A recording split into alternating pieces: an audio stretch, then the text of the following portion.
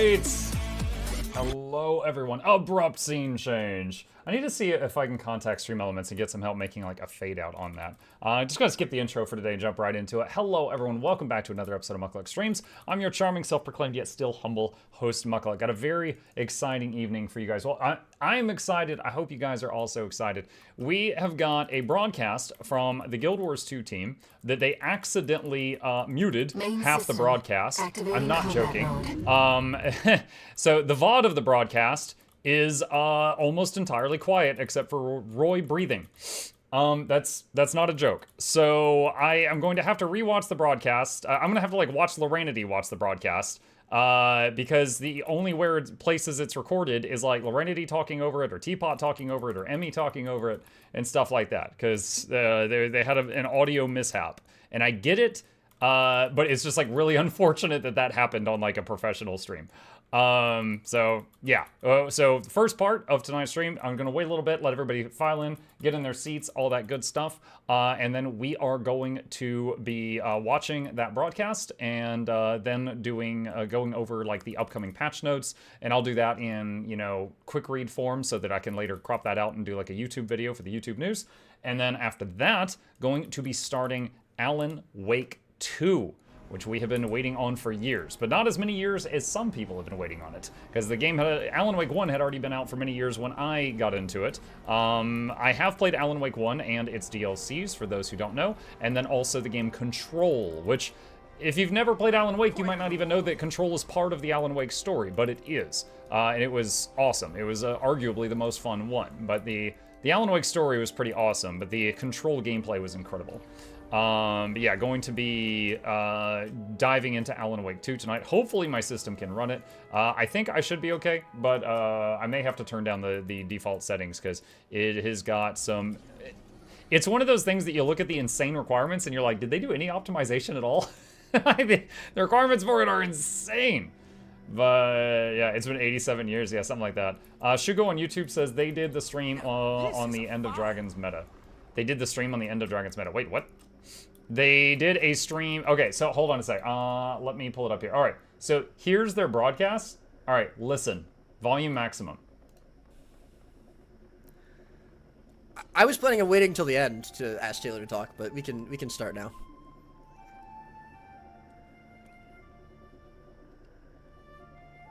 This is the official website. So they had a little oops, and I get it. Audio issues are silly. So what happened is Roy already said this is my bad. I am guessing Roy, of course, has streamed for a long time. He probably has a scene in his OBS that is set to not record things onto the VOD other than like a separate sound channel, so that he could play copyrighted music without it getting him like DMCA strikes. And that way the stream hears it, but it doesn't get saved in the VOD. He was on that scene by accident, I'm pretty sure, so he only recorded his own microphone for the entire broadcast. So the whole broadcast is either Roy talking or silence with Roy breathing. I'm not joking. So in order to watch this, we're gonna have to like watch Laura watch this or something like that. Yeah, first day streamer.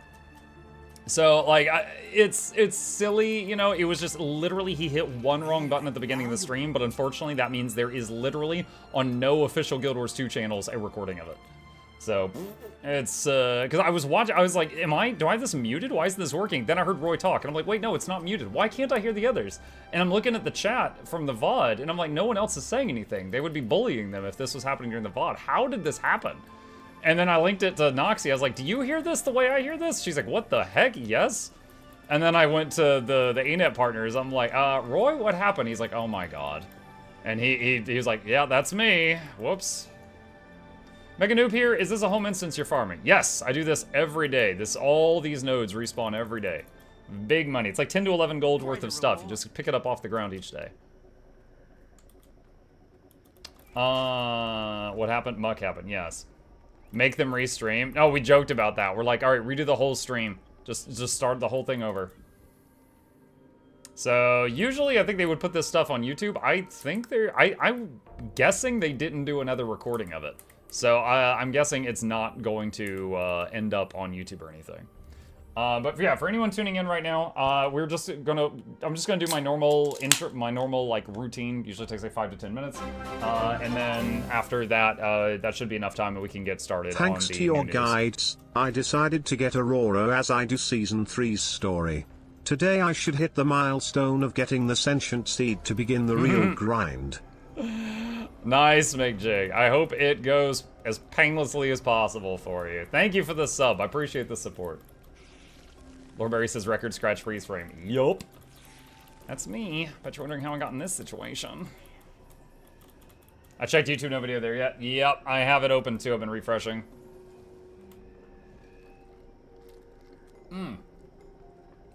That's good. Alright. Second guild hall. Yeah, I've got the main Twitch channel for Guild Wars 2, their YouTube channel open, and then Laura's channel, because I'm probably going to have to watch Laura watch the broadcast, and the patch notes open, and then the patch notes on the, on the wiki open, because that one has tooltips. I'm scared to start the legendary grinds. It's just a little bit each day, Kumanchik. You just do a little bit of it each day, and then eventually you're like, oh, hey, I'm done.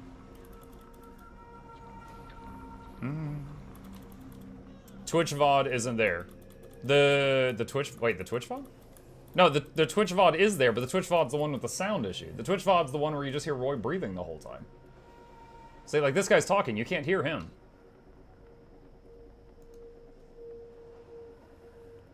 So, the VOD is just Roy's microphone. It's no one else. I'm gonna fast forward. We can talk a little bit slower. It's all right, no problem. It's not gonna be quite as long as indeed we straight line. Oh, not yet. That's it. The whole video. It's an hour and 20 minutes of Roy talking or weird silence with him breathing. Because they had an audio issue and they didn't realize it. Because live it was fine, but the VOD only saved Roy's mic. So I'm gonna have to like watch Laura watch it. 3 hours of silence. We should talk a bit slower. Yeah.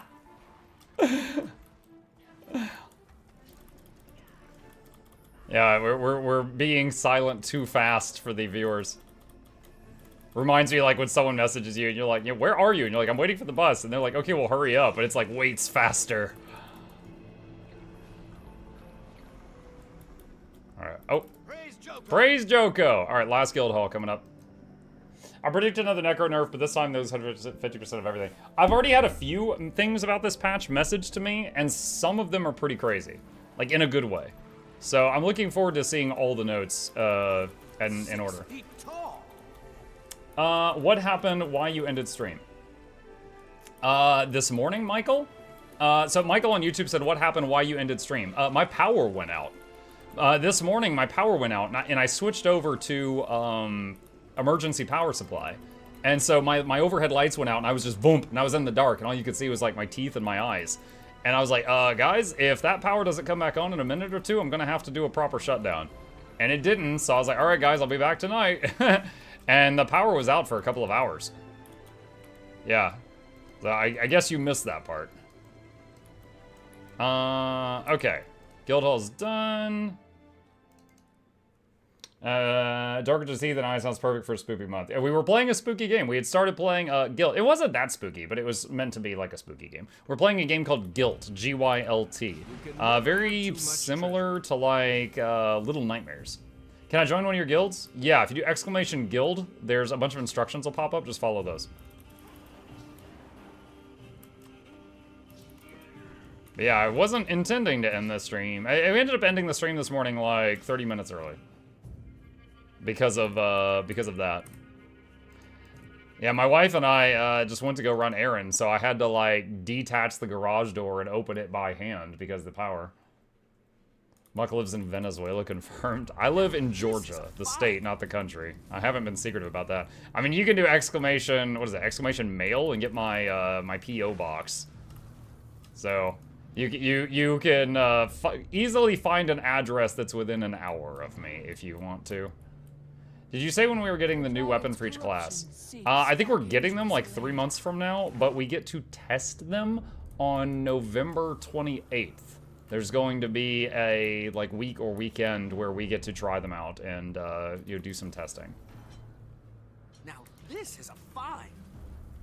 Furian says didn't pick up enough batteries in the school. Oh, in Guild. Yeah, I need more batteries to keep my real life power on. It's okay, I also deny living in Venezuela. There's no shame in it. Oh my god. What the heck? It was funny when the power went out, you know, my power supply started like beep, beep, beep, you know, letting me know that it was having to do its job. And Chip started freaking out. Chip did not know what was beeping, what the high-pitched noise was. He was like DEFCON 5. He was ready to go. Do you think they'll show us a new weapon preview stream before the testing? Maybe. I mean, I would like to think so, but I don't know for sure if they will or if they'll just be like, here you go, try it out.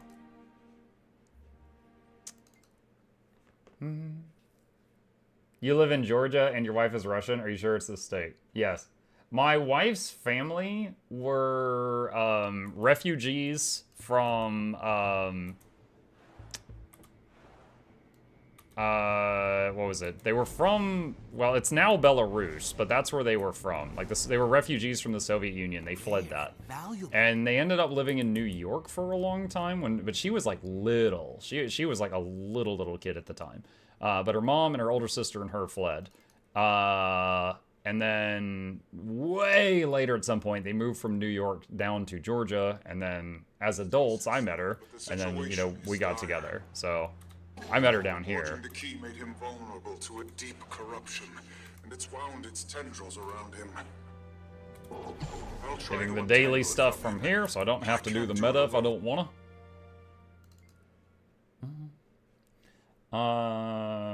Michael says, I can't read that. I don't know what you would be making me say if I read that out loud. Georgia the state, not to be confused with Georgia the country. Correct. Because there is both. That's actually happened multiple times. I've mentioned I'm from Georgia, and people have been like, oh, I live near you. And I'm like, oh, really? And then they're like, yeah, I'm in Europe. And I'm like, no, you don't. You really don't. Nope, nope, nope. Is that the last one? Yeah, that's the last one. All right. Okay.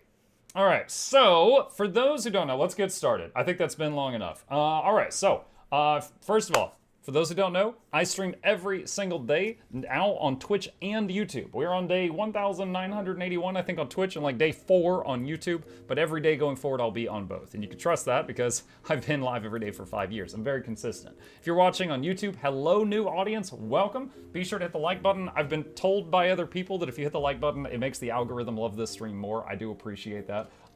So I'm just, any day that I'm live, that apparently helps us out. So let's talk about what we're going to do. Belarus is still its own country.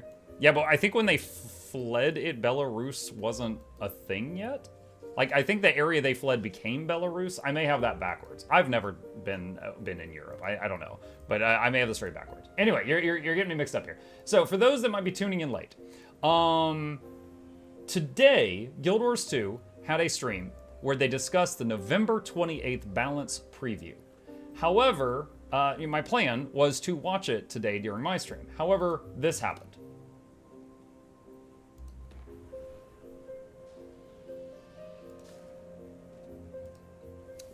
And obviously, with the bottom change being PvP only. So, for anyone tuning in late, they accidentally only recorded Roy's microphone. So, the live show went fine, but those of us like me who watch it later on because of time, the other 2 people in the show, their mics weren't recorded. So the broadcast makes no sense because it's mostly just Roy breathing and his occasional commentary. So what I have to do, I've gotten permission from Laura. I hate having to do this. I have to watch Laura watch the stream. So I have to react to a react. God dang it. So here we go. Let's see if we can find when Laura started watching the balance patch preview. I mean, don't get me wrong though, it's totally fine to have... What is it? Taylor Trigbrook. Hello. Some of you may recognize him from the Pro We're gonna League. speed it up. Taylor, can you remind us how your team did in Pro League? We did fantastic. We qualified, and that's all you need to know about it. Excellent. Yes, but Obviously, Taylor is a new-ish designer on the Skills of Balance team, and he does love Ranger pets, so great job on the overlay, Roy. Thank you very much. Wow, I wonder if you're gonna do as always, something we'll like be posting the notes. Hold on. Not a Bene in chat says lazy P on video. Is it worth watching Muckluck watch Laura watch Roy in 2023? Full notes for the balance preview to the forums at the end of the stream, so make sure you go to the forums, check them out, as well as always, give us your feedback. We will be, of course, reading it. Now that they've fully replaced me with Trig, I really have nothing to do except to read the feedback. So why not just go through the notes? Because in the notes, it'll just say, we're nerfing Arc Divider again by 50%. And people just, and they'll do that. But on the video, they'll say, we're nerfing Arc Divider, and the reason why is Lord Hyzen found out if you use it with this rune and sigil, you'll one-shot bosses. And so we have to nerf it until we figure... Yeah, they'll give the reasoning for it. So we need to find out why they're nerfing Arc Divider. please make sure you do that. And I think we can probably just get started. We'll get into it and start going over the patch. Unless there's anything else, we could do slow it. roll. So I'm so curious what the bets thing is. And at the end, we'll also show off the new relics that are being introduced for quarterly release 1. Absolutely. So Lord Hyzen is the problem. Yes. 28 balance patch. All right. Indeed. Let's get into it. So we're just going to be starting Oh! off with Elementals today. Oh! Talk about some survivability. Oh, challenges, Catalyst as well as is the cute. quality of Oh, life for Catalyst. Interesting. And starting us off will be our resident Elementalist main, Cal. If you'd like to take it away. Oh, not Taylor. Okay, but anyway. Oh. So, Ellie, obviously with the introduction of Weapon Master training, we've seen a lot of Sword Warhorn Yes. on pretty much every power build. Yes, and it's everywhere. We've the balanced Sword Warhorn to be where we want it to be-ish. You know, we see maybe a little bit of follow-up adjustments needed, but we do see that hammer and like dagger offhand and some of the Ellie weapons aren't used as much anymore with the introduction of Weapon Master training, so we do want to kind of bring them back up. We see some more PvE focused changes here to increase some of the damage. The next slide we'll see that the Sword 3 skills in particular are getting some buffs in competitive modes to make it a more compelling weapon for non-weavers. Obviously, you don't have the dual attacks, so if you want to play Kata with sword or play Tempest with sword, having the 3 slot skills be a little bit better. I hope there will be maybe some more a little variety healing. with the Ellie weapons, And we because reduce right now some it's all the same for Warhorn cooldowns power. there that are maybe a little bit It's too- just like too sword long. power on every time. We also have some buffs to some underutilized utility skills. There's like Yeah, it's more than that. It's ever welcome since to Japan, they... kids. It's time for tentacles. Ever since they added Weapon Master training, almost every Ellie has just been using the Weaver Sword with the Tempest Warhorn on like every build. Like staff, it's like staff Ellie. What are you doing? Like why are you doing that? Scepter? Why? Dagger? What? You know, it's just Sword Warhorn. Everyone's Sword Warhorn. That's it.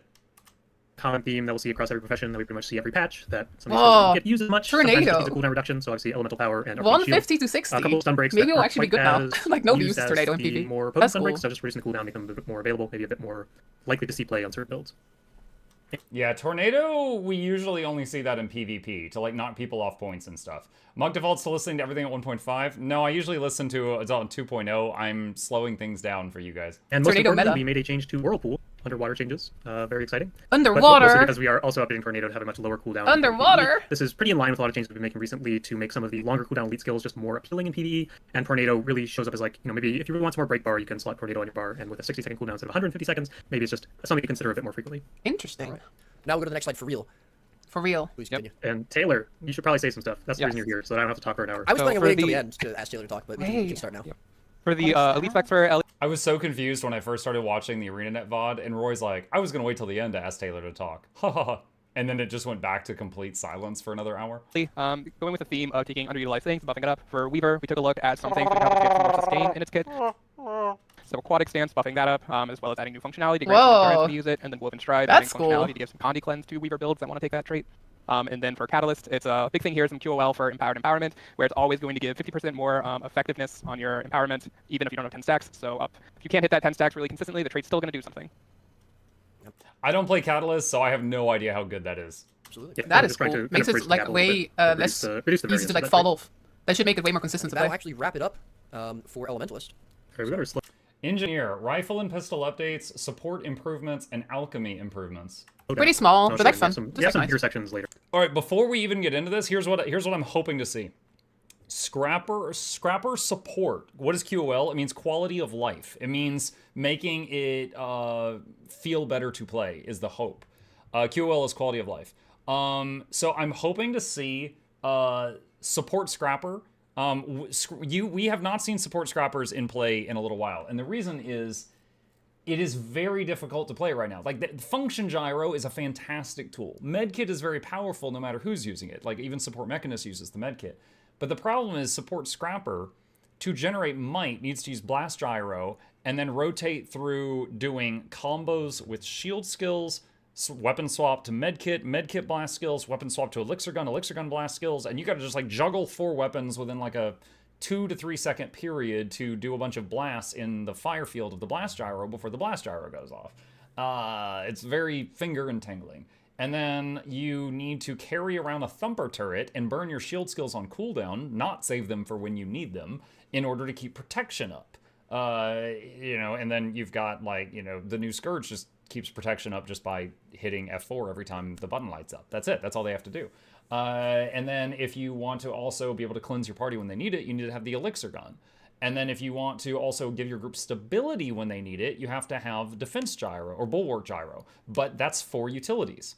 So to have all the same tools that many other support classes have without needing a bunch of utilities, the scrapper cannot possibly have them all at once. They have to choose. Do I give up the ability to cleanse people in order to bring stability for this fight? They have to choose stuff like that. They need some boons baked into their base kit. Just like how the Mechanist, just by having the mech punch, it generates might for the party. The scrapper needs some boon, just one more boon. More would be great, but just one more boon baked into the kit that doesn't require a utility skill in order to be able to be kind of solid. In terms of the Mechanist, Mechanist is already so good and so easy to play. I'm not expecting anything crazy there, but the only tool it's missing as a support is the ability to revive someone if they go down. Honestly, it doesn't have to have that, so I'm not anticipating them giving it, but, if I could dream, that would be it. Okay. Funny thing. We can talk a little bit slower. Sorry. No massive reworks. It's not going to be quite as long as the last stream was, I think. But Actually, I always get pretty the feedback false. that I talk too fast, so that's a good note. Yeah. Engineer, we got some stuff. Oh, Indeed pistol as we well. do. Once again, going to be looking at a couple of weapons, Alchemy rifle and improvements. pistol specifically for engineer. We've got some support improvements on a couple of different specializations, as well as looking at the alchemy trait line in this patch. Once again, Interesting. Cal, you can start us off, and then we'll switch to Taylor. Oh my gosh, why does Wow, we're not going to switch it up and have Taylor go first? Nope, not yet.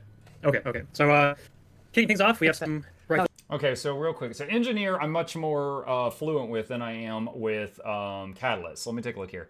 So net shot is getting a longer cast time, but now does vuln in addition to immobilize and has higher power scaling.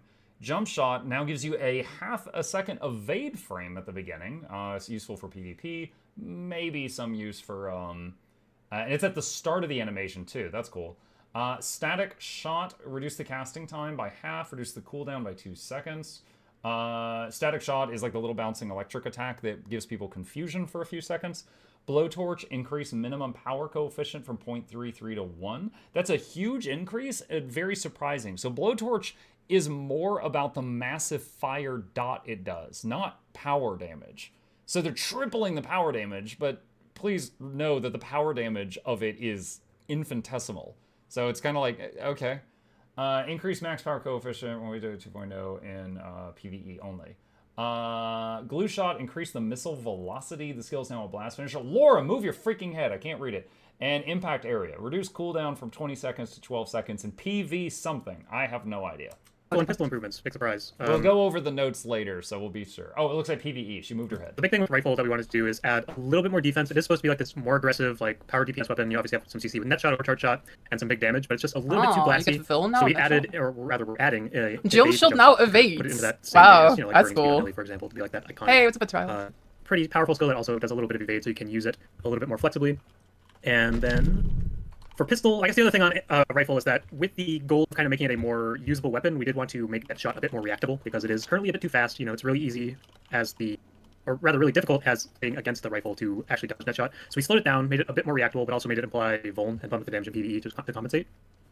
So ideally, we're going to see more rifle I don't think gameplay, they're doing but many nerfs also yet, a bit more counterplay to some rifle stuff. And beyond that, we have some pistol improvements. Static That's shot big on getting Blowtorch. a cast time reduction to try to make it a bit more usable as that blind. Use it reactively against a powerful incoming skill, get that blind off, and reduce the cooldown a bit in competitive modes. And then offhand pistol, we're trying to shift a bit more of its focus to a hybrid damage roll as opposed to just a Condi damage roll because we see, again... For a second, I was like, that's so weird. the main channel has an Asura sub alert, and then I remembered I'm having to watch Laura watch the main channel because they messed it up. For a moment I had forgotten. With Weapon Master Training introduced, we want people nobody to play runs it. sword with some offhand more consistently. Well, you and not can, have but to like sword shield. So shield is giving just a better little bit resistant. more It's power not damage that here on different. both Bloodport and now Glue Shot when I have a strike on. That is cool, I Makes really it a like bit that. more feasible to play that with just sword shield or sword pistol rather if you want to play. maybe that's what makes Sword sword pistol All right. more competitive against hammer. Moving forward Yo, to it's just more only core thanks for the Prime. changes. Taylor, Thank you. would you like to tell us about engineer changes on this page? Oh. Yeah, so we're Whoa, okay, this is interesting. Bandage Blast. Okay, so I'm very familiar with this. Medkit 2, your guy goes like poof, with the arm, and it fires a spread of like 5 projectiles. And they just go like that. So one to your left, one to your right, one to the middle, one slightly off to the left, one slightly off to the right. Each projectile, it looks like a flying medkit. Each one, if it hits you, if you are below full health, it'll heal you and put regen on you. And it's kind of interesting because if you are full health, it will just go past, it'll go through you and try to hit someone else. So if you've got a pile of people and you fire into it, it will always like hit someone who needs the heal, not get wasted on someone who does not, which is really, it's a very neat mechanic because most classes don't have something like that. Also, though, because it's 5 projectiles, if you're right behind someone and you point blank do the bandage blast, all 5 projectiles can hit one person, and it becomes like a healing shotgun. So it can heal the person that you hit in the back with it, with all 5 for like, 10 to 12 cages instantly with like a full minute of regen. But they're changing that. And it says the skill now fires bandages at up to 5 allies instead of firing them in a fan. Bandages will now only hit their intended target unless that target is at full health. Instead of a fan. So does that mean it just fires them like around you in a radial? It doesn't say. I'm very interested to see how that's going to happen. Elixir B, reduce the cooldown. Toss Elixir B, no longer swiftness. Toss Elixir U, reduce cooldown. Okay. looking at buffing up the support capabilities of Engineer, especially in competitive modes, Rookie World, and PvP, and we took a look at Bandage Blast. Bandage Blast was a skill that when your allies were right in front of you, it was very powerful. It was like but a if you wanted cone. to use for guy ranged, it was pretty bad. So we've made it more Now it consistent just now, where it kind targets? of works like a Firebrand mantra, where it will look in front of you and shoot out some medkits to allies there. And if they're full health, it'll shoot past them to hopefully hit someone that's not at full health. Wow, But that's basically, cool. we're trying to turn medkit to Whoa, a look, it bread like and butter targets skill, people where we give now. consistent healing instead of all or nothing. That's great. Absolutely. Just It's such a showing off janky the skill game right now. That's awesome. Functionality on that, but yes. Should be way more consistent to The actually issue do that people Roy with that is skill now. seeing here is that all of his NPCs are at full health, so it's not actually using the new tracking functionality. It is going to use that basically when the targeted ally is not at full health and someone you would actually heal, it will hone in on that target and make sure you actually heal them. So it can even Okay, so that's really cool. That's really cool. I do think the old method was very interesting, but I do think the new method will be feel much better to use. That's pretty awesome.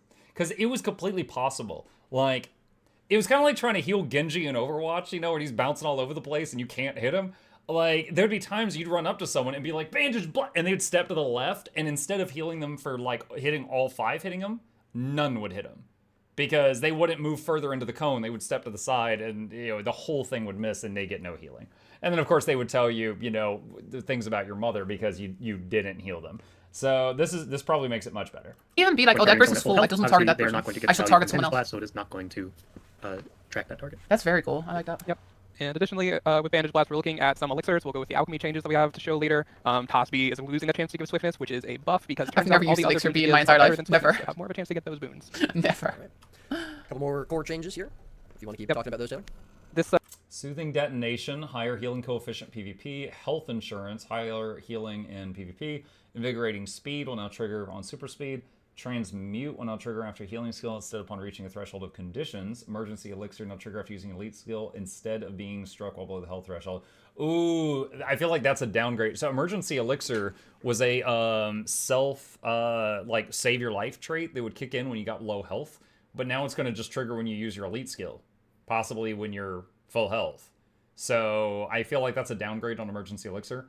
HGH, adjusted might from 3 stacks for 6 seconds to 2 stacks for 10 seconds, PvP World v World. Okay, so if you're running the HGH Grandmaster trait, you'll generate less might in PvP type game modes. goes along with the support. We have some buffs to Inventions and Alchemy. Inventions is getting a bit better healing in competitive, and then Alchemy had a lot of triggers for traits that were on passives, so now we're making them more active, which means we can do things like reduce our cooldown and give them better effectiveness, as well as slightly adjusting HGH to be more sustained. Seems like mostly just buffs, right? No. Laura, Moving you're on wrong. to Scrapper. Cal? Alright, System Shocker. Barrier granted by this trait will now also apply to nearby allies. Wow. Okay, so DPS scrappers in your group can help give the whole group barrier. That's sick. Mass momentum, increased stability stacks from 1 to 2, increased number of targets from 3 to 5. Expert examination, this trait has been reworked. Function gyro grants protection to allies when cast using a healing skills associated tool belt skill grants protection nearby allies. Okay, so Function gyro is a skill that revives allies or stomps an enemy. I really hope that they don't... I said at the beginning of this, I hope they get a way to bake one of the boons that they are struggling with into their base kit. Slapping boons on the emergency revive button is not the way to do that. If we have to burn our emergency revive in order to put boons on people, we'll never have the emergency revive when we need it. They just freaking did this with Astral Form. So I do hope that the protection granted by the tool belt skill is enough that you don't have to burn function gyro every time it's up in order to keep protection up. That would... The second part, good. First part, bad. I hope the first part's not required. Rapid regeneration, increased swiftness base healing from 88 to 101 in PvP and World v World. Increased super speed base healing from 176 to 214 in PvP World v World. Also, this right here. When cast using a healing skills tool belt skill, grants protection nearby allies. So if you're the healer in a party, you're running medkit. There is no talking about this. You're running medkit. And the F1, the tool belt skill for medkit, is your self-heal. It's bandage self. Because your heal button becomes the medkit, which is like a weapon. You swap to it. So the F1 becomes heal self. So that means that you would have to either burn your revive or burn your self-heal to put prod on the party. Yeah, that's freaking terrible. This is like going back to the time when they had to burn their self-heal on cooldown in order to give quickness to the party. And then they fixed that, so you no longer had to burn your self-heal every time it lit up to give the party quickness. This feels like it just just on this line here. I'm not talking about all of it, just this line here. This feels like it's going back to a worse time. So, ugh. Are they making you Scrapper better? Again, some more support-oriented changes outside of rapid regeneration. At the bottom, that is more of a personal sustain buff, but we are trying to kind of buff up Scrapper support. Obviously, the other changes were all available to all engineers, but Scrapper will also likely use them. But we are seeing a few different... Everybody right now is playing heal mech. We see, like, maybe heal Scrapper will be a little bit more competitive now against heal mech. Interesting one here because it's now going to get more stability and actually affect 5 targets, so it's now a reliable... Yeah, you just call it. You just... Yeah, if you have to burn your self-heal in order to keep buffs up on the party, a heal Scrapper will not be able to heal Bone Skinner very well. Like, they will keep people around them alive until the Scrapper dies, then everyone else dies after. Like, because they will be able to heal others, but not themselves very well. And then when their very limited self-healing runs out, then they die, and then everyone else dies afterward. Just call it. Group stability. And then expert examination, kind of getting the full rework here. That's really nice in the stuff. Wasn't really used all that much, so we wanted to utilize it for the support role and give it a bit more protection. Obviously, this can be used as just a personal protection source as well. But it is going to grant AoE prot on function gyro and also the healing skill tool belt. So a couple of extra prot sources on. So you get more pro, that's cool. All right. A couple more Scrapper changes alongside some Hollow changes. Taylor? Yep, the first one applied force is taking aim at just power-based Scrapper builds and PvP. These are some nice builds, They weren't really dealing damage like other pure DPS builds, so we're just increasing the power it gives. So hopefully it's going to give a lot more power, and it'll be able to do a lot more damage. That's a significant number increase. Yes, 20 more, and you can get 20 stacks of might, so that's 500 extra power. So a lot. That's a big number. Interesting math. Yeah, it's pretty good math, right? So we see Blast Gyro also getting buffed. Before, Blast Gyro was pretty much must-take for the quickness builds because it's what gave you quickness, but now that it's not, people have been opting to not take it, so we're decreasing the cooldown. Blast Gyro coming back. Then we can see for Hollowsmith, Spectrum Shield is getting a slightly rework of what it does. Still gives that these are nice, but no longer has the reduced recharge portion of it. Because, like, it now gives stability with the amount of Scrapper was kind of struggling a bit. Scaling with heat, like, you would take quickness well Scrapper. A big that was kind of it. For DPS, you would go Hollow. For heal, you would go Mech. Is a lot better of an option if you're looking for. It's cool to see them actually make these builds a little bit better. Yeah. Moving on to Mechanist. Before we get into the Mechanist-specific changes, we got a couple of Relic changes here. Interesting. The following relics will now trigger off Mech's abilities when equipped, but affect the Mech separately from the Engineer. Relic of the Herald, Brawler, Scourge, and Aristocracy. The following relics will now trigger off Mech's abilities when equipped, but the cooldowns are shared to the Engineer. Monk and Anti-Talk. Oh, that's really cool. So, Relic of the Monk gives you... I actually happen to have it on the character I'm in the game right now. Relic of the Monk, every time you provide a boon, it gives a stacking bonus to healing. You could see it right here, but it wears off after just a few seconds of not providing a boon. So if you're play a class that's just like, bleh, here's like 80 boons, I'll come back in 20 seconds and give you more, it will wear off. You need to so healers that are just like, here's some boons, here's some boons, here's some boons, they can keep the monk relic stacked up all the whole time, like a herald can easily. But if you play something that's just like, here's a bunch of boons, I'll come back later and give you a bunch more, they cannot keep it stacked up. With this, it might be better for support Mechanist because the mech can now proc the relic that it could not before.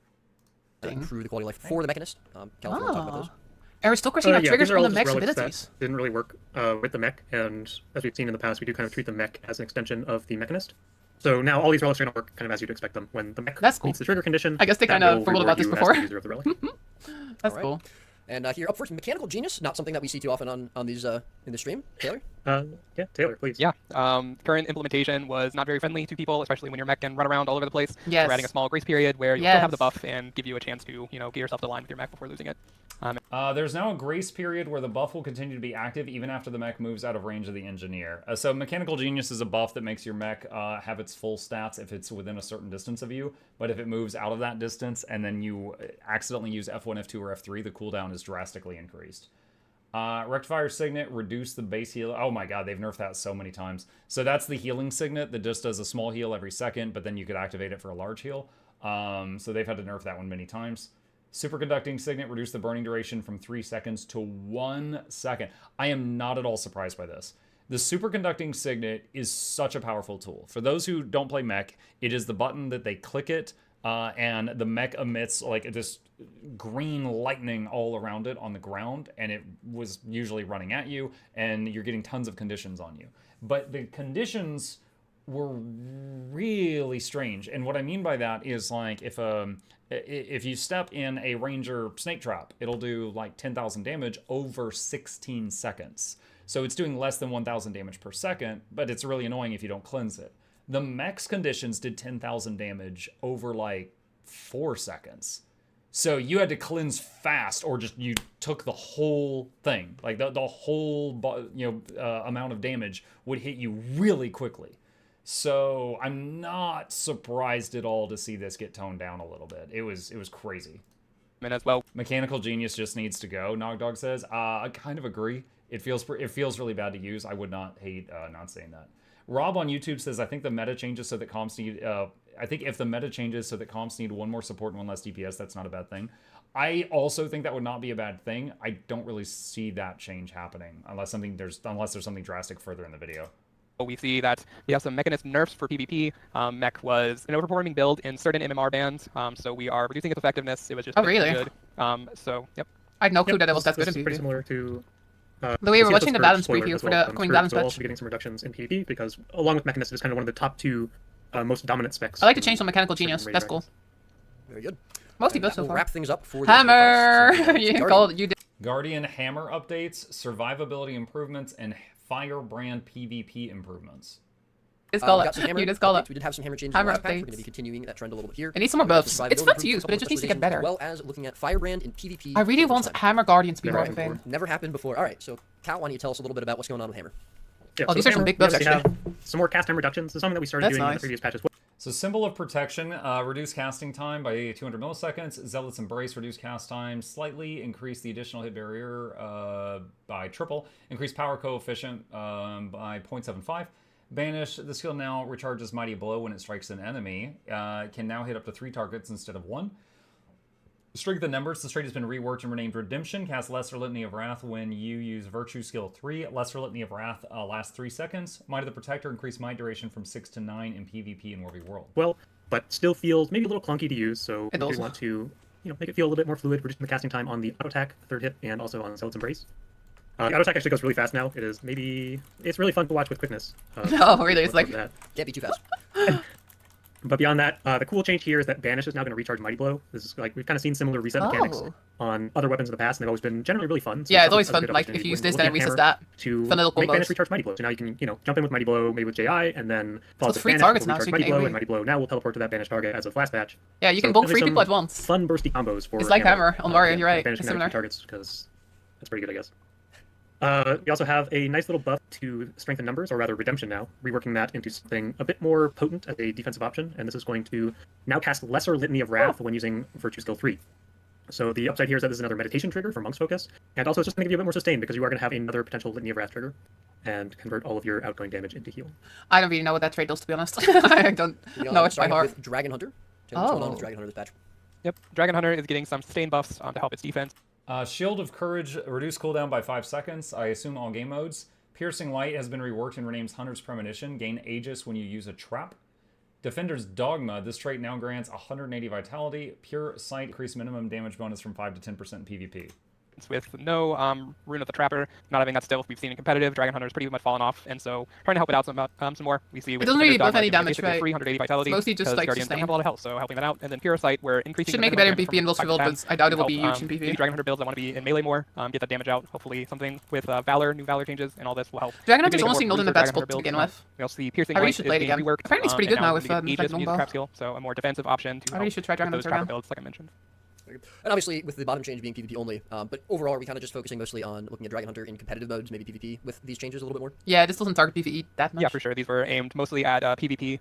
We see Dragon Hunter and PvE and World v World in a pretty decent spot, and it needed the most help in PvP for right now. Very good.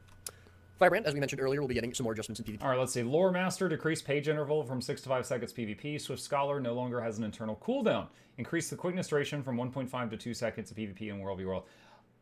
I have played a little of Firebrand since they did the pages change, and I will say that that internal cooldown, it's going to be so nice to not have to think about that. Searing Spell increased Vuln stacks from 2 to 4 in PvP. Ashes of the Just, the skill now also applies 5 seconds of Might for 8 seconds to nearby allies.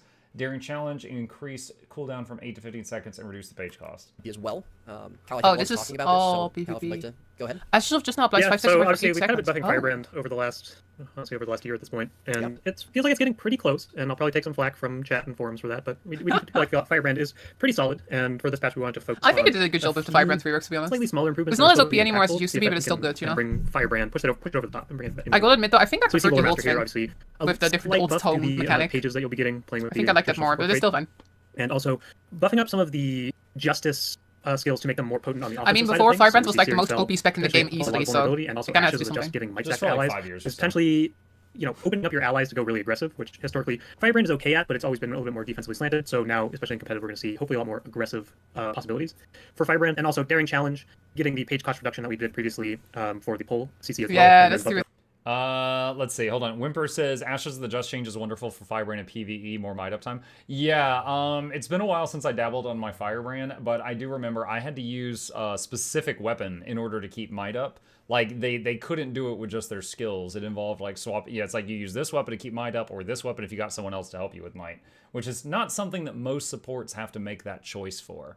Again, to compare to Druid, you can do all the might no matter what your main hand weapon is. It doesn't matter.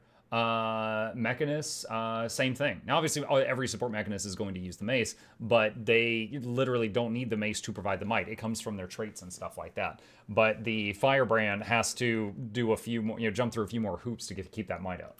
Is there anything So, else? I do feel Again, that. we've kind of been tweaking page costs and increasing page generation for Firebrand, and now we'll really see like what Firebrand can do, hopefully. And there's a lot of access to CC. We got some ally buffs now. We got obviously the good defenses. These and changes we'll aren't see super, if Firebrand can finally like, most of them finally don't make it apply happen. to PvE. Or we'll be It's back kinda in balance preview buffing Firebrand. not many PvP changes. So Doesn't really need again, it though. PvP either. only changes for the most part. Is there like a specific vision we have for Firebrand in PvP? Because we have some pretty strong builds for it in the other game modes. So is there a particular It's a huge sort of Wolf's Revolt play still, style right? that you're trying to push Firebrand towards with a lot of these changes in PvP? Yeah, I mean, the first step is definitely support Firebrand. It's something that's existed in the past. It's something that exists in other game modes. It's something that we would like to see in PvP. Yeah, in PvP people just potentially pick we core could see, Guardian like, instead, right? They don't really play I no don't know, Firebrand DPS for Firebrand, PvP. just go in with pick Justice. core Guardian I don't think instead. that's something that's really on our radar But in right now. PvE and Wolfsfield it's fine, so it doesn't really need so many changes there. Firebrand, but for now it's just the support build. I agree with almost all of what they're saying so far. Alright, in this wrapping up the Guardian changes, we've got a couple of nods to Willbender here. Okay, Taylor. quick pause. Willbender, this trait, Conceited Curate. This trait now gives 180 Vitality instead of healing power. And Roiling Light now grants resistance instead of swiftness. Want to talk about those? Yeah, Willbender, like most other Guardian specs, we're giving a slight sustain buff. We're using a gentle hand for Willbender. I kind of wanted we some see more. that it's a spec that can get out of hand very quickly in competitive modes. So something we're doing is adding vitality Kinda to wanted healing some power to more. to give people the option to trade off some powers. I want all of Willbender to be good. Tanky, and Roiling Light is now going to give resistance to the swiftness. It's already a pretty good stun break, but you know, pushing That's that nice, though. to give That's even nice better change. option for a stun break. That will be better, Hopefully having help resistance on Willbender it a little bit to live in some situations that it can't currently. Because I want all of Willbender to be better. All right, moving on to Mesmer. Mesmer, condition build improvements and support build improvements. We got Cool, new some build condition improvements. and some support Mirage? build improvements. And don't Support let the build Mesmer style improvements. fool you. We got a lot of changes for Mesmer. Heal Mesmer stuff? We might actually have the most changes. It Oh was wow, like this is like big. Some other profession that we'll talk about later. Yeah, which we Axe haven't clones seen. no That longer kind of perform an narrows down a attack little bit. chain. But all right, start. All right, let's see. Axe clones no longer perform an attack chain and instead only use Lacerating Chop. Lacerating Chop, this skill now applies bleeding and torment for 3 seconds when used by a clone. So the Axe clones, the last time I played Mesmer was when I made the LI builds for Mesmer. I got other people that played Mesmer more than me to help me, make those builds, and we found the simplest possible way to play it. And one thing I do remember is while recording the video and my Asura was doing the /talking emote right in front of the camera, I had 3 clones behind me wailing on a target dummy. They were all Axe clones, and they were doing 11,000 damage per second, and I was emoting.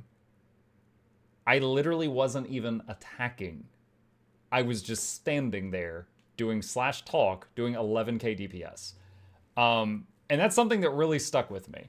So the Axe clones, they're making some changes too. Now I'm not fluent enough with it to know if the loss of an attack chain but the gain of Lacerating Chop, what that's going to do to the numbers. I don't know how that's going to change it. Starting us off with some Mesmer changes. Well, that might make it way easier to play, actually. I forgot to read the other notes. Lingering Thoughts reduced ammo recharge from 8 seconds to 6 seconds in PvE and 12 seconds to 10 in PvP in War v World. Axes of Symmetry reduced the cooldown from 10 to 8 seconds in PvE and from 15 seconds to 12 seconds in PvP in War v World.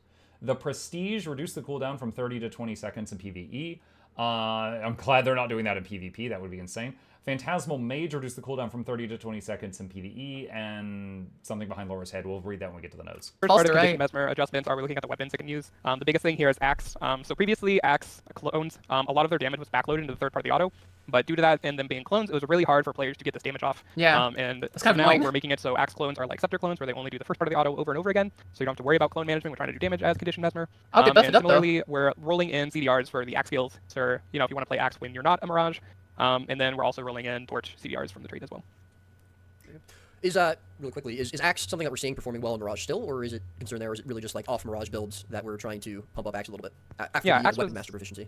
Axe was still good on Mirage, but we saw a lot of the power in Axe lived in the Axe trait, and so trying to pull some of the power out of the trait and back onto the baseline to make it more appealing for things like Chronomancers, definitely the goal of this change here. I'm not sure if I quite see it yet, but maybe. Right, Oh, on, a lot of other changes though. We kind of skipped over those. Maybe it will be good again for the other changes. First, we see Phantasmal Warlock is now going to do Torment. Okay, so new slide. Phantasmal Warlock Phantasm summoned by the skill will now inflict Torment instead of Vulnerability. Ether Bolt increase the Torment duration from 2 seconds to 4 seconds in PvE only. Ether Blast increase the Torment duration from 3 seconds to 6 seconds in PvE only. Illusionary Counter reduce the cooldown from 8 to 6 in PvE. Counterspell now inflicts 5 stacks of Confusion for 7 seconds in PvE. Confusing Images reduce the cooldown from 12 to 9 in PvE. Instead of vulnerability, Staff is basically a condition weapon, and making your Phantasm do vulnerability instead of more damage, but kind of bad in all game modes. So we're seeing now it is a DPS Phantasm. So yo, these are some big buffs actually. What the hell? And then we see that Scepter getting some touches, the auto attack getting buffed. Counterspell is now going to do Confusion, so if you can't get that counter out, you can just reactivate it to do some damage. And we see Scepter. Interesting. I like that. I like this. These are big buffs to Coolney Mesmer. Very good. But it doesn't affect Coolney Virtuoso very much. Okay, Metaphysical Rejuvenation, trait reworked. Grant regen to nearby allies after using a healing skill. 10-second internal cooldown. Okay, so they had to add the internal cooldown because of the, what is it called? The mantra, I believe? Because otherwise, for all the other healing skills have longer than a 10-second cooldown. It wouldn't matter, so that's there for the mantra. Illusionary Defense, this trait has been reworked. Grant protection to nearby allies when you use a Shatter skill. Protection duration scales based on how many clones were shattered. Okay, wait, okay, so Mesmer can now keep up regen and prot on the party? Yeah, move over, Heal Scrapper. Illusionary Membrane has been reworked. Gain Chaos Aura when you use Shatter Skill 2. Deal increased condition damage when you have Chaos Aura. Chaotic Transference, trait reworked. When you grant Chaos Aura to yourself, also grant to, I think it says nearby allies behind Laura's head. When you grant Chaos Aura to an ally, also grant them more regeneration. Bountiful Disillusionment. The additional boon based on Shatter is now granted to nearby allies, and something grants stability instead of regen. Again, we'll go over the notes Okay. after Never this. mind. The Mesmer Master. We're gonna ignore me for the rest of the stream. I'm gonna say nothing, and Taylor will talk. Please continue. So Growing up. here we're looking at the Chaos trait line. This is going into the support Mesmer bullet point. We've seen Chaos is good at giving boons to yourself, but not to other allies, which kind of helps support back. So we're kind of reworking some traits to be more efficient at giving boons to allies. Whoa, and you like can give Ordinary regen Chaos to Aura, allies, Illusionary Transference. protection to allies when you Illusionary Defense is now going to shatter, be a source of protection for allies, and the big one Chaos here is Aura when you Bountiful shatter. Disillusionment is now going to give the additional boon to allies around you. It Whoa. always gives you stab and then a boon based on the shatter. So it's not going to give the stab to allies, but it's going to give that additional boon. And Distortion is now stability. So to give stability to allies, you can use Distortion. Distortion So is now as a whole, stability? Chaos is going to get a buff to its group support. Interesting. And, This might make Cal, I think Taylor should Heal be this Mesmer one. good. I Once it agree. has that Keep weapon. We got Inspiration. We're still on support Mesmer. Okay, so still talking about support Mesmer, but new slide. Sympathetic Visage now also transfers conditions from nearby allies to summoned phantasms. Yo, that's kind of cool. So you summon clones and they pull the bad stuff off your allies. Illusionary Inspiration has been moved to the Minor Grandmaster's slot, replacing Heal Prism. This trait now increases outgoing healing in addition to its previous effect. Restorative Illusions has been moved to the Grandmaster tier, replacing Illusionary Inspiration. The healing and condition removal now also affects nearby allies. So that'll help for Condi cleansing teammates and healing them. Ego Restoration, this trait fills the Master tier slot that was held by Restorative Illusions. Create a clone after using a healing skill. Temporal Enchanter, increase super speed duration from 2 to 3 seconds. Increase resist something for 3 seconds PvE. Mental Defense has been reworked. Distortion grants resistance and breaks stun. Right, bullet point. So Yep. More So Mesmer this is the slides, other half excuse of Support Mesmer. This is more the healing part, where we're trying to get them to pump out more healing. Whoa. Big change here is that Restorative Illusions is going to the Grandmaster tier. There's This been is some flip hype. flops going on. And Support similarly, the Mesmer might be Bountiful good now. Illusion is now becoming AoE. This will hopefully increase the throughput of healing Mesmers have, and as a side effect, you What now about have the to choose weapon? between Restorative Illusions and the Signet Grandmaster trait for competitive, where we've seen that maybe Inspiration Mesmer has just too much sustain by itself. Can they tease like the rifle? And then we also Can see they- a rework It's got to to be a Mental heal Defense, weapon, where right? it will Especially with cause this. Distortion to grant resistance. and Rifle's stun got to breaking be a nearby heal. I realize I'm a guest because I got her permission to do this. It's driving me bonkers that she doesn't pause the video to say her thoughts, that she just talks over them and doesn't hear what they're saying. And I'm just like straining my ears to filter the noise. I'm like, Laura, just pause the video and say it and then unpause. Heal weapon for Combination Mesmer, of so mental with all defense these changes, they can and actually be pretty healer. strong skill. It's got to be that. Very good. This is big. How That actually you makes it so doing, much by the way, better. Taylor? Okay, new slide. The Pledge. This trait no longer reduces the cooldown of torch skills, but increase burning stacks from 1 to 2. Compounding Power. This trait no longer increases condition damage, instead increases outgoing damage from condis by 2% per stack. Malicious Sorcery reworked. Confusion you inflict has increased duration. When you evade an attack, inflict confusion on the attacker. Null Field, increased cooldown from 35 to 45 seconds in World v World. Phantasmal Disenchanter, reduce the number of boons removed from 2 to 1 in World v World. Shugo, she watched live, didn't she? She couldn't pause. Fair. I mean, she could have just like waited for Roy to take a breath or something. I don't know. I'll find a way to complain about it. Give me time. Do you need a I'm break? doing great. All We right, can- that's what we love to hear. Let's Because go. you can read the slides. well. Oh, Torch is getting buffed too. This is That's going cool. back to Condition Mesmer. It was kind of hinted where all the Nobody CDRs plays got Torch. rolled in. Now those traits that they came from getting a bit more powerful. Buffing the Pledge, the burning it does, compounding That's power. cool, I like that. It's an illusion trait Maybe, that like, gave fully flat Mirage would be better damage. too It's now. now going to give percentage, which should be a slight buff for PvE. And Malicious Sorcery was You're gonna have to look at the actual patch notes. I will. I'm going to go over the notes in like, YouTube video form after this, and we'll see what was, because there's always information on these videos that aren't in the notes, and there's always information in the notes that are on the videos. So I always go through both. a trait that was really bad because the attack speed It increased was really nothing bad. when you had quickness, and in PvE everyone had quickness. So now we're making a trait that does anything when you take it. So it's going to give you confusion, has increased duration. When you evade This an is attack, cool. it's going to put confusion on the attacker. And then the last two bullet note points here, you'll see. Oh, that we're well, that's the nursing thing, the some support reworks Mesmer couldn't really heal very much. Mesmer and Where We World. But with these All of changes, you'll be able to do support much more buffs. healing. We didn't want to get too Much out of more hand, boons. where like really good support and really good boon rip. So we're trying to lower it down before that even happens. Yeah. So we've talked a lot about different sort of types of support archetypes. Oh, they're on this nerfing stream the in boon past. removal on those fields Is there a as well. specific sort of version of support Mesmer that we're really trying to sort of envision with a lot of these changes? Heal Yeah, I cover? think for PvE, we're just hoping it can slot into like the traditional support role and be that to like fully support an entire subgroup. And then in World v World, we're hoping that Mesmer can kind Wow. of step into the role and be competitive with Firebrand. They We've actually seen that want it to lot of be a groups in full World v World, healer. Firebrand is basically a must-have, and Mesmer is pretty They close. didn't say anything Almost about rifle, basics. We're but hoping that there's by a lot of buffing trace Mesmer, we get reworks some to really make good heal Mesmer competition thing. for the Firebrand slot, and now there'll be So All right, if they're doing all this work to make Heal Mesmer viable, I'm sure we're gonna hear about Heal Warrior pretty soon, right? So Decision points. it would make sense if the weapon is also a heal weapon, right? That's coming. All right, Mirage. They didn't mention that yet. I was That's gonna have never slide. I think Taylor should do it. Cal. Yeah, I was gonna have Cal read this, but I Cal's can't just do that. All right, Mirrored Axes. This trait no longer reduces the cooldown of axe skills and will no longer generate phantasmal spinning axes with mirror strikes. Increase the torment on phantasmal seeking axes from 1 stack for 4.5 seconds to 2 stacks for 3 seconds. More stacks, less time. Sand through glass. This skill now also removes immobilize. Sitting back to all three. Especially because I don't think he's gonna read any more stats for the stream. There's no other class that he would talk about. So No, Taylor, yeah. why don't you wrap up Mirage for us? Yeah, Or- pretty short here. Mirrored Axes is just going with the axe clone change we did, where they can no longer use the third part of the auto, which means they can't proc this trait. Oh no.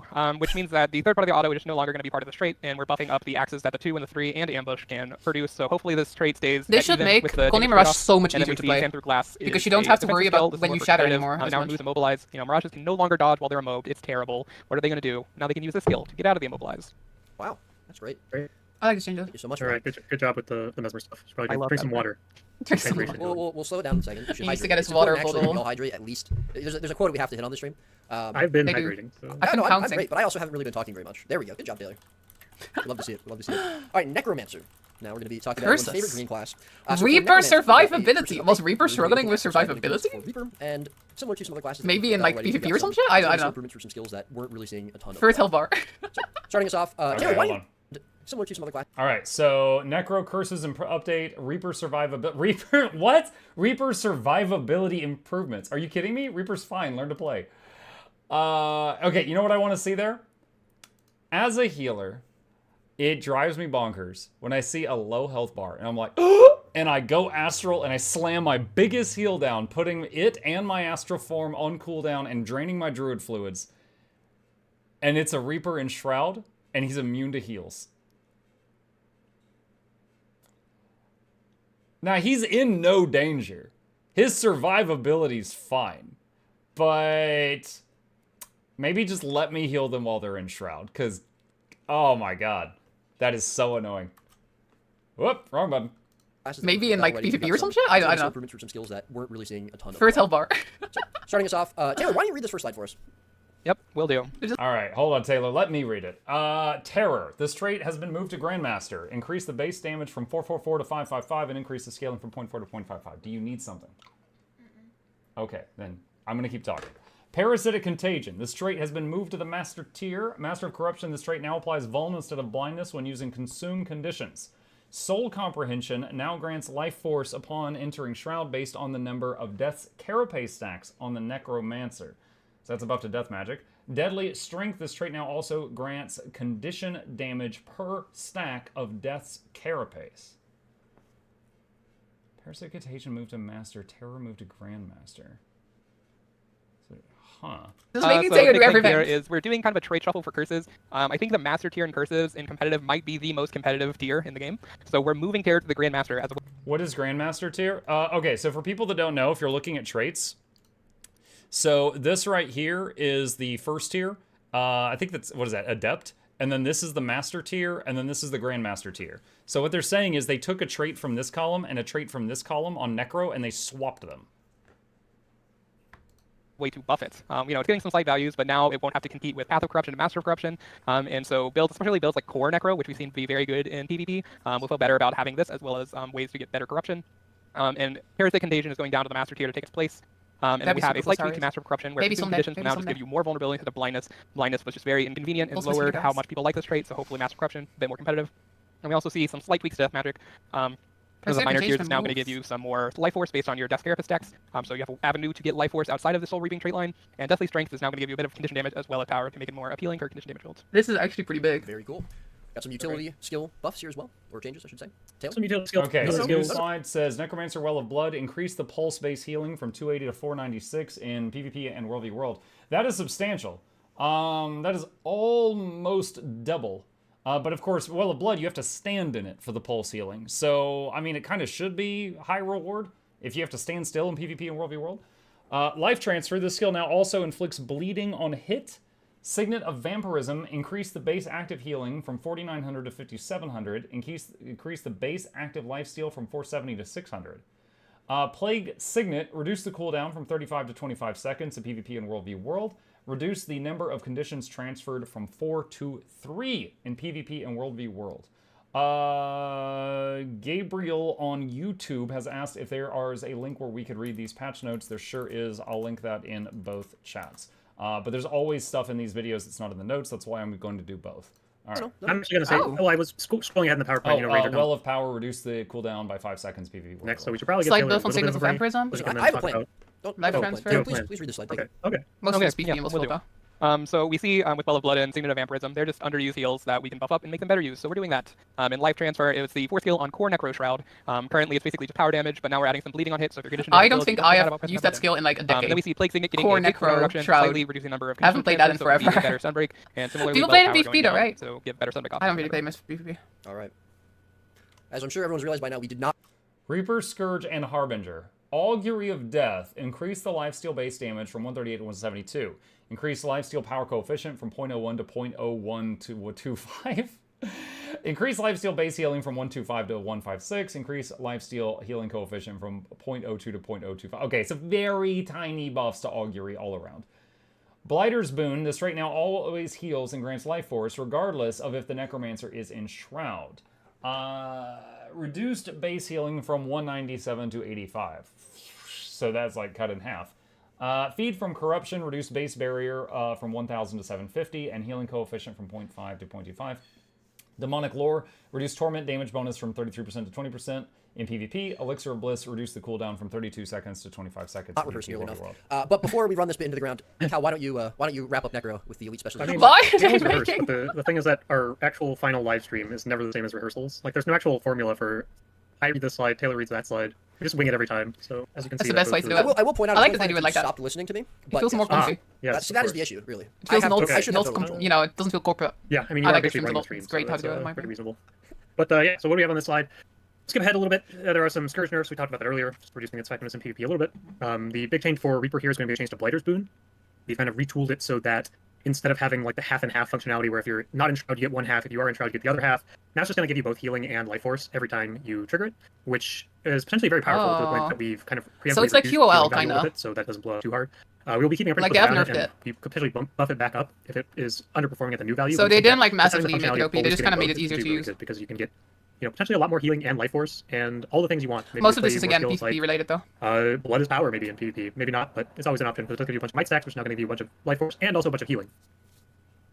Augury of Death also getting a bump of like this trait isn't quite super exciting at the moment, so let's make it a little bit more powerful. Its underlying functionality isn't terrible. I don't think so any of there's this probably will some really numbers here be that that's we will get relevant to to eventually PvP. that will make this trait a compelling option for builds to take a lot more shouts. And at the bottom we see Elixir of Bliss, another Stunbreak that isn't used quite as much, so getting a cooldown reduction to make it more appealing. All right. I'm pretty Very nice to play good. Necro.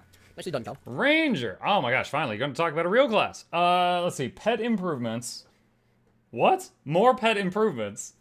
Even more pet improvements. Oh my god. Dare I hope? All right, really quickly, because this is something I know a lot about. Before we even go into that, these are all the pets in the game. Now, if you don't play Ranger, these can be divided into families. For example, these are all the MOAs. Each of these, there are 2 skills that all of these have, and then there's a 3rd skill where each of these has a different one. These, the bears, 2/3 of their skills are all shared. There's the cats. There is a few weird ones like the bristleback and the turtle. Then there's the canines, the lizards.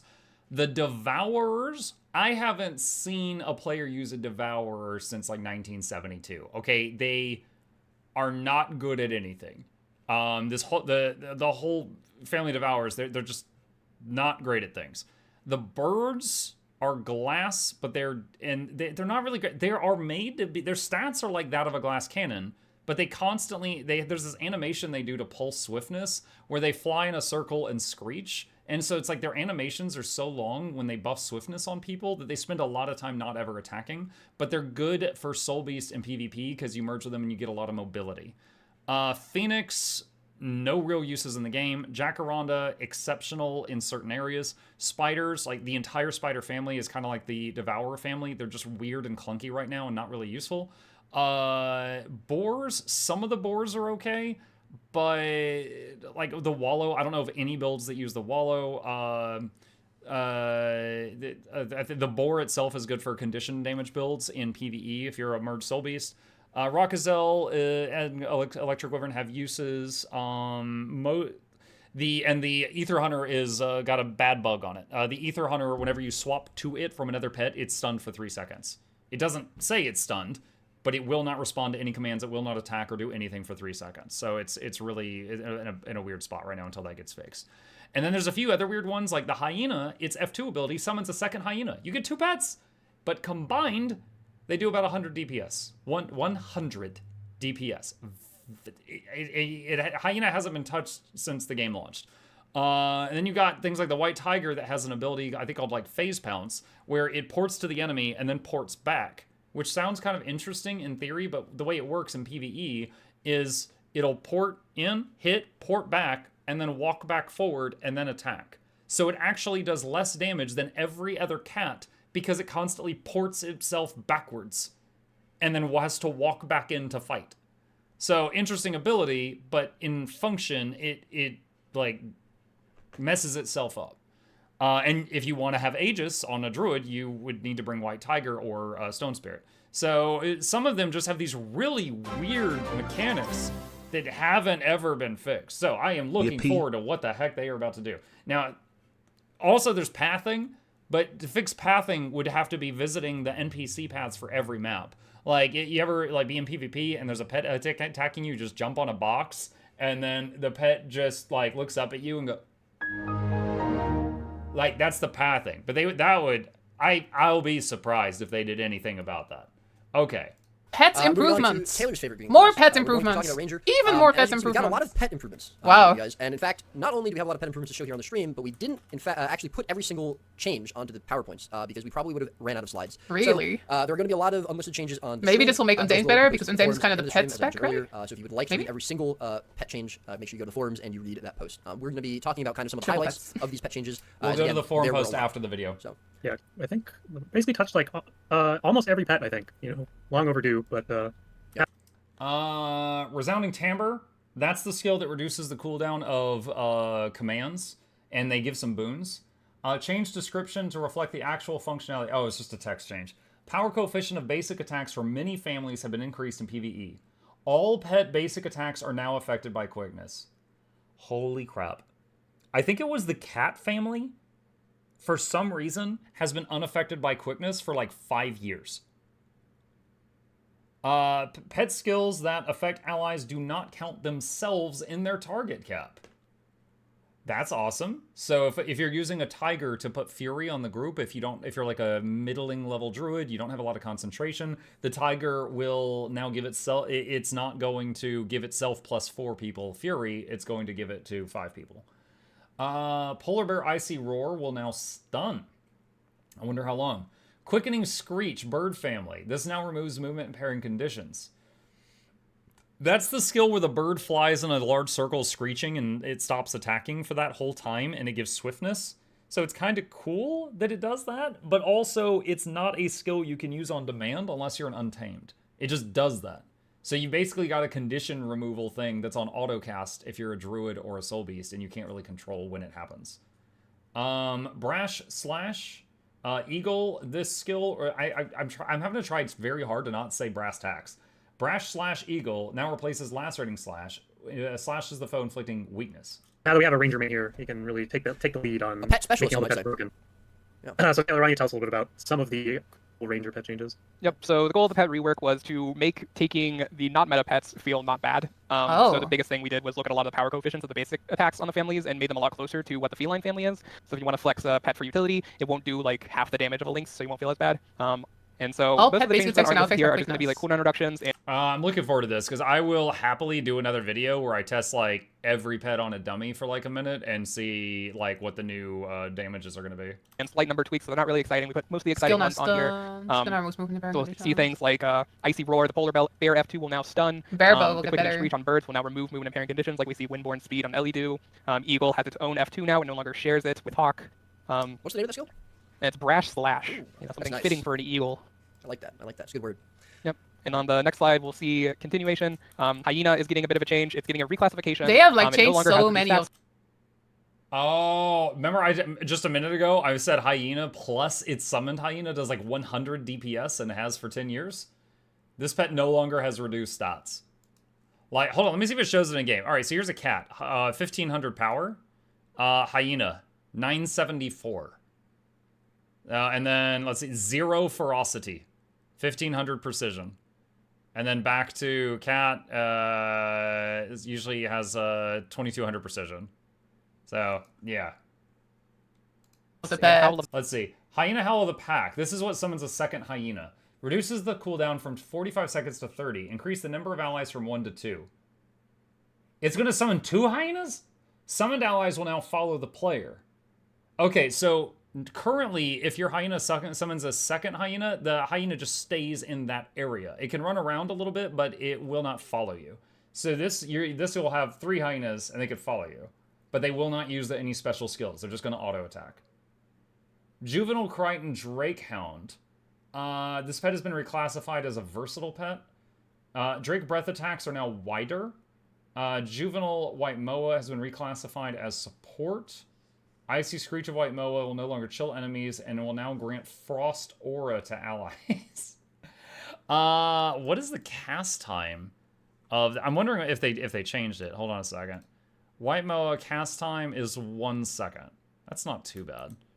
So this is the Screech currently. That's how long the animation is. Like, that could be kind of neat in PvP. Just do that in a fight, and then the whole enemy just starts... It sucks fighting a Tempest in PvP when he's just spamming ice shields and everyone, and you just keep chilling yourself. And now a Ranger could do a little bit of that?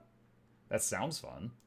The pack is getting so many of them. It's getting lowered cooldown. It's going to summon 2 allies. The allies will now follow the Some of player. these pets I don't even have. We did make sure that the allies cannot use the knockdown, because having them all use knockdown might be a bit too good, but we'll see Roy here show off the hyena. Wow, it's 3 hyenas. Whoa. I still think we should have renamed the skill to Hyena's Guild. But, Yep. Hyena's Guild. So you want to have a lot of little guys follow you around, hyenas. That's so cute. As The we little see, pack it's of broken hyenas. Because Roy is not getting farmed by the Guardian NPCs. That's awesome. They're too busy hitting the hyenas. Actually makes hyena feel like unique, you know? That was mostly me. That's very cool. I mostly killed it. That was I like the idea of all the pets. I notice... Okay, so before, you could have 2 pets out most of the time. This time... Now follow the Some of player these pets I don't minions. even have. We did make sure He that the allies summoned cannot the new use the pet. knockdown, because having them all use knockdown might be a bit too good, but we'll see. So Roy you can here see right here, he's using the F2. That's right there. show off the hyena. Wow, it's 3 hyenas. I still think we should have Whoa. renamed the skill to Hyena's Guild. But, Yep. Hyena's Guild. So you want to have a lot of little guys follow you around, hyenas. That's so cute. as The we little see, pack it's of broken hyenas. because Roy is not getting farmed by the Guardian NPCs. That's awesome. They're too busy hitting the hyenas. Okay, so the cooldown of the summon skill is like half gone, and they've worn off. So it might be like a burst damage move you use, but you're definitely not going to have 3 pets out all the time. Actually Leave makes Beardo hyena when feel like attacking them. unique, you know? That was mostly me. That's very cool. I mostly killed it. That was I like the idea of all the pets I've been actually training feeling like since interesting. Actually, I don't know what you're talking about. I've never died to the NPC. Taylor, keep reading, please. Yep, and we have some more reclassifications. Drakehound is now going to be versatile to get that pull to go along with this immobilize. White Moa is now a supportive pet. You know, Moas have a lot of support on them, but not having a supportive pet feels a bit weird. So now White Moa is going to fill in that role, as well as Icy Screech is now going to grant Frost Aura to allies, a bit more supportive way of getting that chill out. And then the next page. Oh, most importantly, we have widened the Drake's Breath attacks. Yes, Drake's Breath because hitbox is last now. patch, Oh. we buffed the Drake's Breath skill on Elementalist, but then it was out of sync with Drake's Breath, so obviously didn't make any sense. Drake's breath. That's cannot be stronger than literally actual unplayable. Drake's breath or Literally White So Moa. it just unplayable. has to be as wide, right? The hitbox should probably be We the do, same. yes. So now In it is. wide Literally unplayable. And Finally so- fixed Ranger. Now we can go to the next slide. I really want some Bigger insane game stuff, for the though. Porcine pack. All right, Forage. This skill is no longer random and now creates the same bundle every time. Okay, so Forage is the pig family skills. What is that? What's the word for that? Is it I think it's porcine. So basically, when you've got like the pig, the boar, the Siamoth, any of those, if you use Forage, it will dig up an item. And there's like many different things that can pop up. Like one is like a bone, and you just club someone with it, and one's like the what is it, glob of ectoplasm, which is the best one. That's the one everybody wants. You use that, and you get like every boon in the game for like 5 seconds. There's a whole bunch of different ones, but like the Siamoth was the one that for years was very popular in PvP because people would just dig up ectoplasm. And then right before they started a fight, they would use it, get every boon, and then just try to win really, really fast while they had all those boons. So I'm wondering if this will now... This is no longer random. So I'm wondering if, like, the Siamoth will now always give this, the boar will always give this, the pig will always give this, etc. Because they each have different... They all have a button called Forage, but for each of them it gives different... has a different pool of things it pulls from. Me and thing. Juvenile pig has been reclassified as ferocious. The pig now forages a greatsword. What? I hope the pig holds it in his teeth like that wolf from Dark Souls. Smoke scale takedown is no longer a knockdown. What does it take down then? Your YouTube videos? Charge on Gazelle. This skill now tracks better and stops upon reaching his target. Thank freaking God. Okay. Gazelle in PvE, it's like, here's a target dummy, all right? Here's the Gazelle. It would be like, I'm charging, running back. Okay, I got back. Bonk, bonk. I'm charging, and it would just, it spent so much time running back from where it charged off into the sunset, because it would go through the enemy and just keep going for a few more miles and then have to run back, and by then it had almost cooled down that move and it would just do it again. So that is great. That is great. In PvE, or sorry, in PvP, if you were using the Gazelle, which was a popular option because it had a few CC options, you had to constantly watch it, and if it did that, you'd have to hit pet come back to me, back off, attack. You'd be like, you know, back off, attack again, back off, attack again, to interrupt its running away. All right, Juvenile Phoenix, Siege Turtle, and Wallow no longer have a basic attack skill when merged as a Soul Beast. Huh? Heavy Shot on Siege Turtle replaces Snap. Shoot a Jade Missile at your target that dazes nearby enemies on impact. Yeah, that one was always weird, because the baby Siege Turtle is a ranged pet, and Snap is a melee move. And he would not move in to use this. He will only use this if something else runs at him, then he'll be like, oh, you're here, and then he'll bite their ankle. That's it. So you would almost never see that move get used. Bridge was a random skill where you rolled a lotto to see what you would get. It is not going to do that anymore. It is now going to be consistent what you get every time. Unfortunately for Steamoth, that is not going to be an ectoplasm. Pig has got a reclassification. It was kind of trying to be this I really like pet, this. but you know, Maybe some of the other pets will actually so use this ferocious pet. Because like, there's so many pets, but most of them never ever get touched by most an people. old ranger player, you might You know remember that. this as yeah, you might remember this as a reactivation of the greatsword block. Like, it's one of those things they kind of forgot about. Like all these unused pets. We So do it's know cool that that they're actually pigs putting some are effort to try ferocious to pets sort them because up. Taylor is a veterinary science major, or he was when he was studying in college. So crazy. A lot of good time news, with we are flavor winning with this change. You can ask Taylor about ferocious pigs sometime. Can you in fact confirm for us that pigs are ferocious, Taylor? I can. It's actually kind of scary sometimes. Oh my goodness! Wow. Yep. Great joke, Cal. From what I understand, as someone who's never been near a real pig in my life, but I have learned on the internet that if the pigs will eat anything that is down at their level. So like, if you were feeding your pigs and you're a farmer and you have a heart attack and you fall down next to them and you survive the heart attack, well, you're not going to survive the pigs because they'll be like, oh, food's here, and then they'll eat you. I heard that on the internet, so it must be true. But there's a random pig fact that I learned. Cal, I'm sure you just came up with that now. Yep, I saw you. I saw you giggling as soon as we went to the slide, but that's okay. Anyways, is that everything you I wanted think I to started say? talking too early because I got the You bug did. where I couldn't hear Taylor, so I started talking over him. Unlucky. There's no bugs on the stream. Taylor, is this the end of the slide after Cal has really A bit more changes. Okay. We see Smokescale has been a dominant pet in PvP since forever, and so we are It taking no up the longer knockdown knocks to make it a bit more down? fair compared to other pets, taking some power out of it. What? And then we see that the Ender Dragon's pet were special in that when you Yeah, merge all with the Soul PvP Beast, you rangers are got their auto crying at attack that instead one. of the skill you expected them The to have. knockdown is That is cool. being changed, and now all of the pets from Ender Dragons will have the proper skill when merged with Soul Beast, and additionally Siege Turtle will no longer Yo, have I'm the gonna skill jump thanks for snap the as 10 a Soul Beast or when it exists. Really Because appreciate the that. range What I would like to see them do, for those who don't know, if the baby Siege Turtle shoots its auto attack at you, it goes thump. Thump. If you're moving at all in any direction, it will never hit you. It will never ever hit you. Okay? So I would like to see them increase the velocity of that attack. Because even if every shot hit you, we're talking 200 damage per second. I would like to see it do something. Anyway, Smoke Scale losing the knockdown is definitely a huge hit to Smoke Scale. I think it will still be incredible. Because the Smoke Scale still has Smoke Assault, which is almost guaranteed damage unless they're dodging. Almost every other pet, if you're running around in PvP, the pet's doing 0 damage because it's trying to catch you. The Smoke Scale is actually doing some guaranteed damage because it keeps porting on top of you. Additionally, when you merge with it, you can port on people if you're doing a Soul Beast attack. Also, you got Smoke Field if you're good at doing smoke combos to go in and out of invisibility. Very powerful in PvP. You still have all of that even without the takedown knockdown. So it will be a hit to the Smoke Scale, but not like it's not going to kill it, I don't think. pet having a melee skill didn't quite make a lot of sense, so it's now going to get heavy shot, which is going to be shooting a charged up shot to daze enemies. All right. Pet specialist. Last pet side, I think it is. That's the last of the highlights. Jade Missile Don't worry, there's on way the more Siege changes. Turtle. There's a lot. Yeah, there really are a lot more. I looked at all of them and I was like, there's no way I'm putting this on a slide. So When I was writing the forum post and I copy pasted all the ranger notes onto it, I think it increased the size of the post by like a significant amount. 2x. that's It's crazy. not quite 2x, but it was very many changes. With all of these pet changes, Taylor, were there any sort of specific things you were looking for in terms of, oh, it's going to really help this build, it's going to help Ranger become a better support or a better DPS in some game mode, or is it really more just trying to get Feels more like the pets second in one, line to be with each honest. other? Where kind of, as you Yeah. mentioned at the beginning, there were some meta pets and some very non-meta pets. Yeah, I was trying to help get all the pets a lot closer to each other. I'm not expecting, all the pets to be a perfect, trade-off now, but I'm hoping that, if maybe a pet has a skill that's like pretty good in a fight, you now feel better about taking it. They're not losing out on like Link's damage, for example, or now maybe a skill with a That's lower cool. cooldown. It wasn't like good enough for Sunbeam the is my attack, but pet. now that the spider, its He's been cooldowns are buffed. lower, now you feel good about taking it. So, it's a work in progress for Ranger pets, but hopefully it feels a lot better now. Very cool. All right. No Revenant. untamed Revenant's getting buffs. some weapons Sad. improvements. We're going to be looking at Retribution. Are they trade gonna a change little bit. hammer? Shugo, wake up.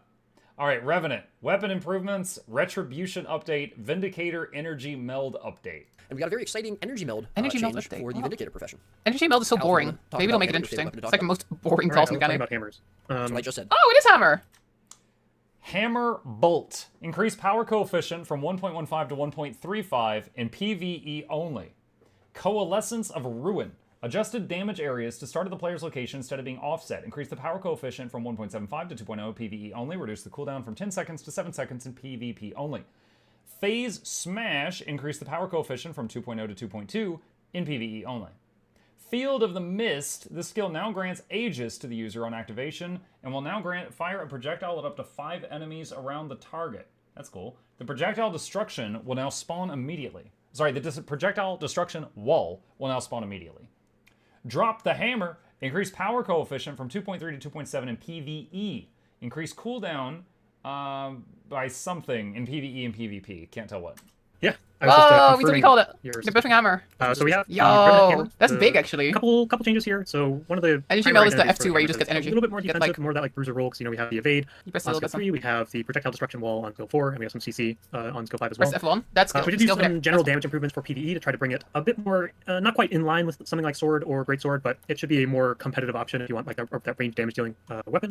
It That's a will be Interesting. hopefully a bit fissure. more valuable, if not quite at the I think people use this level on you want if you the are trying to Harvest supermax Temple just to DPS. get stacks. But we are also updating Field of the Mist to make it a bit more responsive and just a bit more powerful because this is pretty easily the weakest skill on the bar. They're first saying thing they we did don't is we expect moved it the to be as projectile good as destruction Greatsword or wall Sword immediately, Style. so that you can So actually use it will VDB reactively use in that response much? to incoming projectiles instead of Maybe normal we could both animation. hands. It's also going to grant you Aegis, so a bit more usability against non-projectile skills as It's well. nice that you're buffing it though. And also, it will now throw some projectiles at enemies to add a little more damage to the kit, but also a little bit more sustain because these will all be leeching bolts as they go through the Dark Field. So potentially, Oh. just a little bit more lifesteal to really flesh out the more bruisery nature of the Revenant Hammer.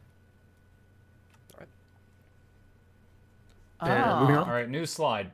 Envoy of Exuberance. This skill now grants protection to allies at the impact point instead of when the projectile passes through them. The impact now also grants Aegis to allies. Increase the missile velocity from 900 to 1200. Increase healing coefficient from 0.5 to 1.0. Crystal Hibernation. This skill now also heals allies in a 360 unit radius around the user. Oh, that is pretty good for Herald healers, I think.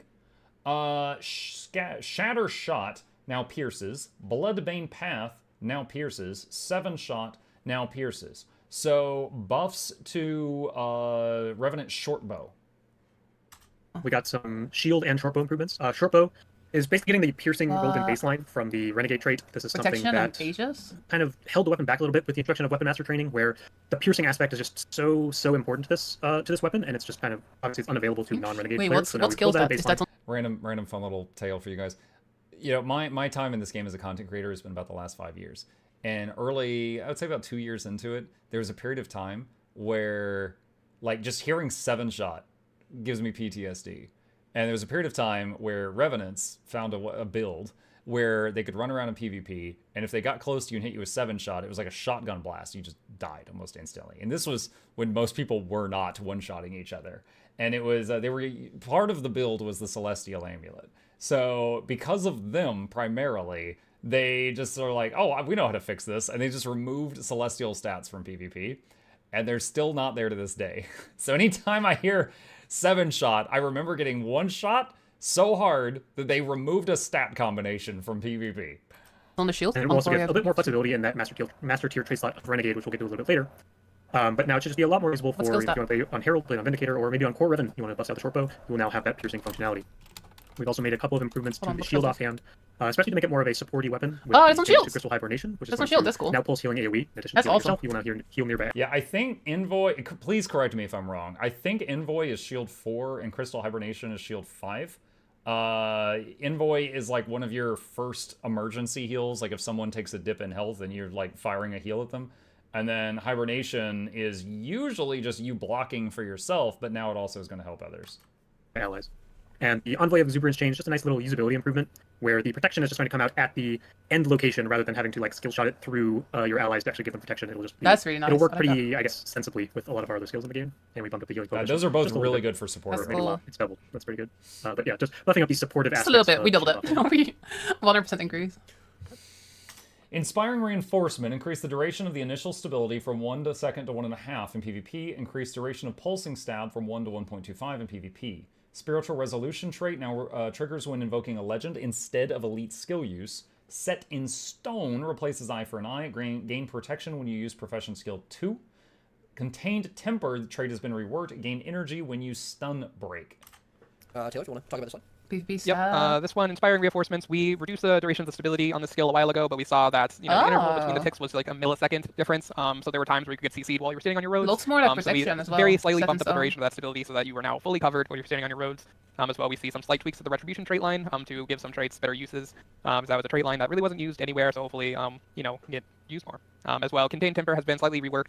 Fury was a boon that Revenant did not need more of. It had way too much Fury, so the trait basically did nothing. So now we have changed it to give energy when you stun break, so hopefully help with some energy management when you're playing Revenant. That feels so situational. Yeah, and the set Does in it Stone trigger trait if you're is not actually kinda stunned? cool for, Like if you do a stun break and you're not stunned, does that trigger it? Or does it only trigger if you're actually stunned? Cooldown, so potentially an interesting defensive option. It's got to be the first, right? Otherwise it won't be very good. It's got to be the first. All right. If you want to maybe talk about the Herald and Renegade changes here, Cal, and then we can let... Forceful Persistence. Increase bonus damage from 15 to 20% PvE. Increase bonus damage per Herald upkeep skill from 5 to 7% in PvE. Bold Reversal. This trait has been reworked. Gain resistance when you use a heal skill. Heart Piercer. This trait no longer will cause the short bow skills to pierce. Oh, but we just saw that they baked that in for free. I don't know. Wait, we saw that 3 short bow skills were gaining piercing. I don't think we saw that all 5 were. Did the other... So either the other 2 had piercing already, or the other 2 just aren't getting it. I don't know. Rev mains, let me know. The first response in chat says the others already had pierce. Okay. Reaver's Curse. This trait has been reworked. Reduce the recharge of Energy Meld. Energy Meld enhances the effect of your next dodge. And Angsian's Trust has been reworked. Energy Meld no longer has an energy cost and grants Laura's hair. Song of Arboreum. This trait has been reworked. Energy Meld grants more endurance and grants Laura's hair to nearby allies. We'll read the notes after this. Taylor, take the Vindicator changes. Well, I could probably just run through all the stuff on this slide and wrap up Revenant. Okay. Or we can let Roy do it. Or what is the girls' Twitch? I'll do a link to the video. I would normally be watching the VOD from the official channel, but it's muted. They muted it by accident. Revenant main. They Never should played let Revenant in Roy my life. Don't know what you're talking about. But yeah, Okay, absolutely. then why I'll not? take it. Sure. Oh, go for it. All yours, Roy. I'm just going to keep waiting. All right, so, yes, indeed. So the Vindicator changes are going to be kind of the biggest reworks here that we got. As I mentioned earlier, we're going to be rolling in a lot of the piercing baseline for short bows. Obviously, Heart Piercer is no longer going to be causing short bow skills to pierce. Bold Reversal is going to be reworked, so you're gaining resistance when you gain a healing skill. Help out Revenant, especially in competitive modes where it really suffers into some condition builds a little bit more, as well as just some lockdown issues it might be having. And so that will hopefully help, especially Energy because Meld no you longer can has do energy healing close skills on encounter Revenant, as you've got one from each One stance. So turns. resistance is a very powerful boon, applied twice from each of I those. still don't like Energy Meld. A little bit of a bonus damage increase for PvE on Forceful Persistence, as well as for Herald, obviously going to have the specific change there for each upkeep skill. And then we got, and I'll show this off in game. Taylor, you can probably actually talk about the specific ones, but the Vindicator middle tier is going to be completely changed to impact Energy Meld. If you want to go into those a little bit. So, you can pick different energy after melts Weapon now. Master Training and then Great Sword was no longer special to Vindicator, we got the feedback that Vindy didn't really have much of an identity as what it wanted to do as an elite spec, and so Energy Meld previously was a button that really didn't do much. It wasn't that Yeah, it was exciting, very so we took boring. the opportunity to rework the Master tier to, instead of it all being what flavor of endurance gain you want, to all change Energy Meld in a different way. The top trait, Reaver's Curse, is going to increase the effectiveness of your next dodge. That's augmented with your Grandmaster. Oh, So really? Heal more, do more damage, stuff like that. More And then effective ult Angsian's skill? Trust, the middle tier, will now remove the energy cost on energy meld and get you energy back, so you're big energy positive with this trait. Oh, so you can just and use then Song it of Arboreum is going to remain the support one, where it's going to increase the amount of energy that energy meld or endurance that energy meld gives you, as well as sharing that with allies and some vigor. So if you want to dodge, that is more that's interesting. great for you. That is more interesting. Who doesn't love to dodge more? I love dodging. I do indeed. It's a great mechanic. All right, that's going to be it for Revenant. But we've got Thief, of course. We're going to be looking at Thief, pistol improvements, staff improvements, utility skill improvements. So stuff, Pistol utility. specifically for some improvements, as well as, again, similar to most classes we already looked at. Do people use pistol in PvE like ever? Not being seen. I think it's good in PvP though, but in PvE I don't think this happens that much. Taylor, why don't you start us off with this? Vital Shot, increase bleed duration from 4 to 6 seconds in PvE. Shadow Strike, increase torment stacks from 2 to 4 PvE. Increase repeater buff duration from 4 to 10 seconds PvE. 5 seconds in PvP World v World. Increase repeater buff stacks from 1 to 3 PvE, 2 in PvP and World v World. The buff now causes the repeater skill to cost 1 less initiative, and 1 stack of the skill is consumed when using repeater. Unload. A random fun fact for you guys that may not have been played Guild Wars 2 for very long. A very classic Thief build was one that used pistol and pistol, and then they would spam the unload skill. So it just bang, bang, bang, bang, bang. And that was it. Very simple. Did a lot of damage. Very simple. We would probably call it an LI build these days. But, you know, being the internet, we all called it the PP unload build. So there's a fact that you didn't ask for. Bountiful Theft. This trait now grants additional might to allies when stealing from a target with no boons. Haste, reduced cooldown from 24 seconds to 20 seconds in PvE and 35 seconds to 30 seconds in Laura's Hair. Blinding Powder, reduced cooldown from 40 seconds to 20 seconds, half the cooldown in PvE. Yep, so this is taking a lot of things that are pretty underused, especially in PvE, and making them better. We have some pistol buffs to both power and condition damage. Shadow Strike is getting a bit of a tweak of how it works. Now when you use Shadow Strike, you're going to get stacks of a buff, and then you can use Repeater however many stacks you get. This will open the window for the amount of time you have to use Repeater when you use Shadow Strike. So, you know, if you want to use the Shadow Strike and then dodge around before you start using Repeater, you have more time to do that. Bountiful Theft, getting a buff if you steal onto a target with no boons, help out. You know, a lot of things in PvE don't have boons on them to steal, so now you're going to get better value if you take this trait if you steal on something with no boons. And then Haste and Blinding Powder are getting cooldown reductions because, you know, they're pretty high for PvE, so lowering them to make them, you know, more usable. We also reduce the initiative cost of unload. That's kind of straight up. You're going to be able to press unload a lot now. Oh my gosh, unload is only free now. Unload some more. Yeah, I mean, you're going to be unloading. It's only crazy. free. That's wild. Just keep- Press it like keep 20 unloading. times or something. Yeah. That sounds fun actually. Yeah, I love that. I wonder if pistol will be more easy to I want to do. see some big unload montages. Because these are where you nice just keep builds pressing though. unload. These are pretty cool. Very, But yeah, you know, potentially an interesting change. PvE. All right, staff changes here. No longer reflex. Yeah. No. Punishing Strikes no longer reflects projectiles. Muck you, staff users. Debilitating Arc. This skill now grants access to Helmet Breaker for a duration of time. Helmet Breaker will leap at your foe, dealing damage and inflicting daze. So you have to use one skill to unlock the other skill. That's very Raid Shadow Legends. Dust Strike. This skill now reflects projectiles and strikes foes in a circular area instead of a frontal cone. Longer will the Daredevils ruin my Karen run. We'll call cool reworks, why not? For staff. I'd say hot Helmet's reworks, Breaker. I mean, there's some good What? reworks, that's for sure. And I'm pretty excited to see like the impact of these changes. Oh no, Just Dual Strike now Daredevils got it. reflex. Okay, the Daredevils will still ruin Karen. The staff They'll still do was it. the staff spec, you know, was hot. So. No, they Hot won't. takes No, so she's okay. She's like, oh, Daredevils are still gonna ruin Karen. I don't think they're spamming Dust Strike. I don't think that's part of their normal like spammy build. Like they could do damage without it and save that for when they need to reflect specifically. Good to use stuff. It's like circular area. That's good, I like that. Thanks. Please know that although Laura hates Daredevils, Muckluck still loves you. Yeah, so Thief staff, obviously we know that, you know, skill 2, skill 5, usually pretty good already, but 3 and 4 are kind of the outlier weak skills on this bar. And we've seen like debilitating Arc, historically, it could be a little bit problematic even in competitive when it was like the initiative cost was too low, so you just dodged way too much. So it kind of nerfed, and now it's not Helmet's super Breaker. hot anymore.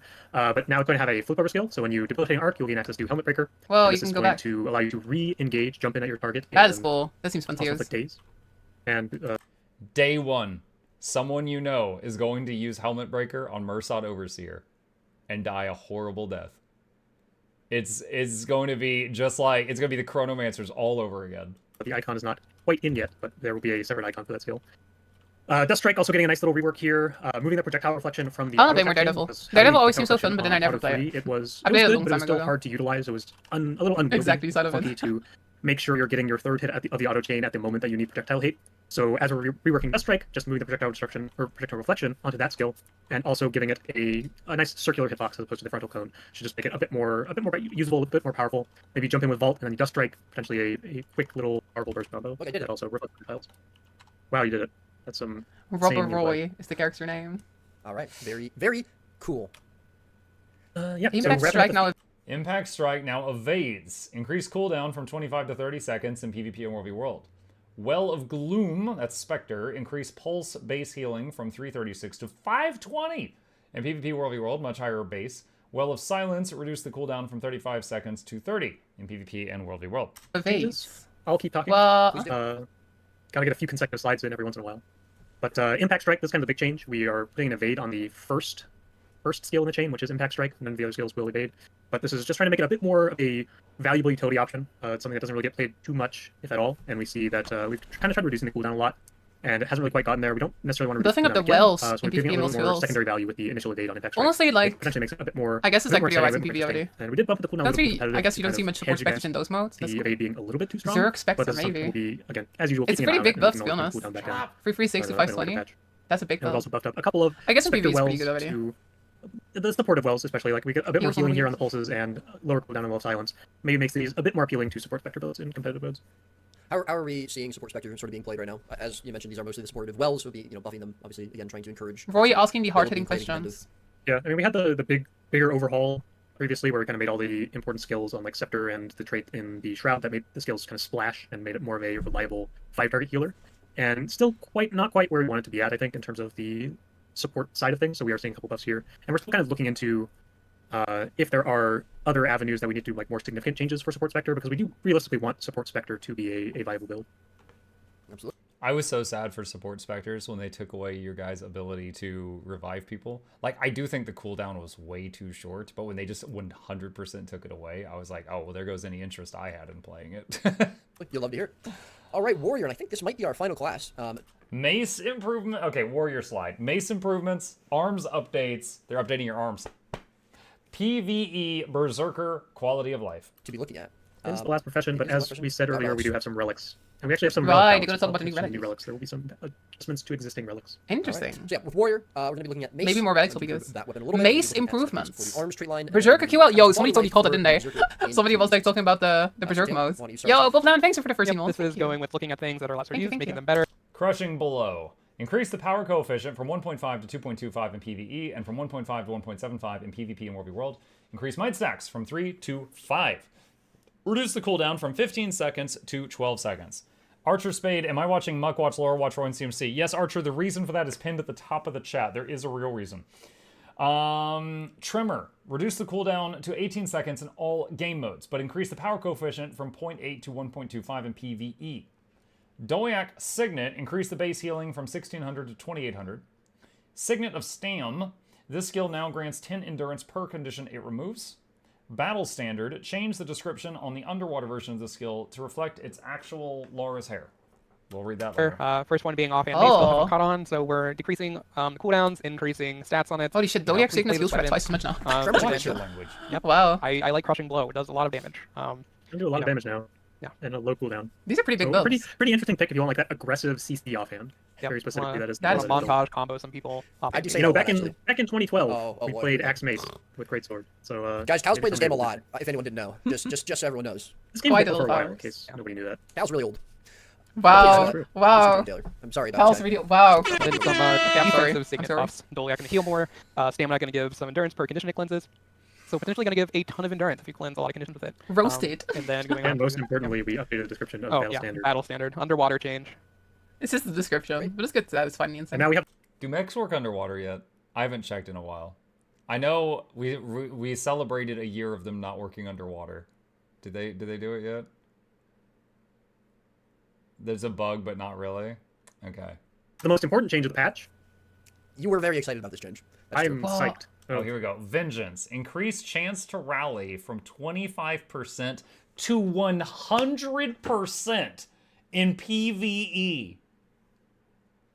Wow. You know, I don't even hate it because it's not in PvP, so it doesn't hurt me at all.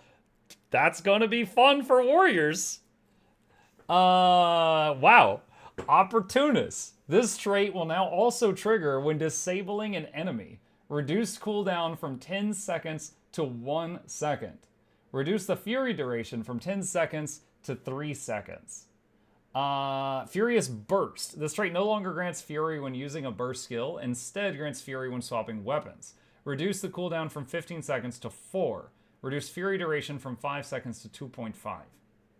Deep Strikes. This trait now also grants increased critical strike chance against bleeding enemies. 5% in PvE, 10% in other game modes. Burst Precision trait also grants 100% critical strike chance and 150 ferocity for 2, 3, and 4 seconds when striking with a burst. But not really.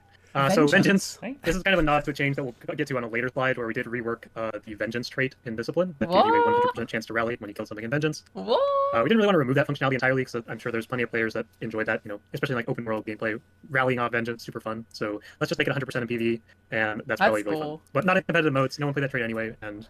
Wow, Competitive. that's very The strong. reality is Just this PvE. entire patch was engineered because Cal kept dying on Warrior in PvE, and so he wanted this change to happen. Makes sense, Absolutely. makes sense. That's not true, though, because I only play Elementalist in PvE. I Oh. was going to say Fire Wizard, but I decided not to, but then I just did, because we're actually live on stream right now. Fire! We are? The Fire Wizard meme that spreads to the dev stream. Fire I just do it on, like, development branch, I just do, like... You're about like I think what, I'm 39k now? So to explain that, there was some post on the forums that was like, I play core Ellie with staff. When I join groups, people say, "What do you do?" I say Fire Wizard. I have been casting Meteor for 10 years. When is Fire Staff Ellie going to get the respect it deserves? There was this a long troll rant. And now it's spread like wildfire. Just everyone's like, buff Fire Wizard, buff Fire Wizard. No. We'll talk about that later. Oh my so other than god. that, we have... Fire Wizards.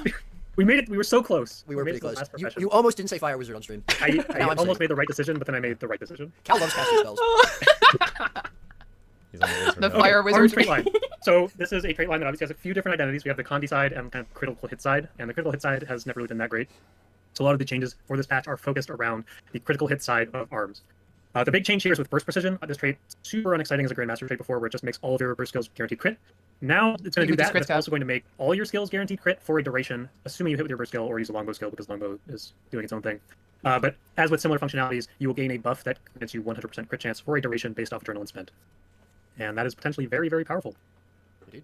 We also see a couple of minor updates with like bonus critical hit chance against bleeding enemies on the minor trait, and also shuffling around a little bit of the Fury instead of being on burst skill, putting on a weapon swap, so it's a little bit more on demand. And Opportunist also going to trigger on CC instead of just on. I'm imagining a build, like with Valkyrie Amulet or something, where you don't really have any crit chance, but have really high ferocity, so your crit damage is very high. And then you just do a burst that doesn't hit very hard, and then just do a really hard-hitting skill right afterward while you have 100% crit chance. Like, that could be pretty wild. This is just off-the-cuff theory crafting. I'm not sure how well it'll work out, but that's the first thing I think of when I see this. Is to make it again a bit more reliable Fury source.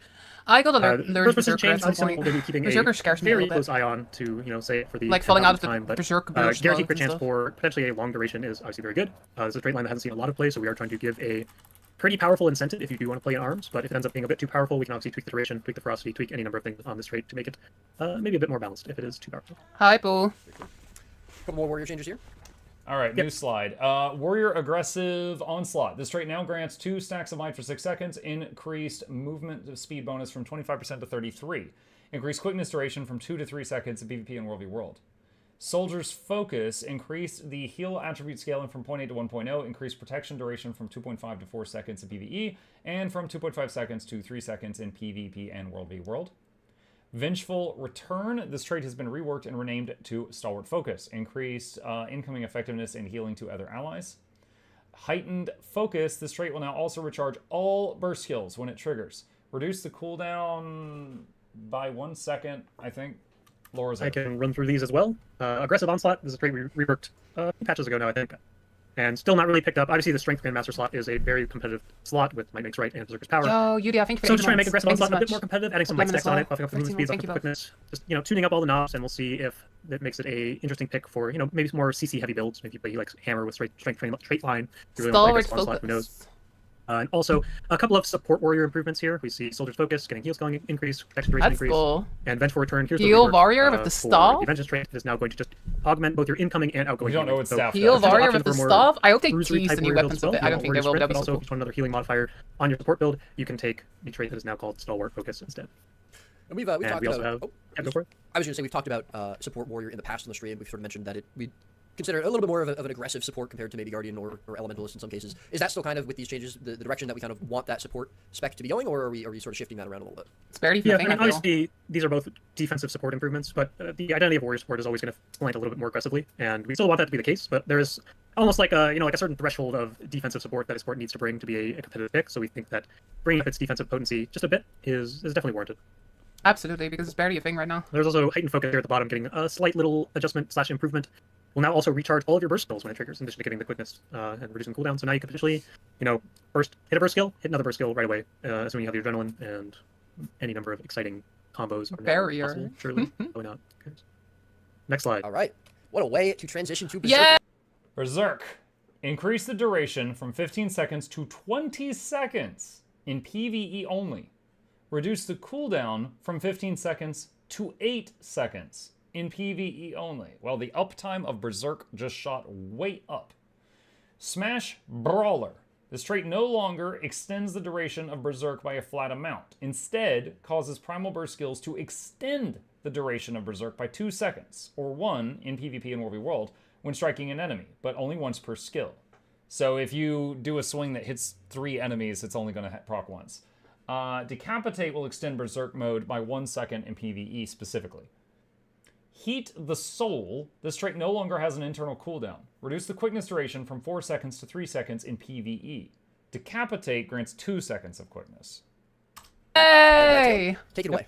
Increased so currently duration. Berserker in PvE is pretty balanced around staying in Berserk for the entire fight, except go. in reality it's really hard to do that. It's pretty nice edge timing. And we I'm want so happy about falling out of this. Berserk to be, a stumbling block, but currently you just fall flat on your face if that happens. Yeah, it So feels we're so trying to make painful when you Berserk- fall out of yep. Berserk. Nox said, "Get me the Partitio line." Whoo boy! Hurts. Oh. We're trying to make it better. We're rolling Smash Brawler extension baseline for PvE, as well as reducing the cooldown of Berserk so you can get back in it faster. And Smash Brawler itself is going to get a rework where now using a Primal Burst skill will extend the duration of your Berserk, so you'll keep going and going. Oh. Hopefully to reduce dependency on rage utility skills, so you can flex those utility skills if you need to. Well, it's then going to be Heat way Soul, easier to but stay in similarly, there. didn't feel good to use because it had that Longer internal cooldown duration, on it, and you so can it's extend really, this with like those skills as really well. hard to use correctly, and so we have gotten rid of it. Special cased both Fengal. Decapitate on I feel like both Smash Berserker's Brawler just and scary. Heat Soul, so we have less Maybe I'll finally friction play it and now. quickness, Finally. it has no cooldown to hit it. I'm too But scared of hopefully it'll playing make it. Berserker feel Like on every other class in these notes, Laura's like, "Maybe I'll finally play this now." Narrator's note. She won't. a lot better to use in PvE. Very That's good. awesome. All right, so that is going to wrap up the profession portion of this. Oh, training. I'm so happy they did that. Times, we're gonna be talking That's about relics. great. Right here, in another slide, we've got Relic and Balance. and then Berserker we're is gonna like be eating well here. reviewing the Berserker's already upcoming quite new good. It's only relics, Berserker. It's like a which we truck, will I think, watch still. in just a couple Should just make it like better to play, you know? Yep. So Taylor, why don't you talk about some Relic? Taylor, why don't you balance? take this slide? Leadership Some relics are good, others are bad. So we're trying to make it Some bad, relics not are good, bad. others are bad. The ones here, we're That'll just trying do. simple numbers. It's very accurate. All right, relics. You know what? The number one thing I want to see before I even watch this is tooltip updates. The tooltips are bad. Here we go. After shadow stepping or using a deception, fire a blade at a nearby enemy after a short delay, applying torment and increasing your next strike's damage against that target. How many targets does it hit? What is the range of the thrown blade?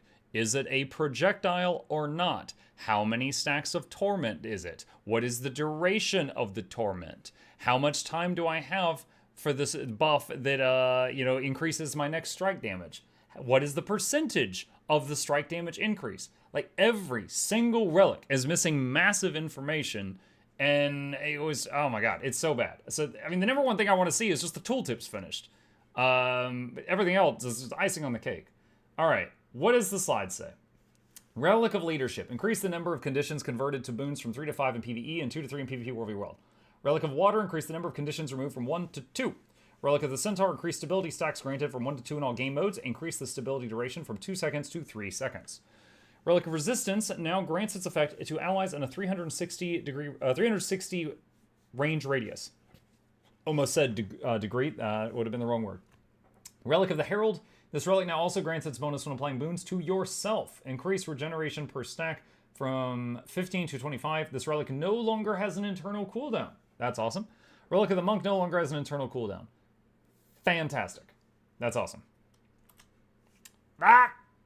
where we're increasing the effectiveness, more conditions cleansed, longer duration on the boons. Nothing too crazy, but in the next slide we'll see that Oh, some that's relics nice on are Water getting, Relic. bigger reworks of their functionality. That's like the cue to like go to No the longer next an slide. internal cooldown on Monk Relic as well?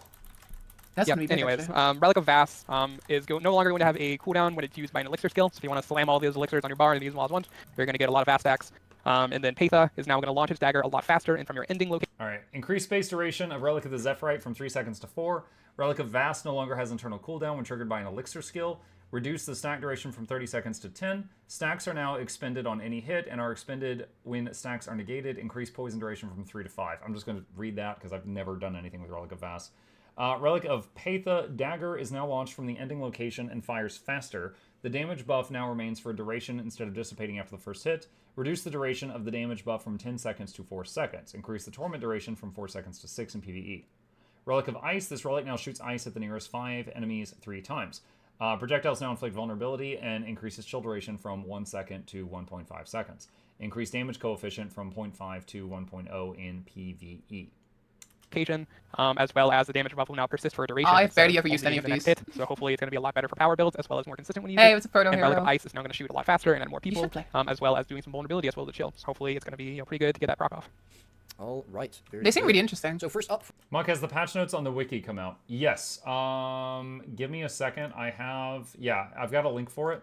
I'll put it in both of the chats, and we're going to be going over that as soon as I finish watching this. for our new relics coming in November 7th. Oh, Relic of We have 6 new relics Okay, coming. so new There are 2 relics. on each of the Relic next. of Naos, remove a condition. Removing a condition from yourself heals you. Relic of Phoebe, when you use a healing skill, grant nearby allies swiftness and remove movement impairing conditions from them. It's kind of cool. 3 slides. Yeah, we Much could to have fit Roy's them all in chagrin. on one slide, but would be someone, much. we don't know who. What is the class that can pulse swiftness the most? Does Herald have a facet for swiftness? Because if so, with that relic, you could just pulse remove movement impairments on your whole team constantly. That could be fun in a PvP match with people you know. Who? We got to build the anticipation. Someone very nefarious snuck in last night to the computer and last changed afternoon. it to 3 slides. What? Last night. Very nefarious individual. We don't know who they are. Right I don't get it. Why? Yeah, so Taylor, why don't you kick What us is the off? inside joke here? The two What first is ones, the- Relic of Naos is going to heal you when you remove a condition from yourself. So a lot of relics, there wasn't really a good self-sustain one if you just want to, Yeah, there's some sustain inside your build, joke so there. Relic of Naos is trying to achieve that. And then Relic of Febe is going to give swiftness and Febe. remove movement impairing conditions. The way when using he healing skill around said you. it. So, Oh. you know, Inside joke so there. Relic of Naos is trying to achieve that. And then Relic of Febe is going to give swiftness and remove movement impairing conditions when you use a healing skill around you. So, Oh. you know, Fabulous. ability option. Sure, it's not and, you Relic know, of Pretty cool. I am pretty sure it is We Febe. confirmed with the narrative team, I believe. It is Febe. It was a trick question. Congratulations, you passed. Yep. So, you know, more mobility, removing The a only bunch reason of I know around you. is Pretty good. because like it sounds like Really another cool, word. Like, maybe Revenant, multiple heal skills. Firebrand. Relic of Caracosa. Heal other nearby allies when you successfully combo a field with a blast finisher. Who does the most blast finishers? Heal Scrapper does quite a few. They have to generate might right now. I don't know if there's anyone that does more than that. Because they'll use Medkit 5 to blast. They'll use Shield 4 to blast. Blast Gyro is a blast. Elixir Gun has a blast. And then if they use like Throw Mine, that can be a blast. I don't know if there's anyone that does more. Function Gyro, yeah. Relic of Norris. Gain stacks of Norris's Hunger every interval when you remove boons from enemies. Consume 10 stacks of it to grow larger. Oh! Deal increased damage, take reduced damage, and convert a percentage of outgoing damage into healing. Every time you remove boons from enemies. I feel like that also would give like a bonus to intimidation. If some spellbreaker was running at me, slapping my boons off, and he was getting larger as he was running me down, I'd be like, oh! Mantra, obviously a good option for on-heal triggers. Absolutely. All right, Cal. Moving on, we have Oh. Relic of Caracosa. Nice. This is going to heal nearby allies. That's when gonna you be combo sick on blast Scrapper. finishers. It's kind of an interesting trigger condition here. That's gonna be sick on like give heal physical scrapper a bit because of you're already follow, doing combos for like quickness, because right? it's going to be a little bit more contained to. Well, you're doing certain builds half your as opposed quickness to- comes from yeah, leap on-heal trigger combos. pretty available to everyone, but Not just blast. Interesting. Yeah, that you know, should be there's good an on heal interesting scrapper, right? healing I mean, we option don't know for how Ellie much ability or yet. some of the other. I don't know. I'll just say Ellie. Let's just say that Ellie. And Ellie she might has a lot play of blast Caracosa. finishers? Engineer obviously has a lot of blast finishers. Might be good on but it like will heal not heal sense. yourself. This is an important note. We were a little bit, Oh, it doesn't heal yourself? maybe concerned is a strong word, but we wanted it to be a support Interesting. relic more than a self-sustain relic, so there would be basically the Yo, option between Ellery, thanks so much for the 30 significantly months. reducing the healing component for Really yourself appreciate or just that. removing it entirely, and we felt like the identity of the relic just made a lot more sense if it would heal only your allies. And so that's what it does. Lore And then we have the reason. Relic of Norris. Who is Karak which Posta? Probably is some a demon. pretty cool one. It's basically going to give you a stacking buff every once in a while, or when you remove a boon from an enemy. Importantly, there's an ICD on the rip component, so if you boon rip, say, 10 boons on one skill, you will only get one stack. Once you build up 10 stacks of this buff, it will enlarge you. We're trying to channel some of the Norris feeling of like Really? this It makes you wandering creature bigger. that consumes everything. That's so, cool. You consume boons and you eventually build up to this giant monster. It'll make your character model a little bit larger, like we've seen on, say, like what was it, Signet of the Wild in the past? I believe. That is Hopefully that's cool. right. Yeah. Or Rampage? I like how these relics Rampage are will actually make it like bigger, they actually like introducing like so this will mechanics. enlarge your character and give you increased outgoing damage, reduced incoming damage, and some life stealing, or rather damage conversion. That's very interesting actually. Just like a big, powerful, big payoff at the end of this stacking component. Which is I like you can which is see it really as fun. well. Actually, All makes right, you and wrapping it visually up, Taylor, why don't you talk about the last two relics on Midnight this page? King. Oh. Relic of the Midnight King grants might and fury to nearby allies when you disable an enemy. Relic of the Demon Queen, poison that you apply reduces healing by an additional amount. Disabling a foe applies poison. Ooh, I could immediately think of some PvP rangers and thieves that could try Relic of the Demon Queen and see how it feels. I think these two are pretty Demon cool. Relic of the Queen. Midnight King going to give Might and Fury to nearby allies when you disable an enemy. So in PvE, if your party needs help getting more Might and Fury, you can slap this on. You know, a lot of builds that have trouble getting these boons have an ample amount of CC, so maybe sacrifice some of that to give those boons, as well as competitive modes. This gives access. I to want the Fury legendary especially relic so to some bad. builds that may want it. So you can know, just pretty like good. sweep this And then whenever Relic you of the need to. Demon Queen is going to increase the healing reduction of poison you apply, and disabling a foe will poison them. What So would you call it? I might just call it something like Giga Poison. Whoa. Giga It's a big word, but you know, That's a cool name. pretty good effect. So Should have just hopefully we called it see this Relic for of more Giga sustained builds Poison. if they want to attrition their foes down. You know, better healing reduction is pretty good for that. Notably, Oh, this yeah, is going absolutely, to be a Birdo. 50% healing reduction The build's from probably the pretty base massive in this 33, game. at least for initial launch. We can obviously make it a bit more later if needed, but this felt like a good starting point. I like these. And kind of another unrelated or semi-related, but something we haven't talked about on the stream yet, that will be in the blog post, is that we have updated relics to use the skill fact system. So this is something that players will be familiar with. You know, when you cover Oh. your skill on the skill bar or your trait, and it pops up the tooltip that has all the information about damage or durations of things or all those things. That's cool. That tech has been adopted into the relic system, and that will be coming alongside the Good. balance update, where you will now just have much clearer information. Good. on Yeah, what that's the what relics a lot of people are complaining about. That the relics I'm more excited about that than the new relics. just weren't that clear. All right, Right? and In-game. that will just about do it, actually. those are people wanted that. for All right, all so of now we have these. 30 minutes of wrap up. Yes. Weapon I'd say thing? we could do like we aim for like 23 minutes just to like get us off at Weapon half-assed, tees? nice on Probably the dot. not. Probably not. Can't possibly have a good outro. I want that's a not a lot. tease. I want a weapon tease. See, if you trusted me to just do the outro every time, it would be good. But Eventually, as, you do the outro every time. as always, and as has been shown throughout the rest of the stream, or the first initial part of the stream, you do not trust me, clearly. I like how Roy is It's funny that he's saying you don't trust me when we found out after this that Roy accidentally muted 2 of their microphones for the entire recording. gathering Anyways, notes and food. as always. Should we let And- Taylor do the outro? And no, This is the and first time on as we stream. just mentioned, Like, it aged poorly. the notes will be posted to the forums at the end of the stream in just a few minutes, not actually in half an hour. So make sure you go and read those. As we mentioned, there are going to be some notes on there that weren't on the stream that we just showed, specifically the Ranger pet portion, as well as a few other things that Cal touched upon. And please make sure you give us your feedback. We will be looking for it. We'll be looking not just at the forums for feedback. Obviously, we will be looking at various different outlets. The stream when live had all 3 speaking. You are correct. It did. However, and I've literally talked to Roy today, and I was like, hey, did you know about this? And he's like, oh, God, that's my bad. I messed up the recording. Here's the recording. But overall, are we kind of just focusing mostly on looking at Dragon Hunter in competitive modes, maybe PvP, with these changes a little bit more?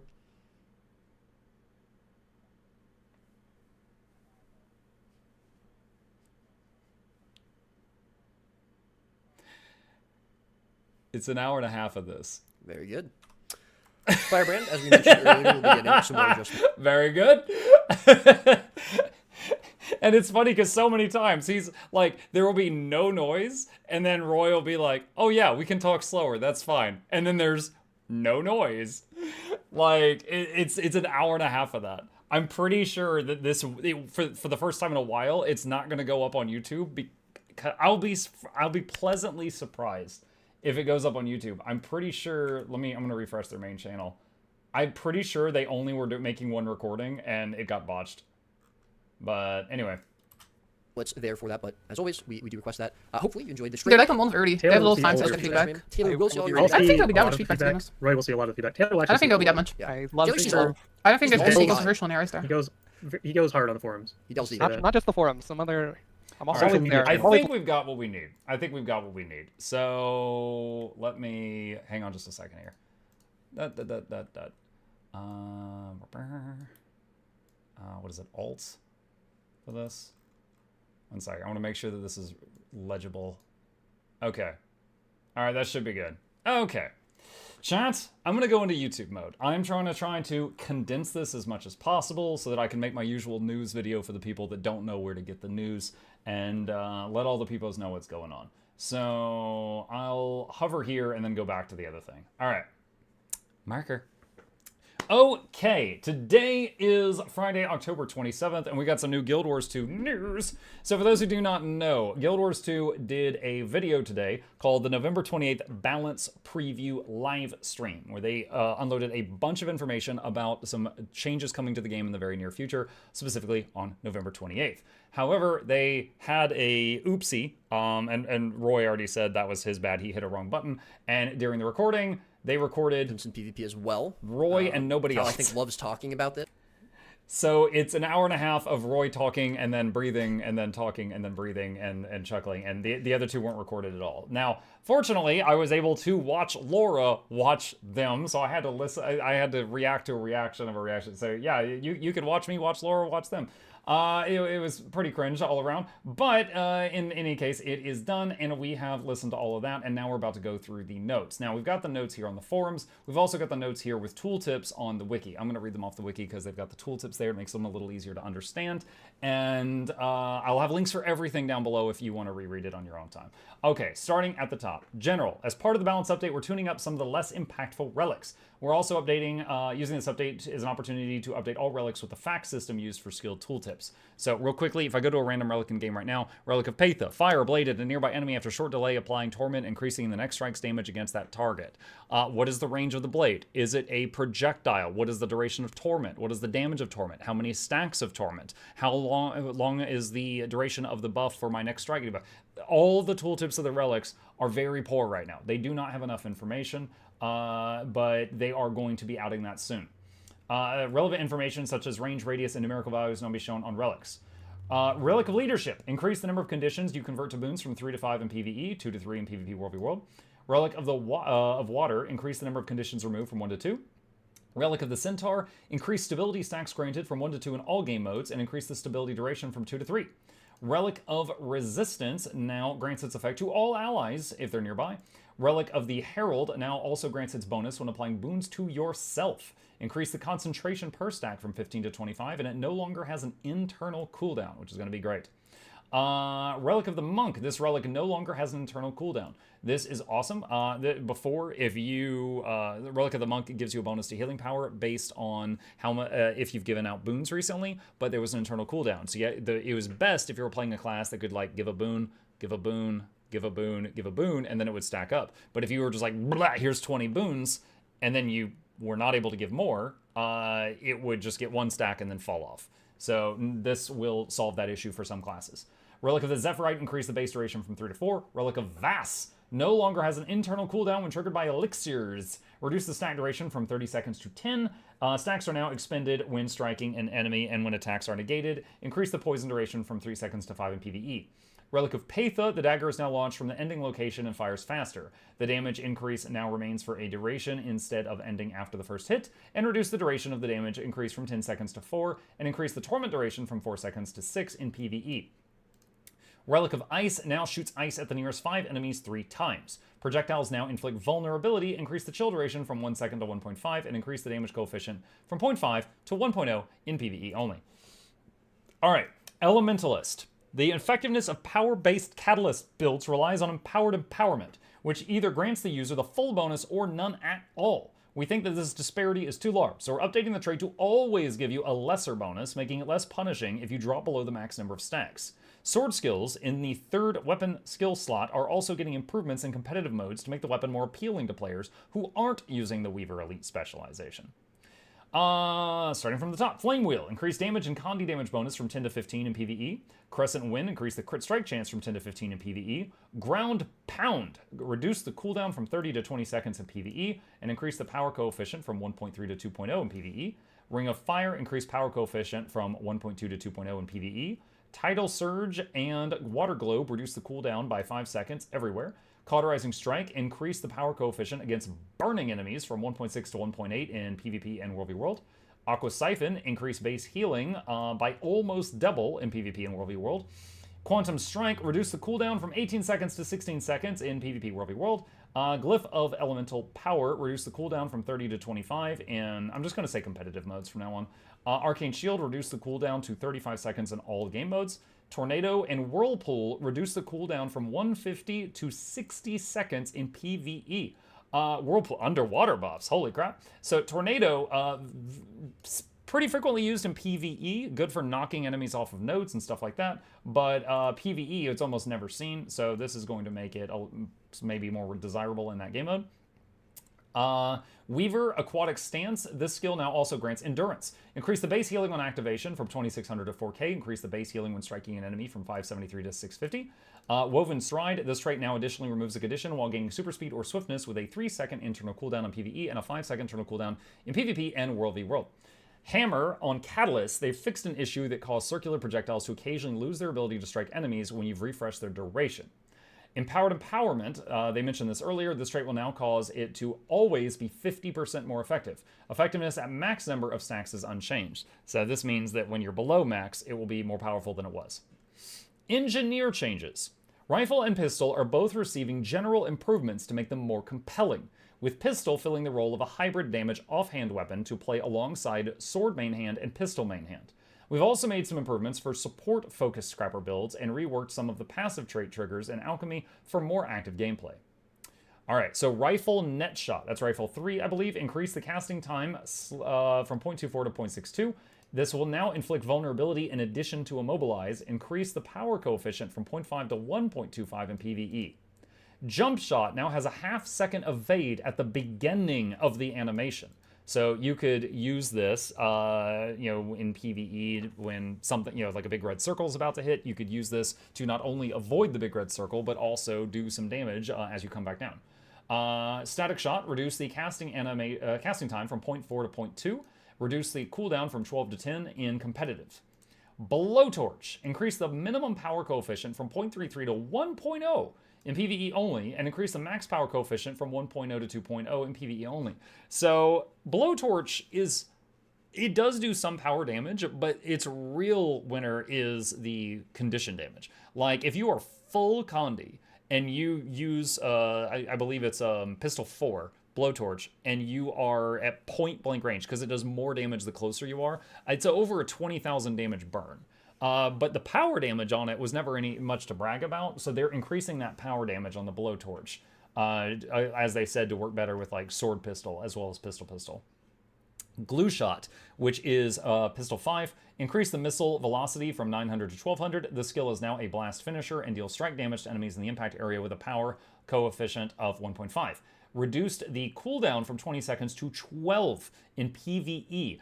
That's awesome. A blast finisher on Pistol 5 with a 12-second cooldown, you could do a lot with that.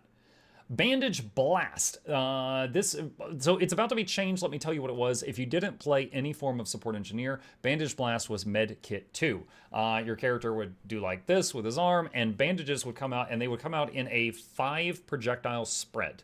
So, middle, slightly left, slightly right, way left, way right. They would fan out like that. However, it was like a shotgun mechanic. So if you did it right behind someone who was injured, all 5 could hit them, and it would be like, and it would take almost anyone back to full health. It was like a 10 to 15k heal. It was a massive heal, but it was very easy to avoid. It was kind of like trying to heal a Genji in Overwatch that's bouncing off the walls. If you run up behind someone and go bandage, and they step left, the whole thing misses. So what they have done is they've changed it to just target 5 nearby allies with bandages instead of firing them in a fan. Bandages will only hit their intended target unless that target's full health. I assume that means that if the target's full health, they could pass through them and then hit someone who needs the heal on the other side, which is how the old bandages worked. If you did Bandage Blast and the first person they hit was full health, they would pass through that person and hit someone injured on the other side. This is going to remove the ability to do the heal shotgun type thing, but it's going to make it way more reliable in most situations when people are moving around. I think it's a good change.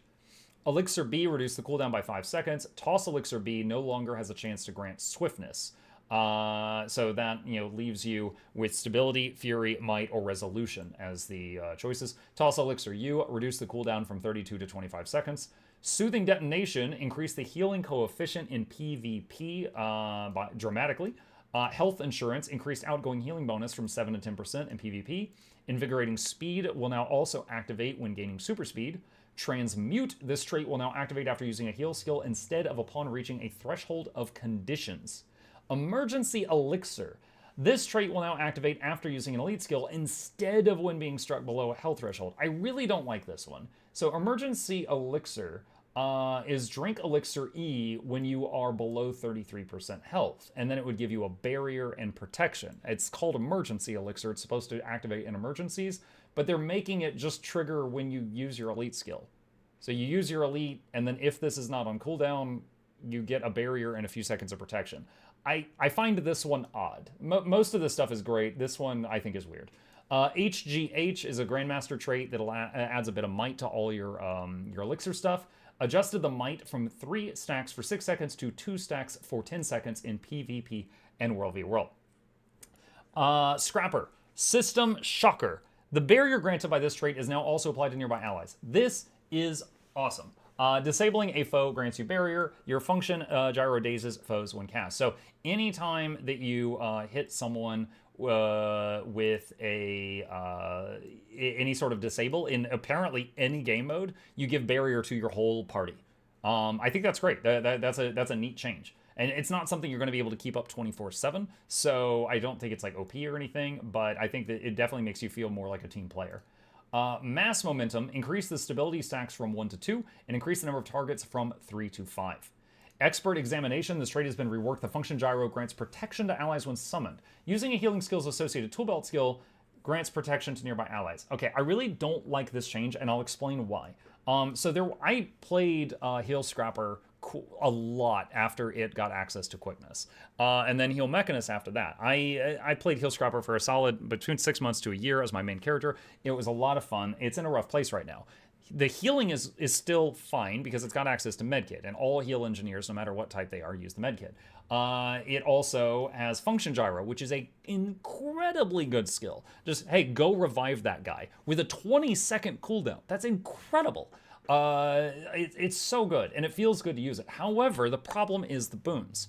They need Blast Gyro plus doing, when they start Blast Gyro, before it ends, they need a combo with, Shield 4, Elixir Gun Blast thing, Medkit Blast Finisher 5, and then the Blast Gyro's Blast Finisher, maybe even throw mine to keep up might. It is very sweaty to keep up might with the Scrapper. Additionally, if they want to keep up prot, they need to use Shield 4 off cooldown, not save it for when you need it, Shield 5 off cooldown, not save it for when you need it, and carry around a Thumper turret, which that's a second utility slot. If they want to be a good healer, they need to have Elixir Gun on their bar, that's a third utility slot, and if they want to be able to give stability on demand, they need Bulwark Gyro, which is a fourth utility slot. And you can't have 4, you only have 3. So they need more utility slots than they can possibly have to have the same tools that some other healers have baseline. They need some of these boons just baked into their other skills, which brings us to this. They've added protection to Function Gyro, the Revive skill, and your F1 skill. Now, any support that cares about giving its team protection, the healing skill they're going to use is Medkit. And if they're Medkit, their F1 is their self-heal. Which brings us back to a meta where you have to burn your self-heal and your revive to keep up a boon. So that means that that Heal Scrapper is going to probably be really bad for fights like Bone Skinner, because you'll be able to heal other people for a good amount, but your self-heals are going to be crap because you keep burning your self-heal for a boon when the heal's not needed. So you're basically, you're like, here's your health and the party's health. You're keeping the party's health up until your health starts to break, and then you go down, and then everyone else dies after you do. Now, I hope I'm wrong about this, but this is the exact thing that happened when we had to use F1 off cooldown to keep quickness up.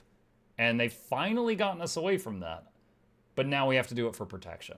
So I don't like it needs protection in some kind of scrapper baseline thing, but I don't think it should be here.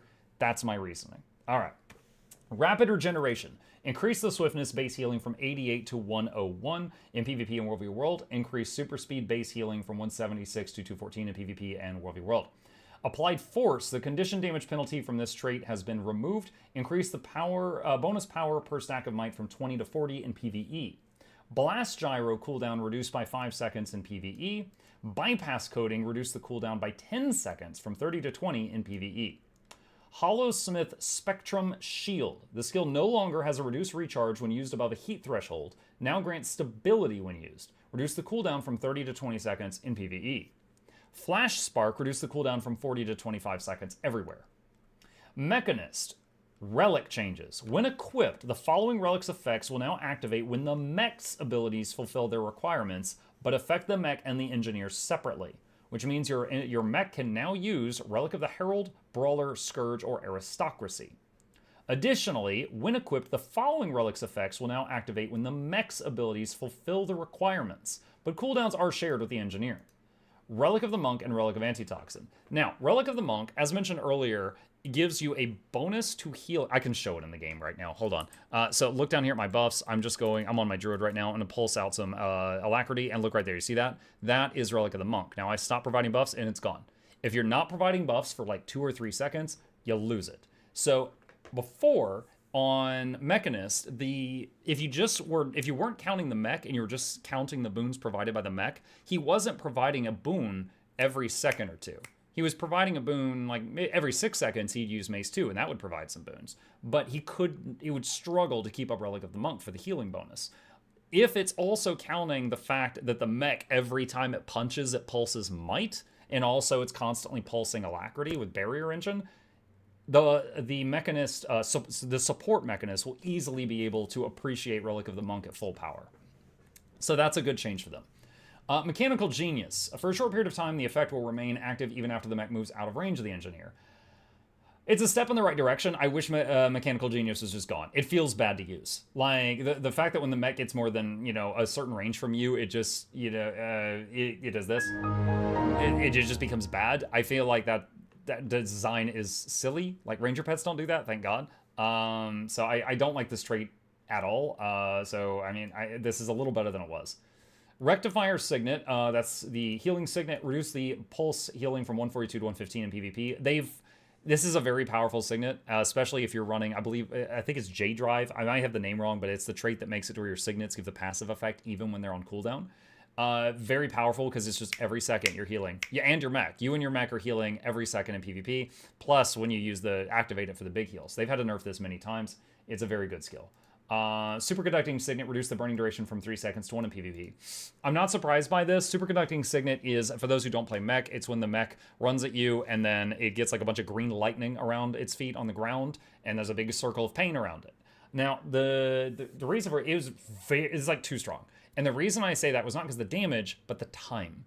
When you let's say you step into a Poison Ranger's Viper's Nest, it'll build up, 10,000 or more poison damage on you, but it takes 16 seconds to do all the damage. So it's doing less than 1k damage per second on average. If you're in a superconducting signet, it does like 10,000 damage over like 3 or 4 seconds. It's just, if you don't cleanse it, you're just gone. It just does the damage so rapidly. Also it does a lot of conditions. It does like burning and what does it do? Hold on, we can just get a full list here. It does burning and confusion and vulnerability and power damage, all of that. And it's a combo field. I didn't even know it was a combo field. So it just does the damage so rapidly that's the problem. It also makes it, if you're running the sigils that increase the burn duration, it almost always you get the full effect on superconducting just because of how quickly. Look, it takes 3 seconds to do the full damage. So I'm not surprised to see this get toned down because just of how rapidly it works. Okay, Guardian changes. A support-focused Firebrand is receiving a few smaller improvements in PvP to make it a competitive pick. We've also tuned up a few of Guardian's defensive tools alongside some improvements to Hammer, including additional burst damage potential with Banish, now refreshing Mighty Blow when striking an enemy. First, Symbol of Protection. Reduce the casting time from 0.9 to 0.7 seconds. Zealot's Embrace. Reduce the casting time from 1.2 to 0.94 seconds. Increase the additional hit barrier from 225 to 65. Increase the power coefficient from 1.5 to 2.25 in PvE only. Banish on Hammer. This skill now recharges Mighty Blow when striking an enemy. So very similar to Ranger's Maul and Hilt Bash. Increase the number of targets hit from 1 to 3. Strengthen Numbers. This trait has been reworked and named Redemption. Cast Lesser Litany of Wrath whenever you use Virtue Skill 3. Lesser Litany of Wrath will last for 3 seconds. Yes, Palmesia, I do have the link. Hang on, I'll give it to you. That's it right there.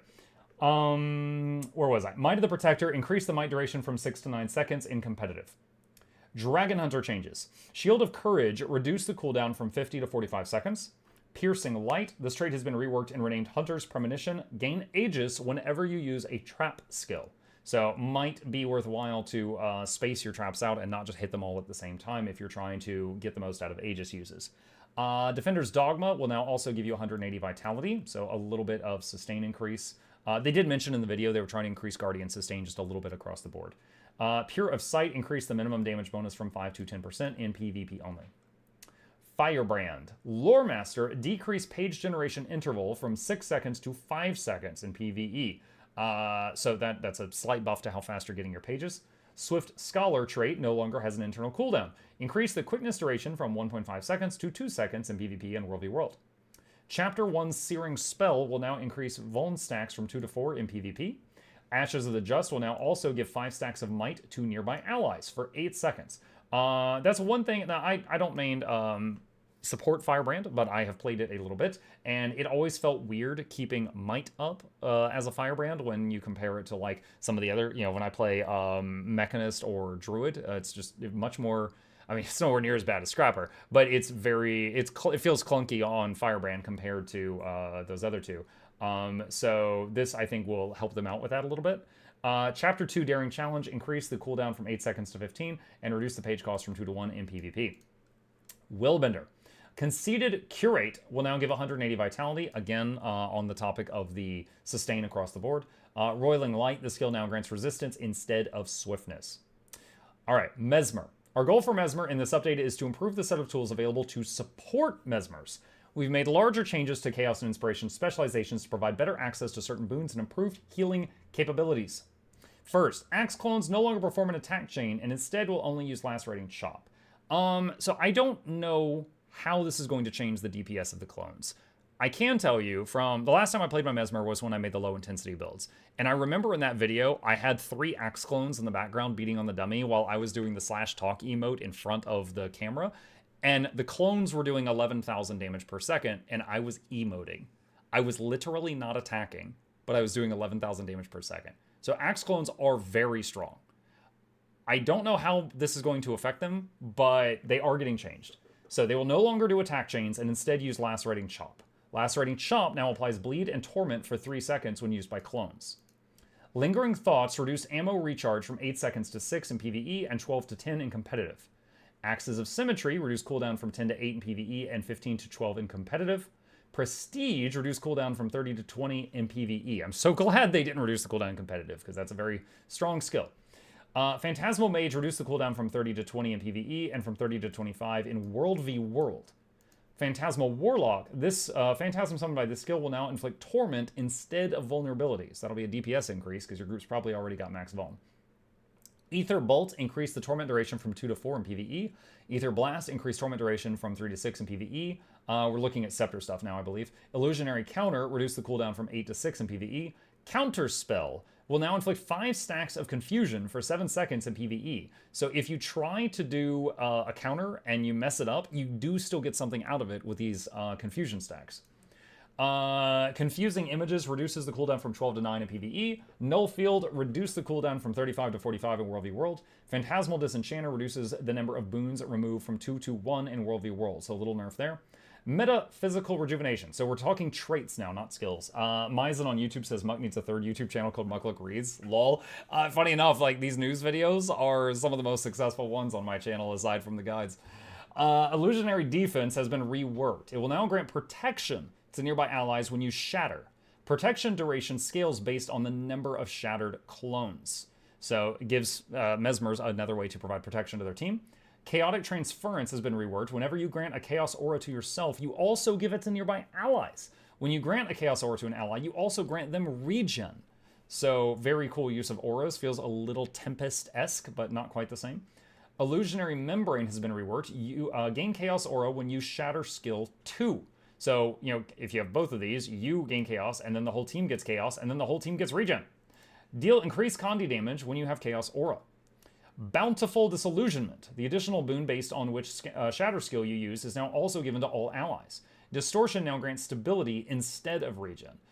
So right now, you know, the shatters, depending on which shatter you use, you can give 5 might or vigor or fury or regen, which will become stability or resistance. Let's see, where was I? Sympathetic Visage. This trait now also transfers conditions from nearby allies to summoned phantasms. So another way to remove conditions from teammates. Illusionary Inspiration. This trait has been removed to the minor Grandmaster slot, replacing Healing Prism. This trait now increases outgoing healing in addition to its previous effect. Restorative Illusions. This trait has been moved to the Grandmaster tier, so it's swapped with Illusionary Inspiration. The healing and condition removal effect will now also affect nearby allies. Another Condi cleanse for your team, Mesmers. Ego Restoration. This trait has fills the master slot that was previously held by Restorative Illusions. Create a clone after you use your heal skill. I believe it had... I don't see it here. I think that one might have had a 10-second cooldown because of the healing mantra. Let me see. What was that called? Ego Restoration? Hold on. Ego Resto... There's no mention of it here. It might have been on a slide during the show. There was something that they added a cooldown on because the mantra could have abused it. Temporal Enchanter increased the super speed duration from 2 to 3 seconds. Increased resistance from 2 to 3 seconds to PvE and PvP. Increased AoE. Mental Defense. This trait has been reworked. Distortion will now grant resistance and stun break all nearby allies. Probably 5 nearby allies. Yeah, AoE stun break.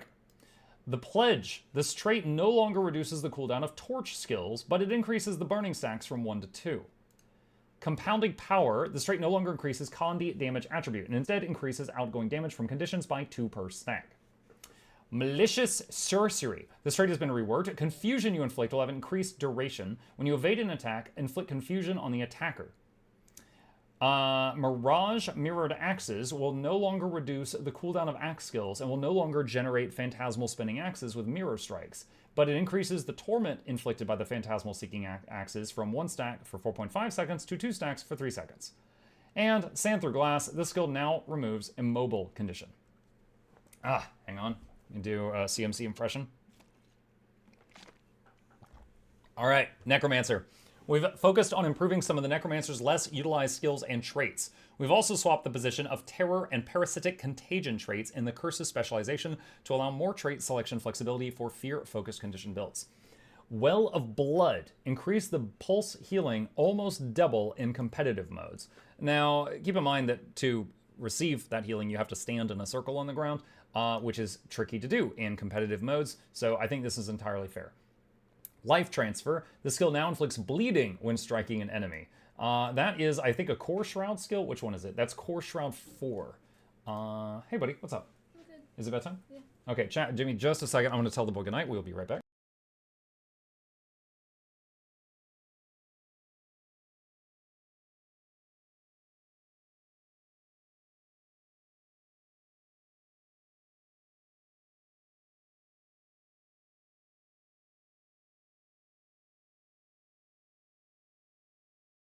Okay, we're back. Let's see. Signet of Vampirism increased the base active healing from 4,900 to 5,700. Increased the base active lifesteal healing from 470 to 600.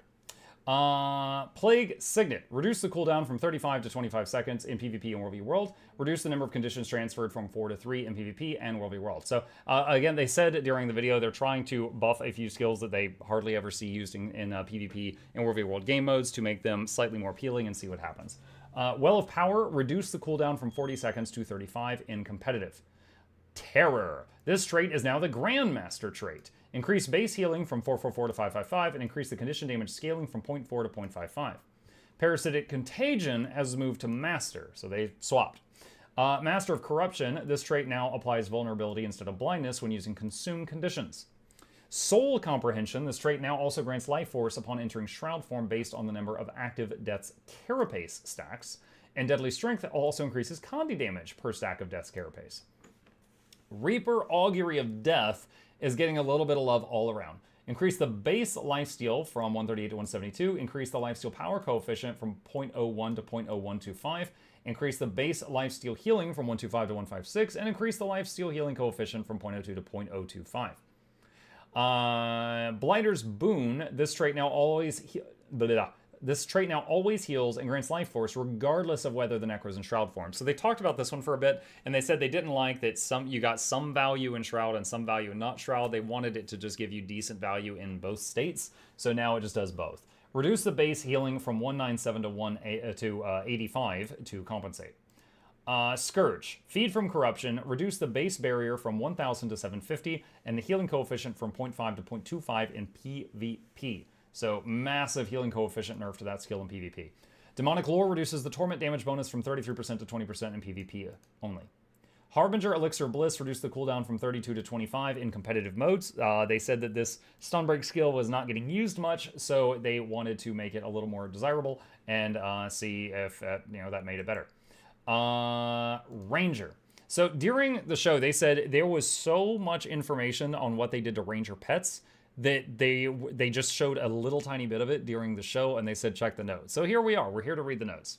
That's the Cleanse Elixir. Oh, my bad. I welcome the correction. The Cleanse Elixir, not Stunbreak Elixir. Okay, so pets are the focus of this update's Ranger changes. We've made changes to many underperforming pet skills to better solidify the identity of each family and increase the number of viable pet choices, such as adding a stun to the Polar Bear's Icy Roar and causing Bird Family's Quickening Screech to remove movement and pairing conditions. So, really quickly for my non-Ranger friends out there but who might have an interest in this, these are the Ranger pets we have to choose from when we're picking the pets to use. These are for just kind of like skins from Guild Wars 1. These aren't actually different from what we already have available here. Now, there are some here, for example, like Moas. There's 5 Moas in the Moa family. They each have 3 skills. 2 of them are the same for all Moas. Like, they all have the same skills over here, but the skill on the far left will be different based on which Moa you click on. Now, that said, there are some families of pets that are never used. Spider and Devourer, for example, are not really great anywhere. They're like bad at everything. Bear, maybe an open world. Some of the cats are bad. The hyena is in a weird place. It actually its F2 summons a second hyena. You get 2 pets for the price of 1, but total they do 100 DPS. I've tested this. They're very bad, and they haven't been changed in like 10 years. So there's a lot of stuff here. Like the Wallow's not used for anything. There's a lot of stuff here that could get some love, and let's go over this. So I know some of what's in here, but not all of it. General, all basic pet attacks are now affected by quickness. So there was a patch note, like I think for many years, for some reason, cats were not affected by quickness. No one knows why, but that bug was in the game for years. So I think this is them saying like, yeah, whoops, it's fixed. Let's see. Pet skills that affect allies do not count the pet they originate from in their target cap. So if you use a tiger to give your group Fury, it's not going to give Fury to the tiger and then 4 more people. It's going to give it to the whole group. So that's a good change. Okay, Bear family. Members of this family now have 1200 healing power. Slash is getting about, just to save time, I'm gonna condense this a little bit. Slash is getting a bit of a damage buff. Bite reduce the cooldown by half. Increase the base healing dramatically, like triple, and increase the healing power multiplier by double. Bite is a skill that bears use, they just spam it whenever it lights up, and it's a bit of damage and a bit of healing for them, but it's going to be made better. Defy Pain, reduce the cooldown from 45 to 30 seconds. The pet will now use this skill more frequently. Defy Pain, I think this makes him invulnerable for a little bit, doesn't it? You take no damage for a few seconds. Yeah, so it's like Signet of Stone. Poison Cloud, that is on that one sickly looking bear, Morello. Reduce the cooldown from 35 seconds to 25. Enfeebling Roar, reduce the cooldown from 40 to 25 and increase the power coefficient by double. Reduce the weakness duration from 10 to 4 and reduce the radius from 600 to 360. Icy Roar, Polar Bear, it reduced the cooldown from 45 to 30. This will now stun in addition to previous effects. Reduce the radius from 600 to 360. So really I'm curious, after they make the change, what is the duration of the stun and what is the cast time of the roar? Because there are some pets that the cast time of their skills, like here's one, that are 3 seconds. You're not going to land an Icy Roar on someone if the bear has to do a 3-second long animation, but this could be cool. Rending Maul increases power coefficient from 0.5 to 0.67, increase the bleeding per hit from 1 stack to 2 stacks. I don't even know off the top of my head which pet that is. Oh, that's the Arctodus. That's the Arctodus's F2. Okay. Bite, increase the power coefficient. Bite again. What? We already looked at Bite. Maybe one of these is the Soul Beast Merge Bite. Increase power coefficient, increase healing multiplier. All right. Birds. Where do we find these notes? Ethan, hang on, I got you. I'll link it into the chat. All right, Bird Family Swoop, increase the stack of vulnerability from 1 to 5. It decreased the vulnerability duration from 12 to 6. So that's just like an extra attack that they do. Quickening Screech. This is a weird one. So Quickening Screech, when a bird uses this, they effectively fly around in a large circle and do a long animation and then give Pulse Out Swiftness. But it's a huge DPS loss having the bird do this. Now, if you're untamed, you could turn it off if you want to, or use it on, but if you're like a druid or a soul beast that's not merged with your pet at that moment, they just stop attacking and do this. And sometimes you're like, stop doing that, just hit the thing. So unless if you're untamed, you can't control when this is used. They just spam it whenever they wish. And now it's going to remove Crippled Children and Immobilize, which is cool, but again, it doesn't happen when you want it to. It just happens when the bird feels like it. So kind of odd, but okay. I would like to see the animation be made much faster. Okay, Blinding Slash. That's a specific bird. I think one of the ravens. Increased power coefficient by a bit. Chilling Slash. That is the... What's the icy bird? The owl, I think? Juvenile owl, yeah. Increase the power coefficient by a bit. Lacerating Slash. That's the bleed one. Increase the cooldown from 6 seconds to 20. Oh, dang it. So this was always troublesome. There was one specific pet in the game that was very problematic, and it was the hawk. And if you look, this skill has a 6-second cooldown. And the thing is you can get traits that happen when you click F2. And this, of all the pets, had the shortest cooldown of any F2. So if you had like, anytime you press F2, your enemy gets hit with weakness. This guy could do it every 6 seconds. Whereas like some of the bears could do it once every 60 seconds. And it's always been kind of like, this skill would be overpowered if I use it with a hawk. So they're saying no more of that. It wasn't something that was super abusive, but it was definitely kind of like cheesy in the right circumstances. So they're increasing the cooldown, increase the power coefficient in all game modes, and increase the bleeding it does. Brash Slash will replace Lacerating Slash, which will slash the foe and inflict weakness. This is odd. So they're buffing Lacerating Slash and then replacing it. Swoop, increase the power coefficient slightly. Quickening Screech, increase the cooldown, and it removes Crippled Shield and Immobilize, stuff like that. So again, maybe this is the Soul Beast one, because it's up here too. All right, Canines. And for some reason, the hyenas and I think in real life, hyenas aren't canines. Whatever. Moving on. Juvenile Hyena, increase the power coefficient dramatically. Remember I said that they do like 100 DPS, and I tested this? They're doubling their power. This pet now has the Ferocious type. Juvenile Crichton Drakehound is now versatile. If you play Ranger, you know what that is. If you don't play Ranger, it affects their stats, and it affects, if you merge with it, it affects what your F3 does.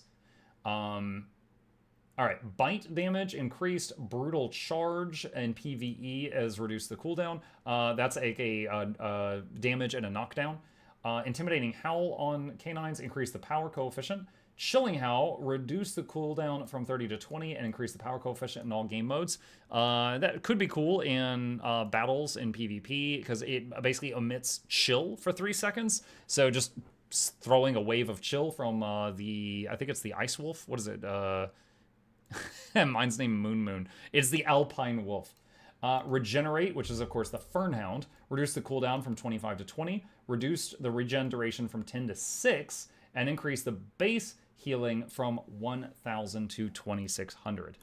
I actually don't like this, and I'm going to explain why.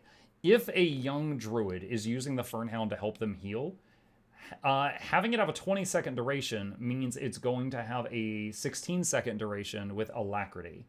And if you do that, it's going to have a shorter... sorry, I said duration. I meant cooldown.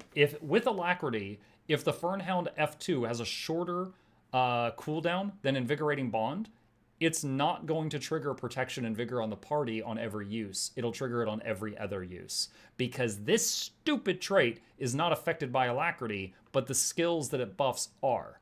So you have to have something with like a 25 to 30 second cooldown before Alacrity in order to have this activate every time you hit F2. So this is actually kind of cool sometimes, but bad if you're using traits that support it. Howl of the Pack, this is the skill on the hyena that summons a second hyena. But again, they did 100 DPS. Reduce the cooldown from 45 seconds to 30, increase the number of summoned allies from 1 to 2, but reduce the duration down to 15 seconds. So with 50% uptime, you'd have 3 hyenas. Summoned allies will no longer spam Brutal Charge. Before, it had the charge ability that all the dogs have, which was like a knockdown, because they didn't want 3 dogs knocking you down constantly. They showed it. It was pretty cool. Roy went up to a target dummy and activated it, and then he had 3 hyenas attack the thing, and he was shooting a bow. And then after 15 seconds, the 2 extras went away. Terrifying Howl, that is the fear from the wolf. Reduce the cooldown from 45 to 30 seconds PvE and 45 to 35 in competitive, but increase the power coefficient by over double in PvE. Devourer family, which has not been useful in any game mode in years. Twin Darts attack, increase the power coefficient by almost double in PvE, but no longer has a chance to poison, but it will now bleed enemies it strikes. So I think that is reduce the chance to poison, which was like 10%.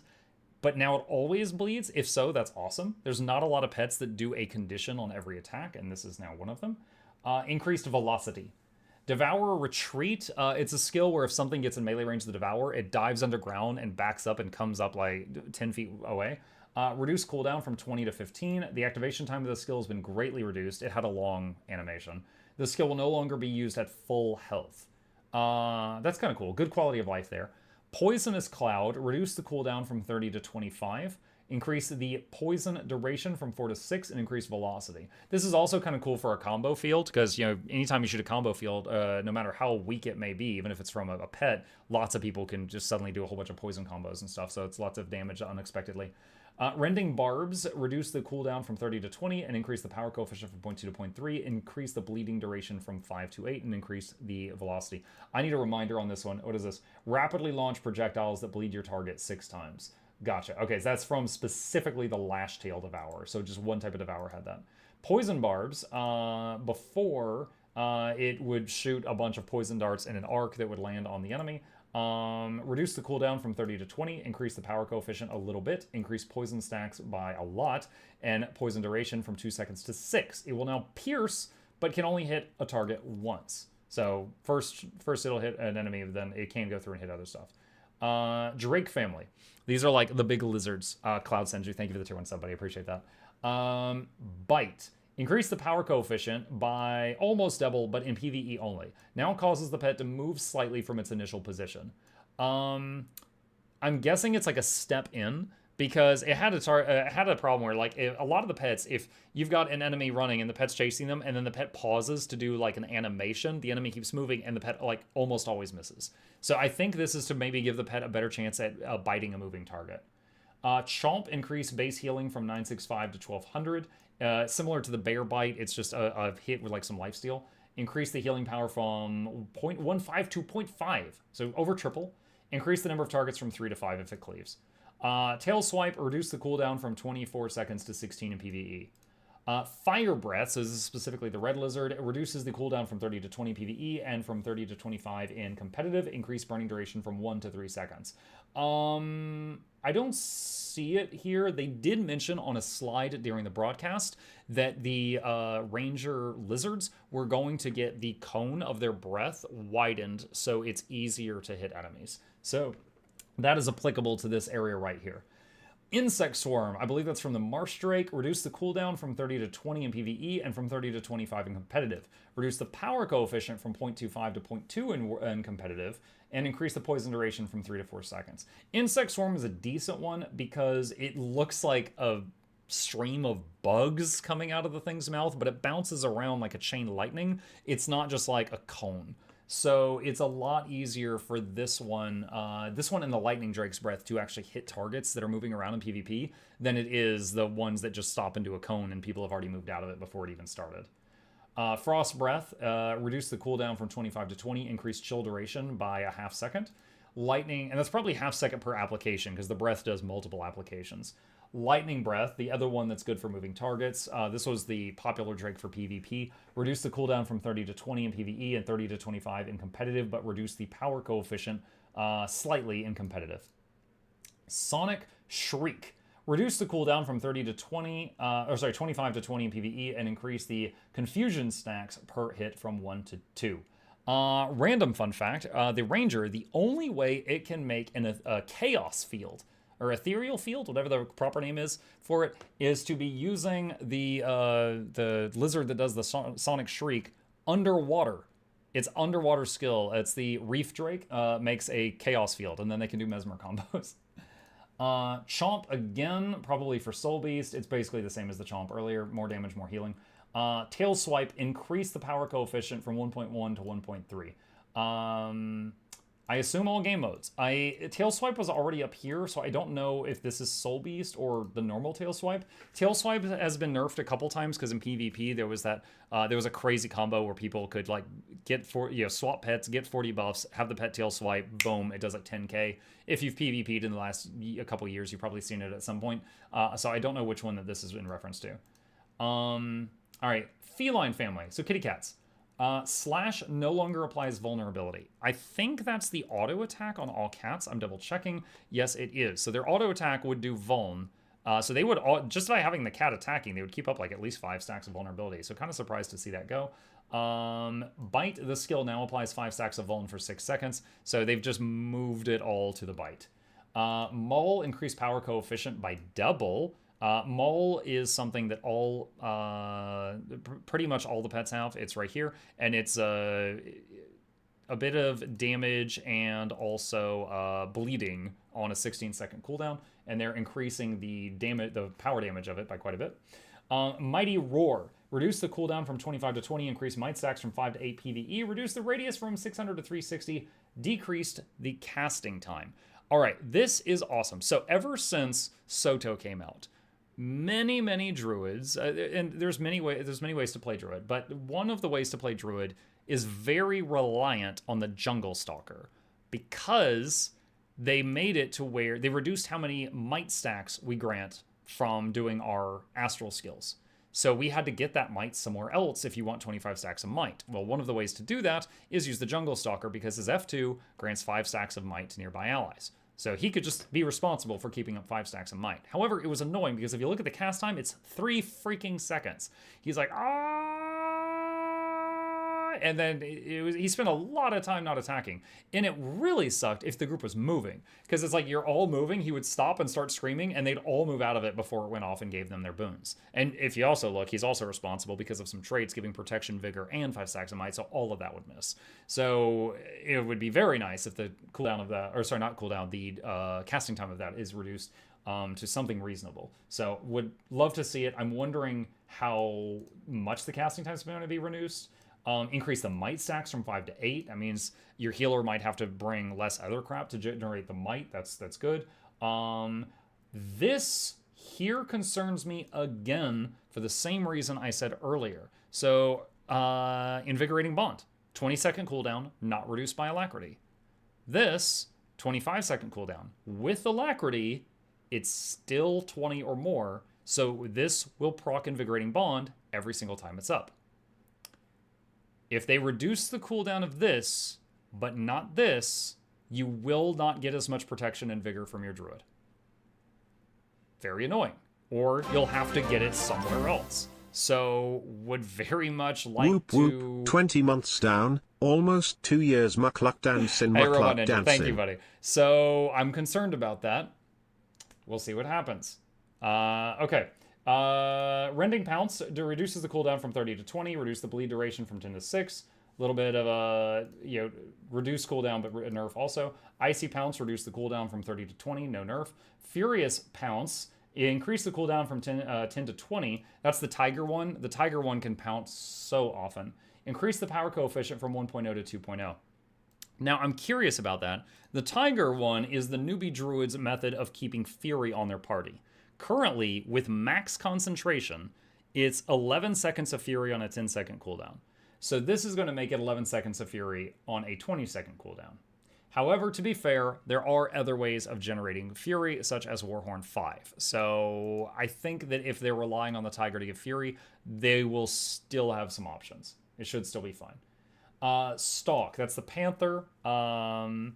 Let's see, Tiger's Fury skill has doubled cooldown and won't cover 100% uptime anymore. Yeah, but again, you've got Warhorn 5. You could use Spotter. Like, Spotter is 60% uptime on Fury all by itself. So if you're using Warhorn 5 or Spotter with a Tiger, you should be fine. Or all three if you really don't have any concentration gear.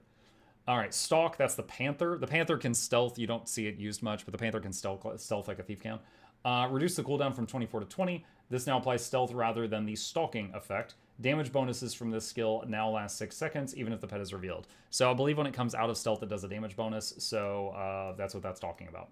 Phase Pounce. Okay, Phase Pounce, I want to love it, but it's really freaking weird, and I'll show you why. So what Phase Pounce does, it's added onto the White Tiger, which a lot of people know it because it is a way for the druid to give Aegis to their team. Phase Pounce teleports to the target, gives them a good smack, and then teleports backward to the starting location. So here's what happens. You're running it toward an enemy to start the fight. Your Tiger teleports in, hits him, teleports back, and then walks in, and then hits him some more. Now, let's say you're already in melee. The Tiger will hit, Phase Pounce, teleport backwards for some reason, walk back forward, and then go back to attacking. So he constantly makes himself teleport back and walk back in. And because of Phase Pounce, he does less damage than every other cat. Because he forces himself to walk in constantly. I don't know why. It's like it's a neat skill, but in execution, it's all messed up. However, nothing that they're changing is going to affect that behavior. They're reducing the cooldown, increasing the bleed stacks, and increasing the bleed duration from 5 to 10. Unless this damage bonus is substantial, him spending more time walking back into the fight is going to make his damage go down. Still good for Aegis, but not anything outside of that at the moment. Savannah Strike. Savannah Strike is actually, some of you may remember, one of my really old guides when I was first starting content creation was called the Fuzzy Missile build. And it was all about pets that could guaranteed hit their target, and you just keep yeeting them at the enemy. One of them was the Cheetah, which mine's name is Yida. And Savannah Strike is a Shadow Strike. Shadow Step Strike, like what thieves can use. It will connect most of the time, even if they're behind a wall, if they're on another platform. The downside is the Cheetah's very fragile, so it can like pour it in and then just get blendered by a Guardian or a Weaver or something, but it would connect. It was reliable in that aspect. So Savannah Strike is a move that near and dear to my heart. Has got its cooldown reduced, increase the power coefficient slightly, and increase swiftness duration slightly. Blinding Roar, I think that's the Sand Lion, reduce the cooldown from 35 to 20 seconds. All right, MOAs. Members of this family, I swear half of this video is going to be Ranger pets, and I love it. Half of the members of this family have more healing power. Juvenile White Moa is now a support type. And they're going to come back to that. The Juvenile White Moa now can give Frost Aura to allies. So a little bit of caffeine-free diet Tempest there.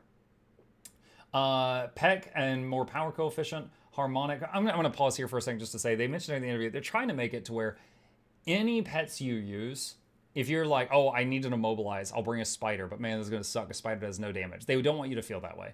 I don't know if they're going to be successful, but they want it to, if you bring a pet for a certain task, you shouldn't feel like you just lost 80% of your pet damage because it's a bad pet. That's what they're hoping for. All right, Harmonic Cry, reduce the cooldown, increase the base healing, increase the healing power scaling by 5 times. Frenzied Attack, increase the power coefficient per hit by double. Protective Screech gives you protection from the blue Moa, reduce the cooldown by 4 seconds. Again, putting it into that area where it will not proc Invigorating Bond on reliability. If they can fix that, then that would be awesome. That'd be more protection uptime. Icy Screech on the white Moa now gives Frost Aura to allies. Dazing Screech on the pink Moa reduces the cooldown. It can now daze enemies in a circle around the Moa instead of in a cone. Increase the daze duration from 2 seconds to 3 in PvE. Furious Screech on the red one, it reduces the cooldown from 25 to 20. I think it just gives fury to the party. Harmonic Cry, increase the base healing from 1300 to 1900. Again, we just talked about Harmonic Cry, so I'm guessing one of these is Soul Beast and one is not. Porcine, that's piggies. Members of this family now have 600 healing power, and Juvenile Pig is now ferocious.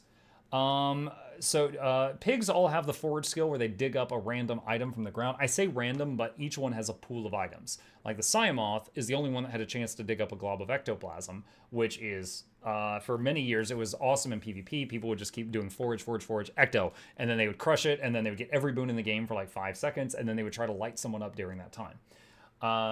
But not all. But the others had different things. Like Boar can dig up bones. The others can't do that, I think.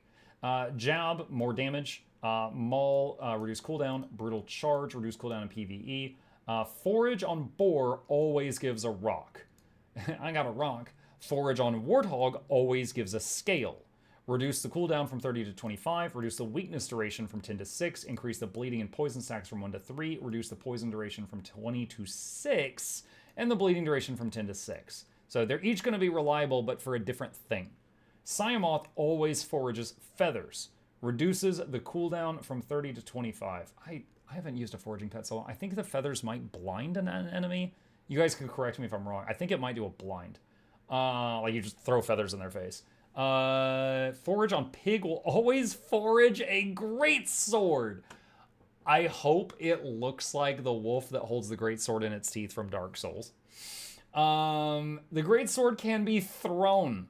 Reduce the cooldown from 30 to 25 seconds. So you could just yeet the great sword. Chat says, I think the feathers is stealth. Okay, thank you. And does anyone know where I can find the previews with the pictures? Yeah, Era, I got you. Hang on just a second. I am actually going to pin this at the top of chat just so everybody can see it. Let's do that. And I'm going to do it over on the other chat as well. For those who don't know, I'm currently streaming on YouTube and Twitch right now. And I am for every day going forward. Okay, there we go. So if anyone else asks, just say it's pinned at the top of chat. Hey, Essence of Luck, we got an ANET developer in the chat. Hey, thank you. Okay, so we finished with that. Spider family. So again, spiders and devourers probably saw the least gameplay of all the pet families in the game. Like in every single game mode combined. All right, Spider auto attack. Increase the power coefficient from 0.44 to 0.57 in PvE. Increase the velocity. Entangling Web. Reduce the duration from 3 to 2 in competitive. Increase velocity. Poison Gas. Reduce the cooldown from 20 to 15 in PvE. And increase the poison duration from 4 to 6 in PvE. Increase the number of targets from 3 to 5. I would like a reminder. Does this one make a field, I think? Spit a ball of venom that covers an area with a poison cloud. Yes, this makes a poison combo field. Yeah, so the velocity, this one was interesting because when you used this, I don't know if I can show it without a target dummy, and I don't want to spend time. No, I can't. I remember it would go like thump, thump, thump, thump. It was like that slow. So it was like on a still target, it would hit. On a moving target, never. Never. It was like the siege turtle pet. It would not connect. So this increased velocity is probably going to be one of the best parts of it. Okay. Deadly Venom from a Forest Spider. Reduce the cooldown from 30 to 20 seconds. Increase the poison stacks and reduce the poison duration from 12 to 6, but reduce the poison venom duration from 30 to 20. Weakening Venom on Cave Spider. Basically the same treatment. Paralyzing Venom on Jungle Spider. Reduce immobilize. It basically makes the spider's next few attacks immobilize the enemy. Reduce the cooldown from 45 to 25. Reduce the immobilized duration from 3 to 2 in competitive. Reduce the venom duration from 30 to 20. That's still pretty good. 25-second cooldown, 20-second duration to use it. You could almost just Well, I almost forgot it was a pet skill. I was about to say you could precast it like Sharpening Stone and almost always use it, but that way it's pet skill. I often can't do that. If you're untamed, you could precast it before the fight. Entangling Web reduces the immobilized duration from 3 to 2 in competitive, increased velocity, poison gas. Again, these are repeat notes. Probably one of these are Soul Beast. Bristleback, are everyone's favorite Pinecone. Spike Shoot, increase the power coefficient from 0.3 to 0.31 in PvE. Okay. Rain of Spikes, increase power coefficient from 0.4 to 0.5. Increase bleeding stacks from 1 to 2. This skill can now only hit a target once. This one is when the shakes and then just like literally a rain of spikes goes out and it just hits everything around it. So that's cool. Sharpen Spikes, reduce cooldown from 30 to 20. It's basically Sharpening Stone, but it's for the Bristleback. Fun random fact for Ranger newbies, if you're a Soul Beast, you merge with the Bristleback, you can use its Sharpening Stone on you and your Sharpening Stone on you and have double Sharpening Stone. Then you do something like Warhorn 4, which attacks with a bunch of birds, and you'll just slap an enemy with 15 stacks of bleeding in a second. It's very much an all or nothing thing. If they don't have a Condi Cleanse, they're dead. If they do, you just used a lot of resources. You're all in. Spike Barrage. Increase the cooldown from 15 to 20, but the skill now inflicts bleeding when striking an enemy. Ooh, that could be juicy. Spike Barrage hits 10 times. So, for those who've never seen it, this is my pet Pinecone. I'm going to bring him over here for a second. Spike Barrage is this. He goes... and he just fires a whole bunch. It was hard to see there, but he just fired 10 shots. So, in PvP, I can often only land that on someone who's downstate. But that means that there's, I would assume, 10 applications of bleeding being added to that. That's kind of neat. Rain of Spikes, again, this is a repeat note. I'm guessing one of these are for Soul Beast. Smoke Scale. Bite. The power coefficient increase from 0.25 to 0.56 in PvE. So its auto attack damage will be doubled in PvE. Takedown. Reduce the cooldown by half, but people that hate Ranger, don't worry. They've taken away the knockdown. Increase the power coefficient from 0.01 to 0.5. 50 times in competitive. So that skill was a knockdown that did no damage. Now it is no longer a CC at all, but it does damage. Now, it wasn't doing much damage before, but the coefficient is now 50 times what it was. We'll see. We'll see. Now, for anyone who's like, oh my god, I play Ranger, I like Smoke Scale, they're nerfed it, it's useless now, it's not. Because of its a Smoke Assault skill where it teleports onto the enemy, it is one of the only pets that can reliably do any damage to an enemy that's running around like crazy because of the Smoke Assault. Or if you're a Soul Beast, you can merge and you could do Smoke Assault too. And also it gives you the Smoke Field, which allows you to do combos and go invisible, which you're not going to get that from any other pet. So, yes, we will mourn the loss of Knockdown. I use Smoke Scale as well when I PvP. It's still going to be a solid selection. But yeah. Again, repeat note, probably for Soul Beast. Wyverns. Wing Buffet. This skill now properly indicates that it applies the launch control of... Okay, that's just a text fix. Consuming Flame on Wyvern. Reduce the cooldown by 10 seconds and increase the burning duration from 2 to 3 seconds. This is an interesting one, especially for me. You know, all these are really interesting to me, but this one, if you look at this, you activate it. Pet goes invulnerable, so that'll save it. Long animation. The damage starts after a while, and then about now, it becomes a combo field. You see the ring appear? It's a combo field way after it starts. It's interesting, because the pet's not attacking, so it's lost its auto attack damage. And the damage it does with the fire is fair, but it hits a wide area, and it's a fire field that your whole team can use.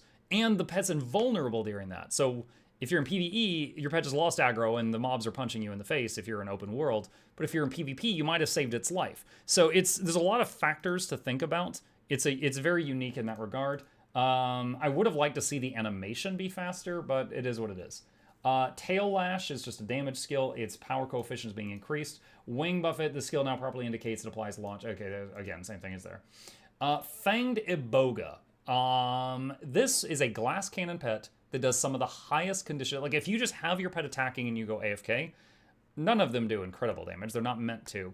They're not the Mechanist mech. But the Iboga probably does the most. Maybe I think it might be Iboga Jacaranda. but it is glass. It also has one of the only pulls a ranger has with its pull. Okay, Consuming Bite. The auto attack on an Iboga scales with how many conditions the enemy has. This will now scale with a maximum of 5 conditions. That's because if it was hitting a world boss that had like 30 conditions on it, it actually did some damage. Increase the base power coefficient from 0.2 to 0.45 in PvE, double. Reduce the bonus power coefficient by a bit in PvE, 0.03 to 0.025. Crippling Anguish, one of its spammy skills, increase the cooldown from 5 to 10, increase the power coefficient from 0.1 to 0.3, increase the torment stacks from 1 to 3 in PvE and 1 to 2 in competitive, reduce the torment duration from 10 to 6 in competitive, increase the confusion duration from 2 to 3 in competitive, but increase velocity. So it is going to fire the bullet much faster. Narcotic Spores. This is now an ethereal field. That's neat. I mentioned this earlier. The Reef Drake's Underwater F2 is the only ethereal field the Ranger class had. Not that it was a, you could have a Ranger World v World dip into the water and do a Chaos combo for a second. This means that a Ranger can do Mesmer Chaos Field combos if they know what they're doing on land now, in any game mode. So if you are just love some chaos auras, you find those fun, you can actually line that up now. So I don't think that's going to be busted or like change the meta or anything, but it's interesting, so it makes me smile. And then we've got repeat nodes probably for Soul Beast. All right, Jacaranda. Juvenile Jacarandas have 1200 healing power, fixed an issue that causes pet to have more health than intended. I would really like to know how much. Jacaranda is definitely busted, but in a weird way. It has some of the highest health and toughness of any pet, like a tank pet, like a bear, but it also has a self-heal skill, and it also calls down lightning, and the lightning damage does so much damage, it makes it second place in damage right behind the Iboga. But the Iboga is glass. The Jacaranda is the perfect open world pet. It's your tank, it's a self-healing tank, and it does really high DPS that cleaves, as long as the target's not moving. If the target's moving around, it's terrible, because the lightning stays in one spot. In PvP, if you've got an enemy Necro that's downstate and he's spamming the one skill to drain life, you can send your Jacaranda after it, it'll win. Most pets will lose. Most pets will lose to the downstate Necro because it'll drain life and kill them. The Jacaranda Lightning will win. So I'm wondering, did this pet have a little bit more health than intended, or did it have like triple the health that they intended? Because it is a very loaded pet. Also, it has Immobilize if you've ever been caught in Jacaranda roots in PvP. Rock Gazelle, increase the power coefficient of Headbutt slightly. Charge, increase the cooldown from 15 to 20. This skill now tracks its target more accurately and stops upon reaching the target. Thank God. Oh my God. For years, here's the target, here's the Gazelle, and it'd be like, do, I'm hitting, charge, off screen. Comes running back, bonk, bonk, charge, comes walking back, bonk, bonk, charge. It would constantly go flying off the screen and come walking back and waste so much time. It did very low DPS because it spent so much time running off into the sunset like the end of a Western. And I'm glad to see this, okay? All right, Phoenix. The Phoenix was not really useful in any game mode. This pet's health has been increased. Wicked Bite does slightly more damage. The skill can now cause the pet to move slightly, so can probably better at hitting a moving target. Gale Breath now only performs one sweep. Increase the power coefficient from 0.5 to 0.8. Anyone here who's never seen the Phoenix pet and you're like, what the heck is he talking about? It's this. Big laser thing, it does that.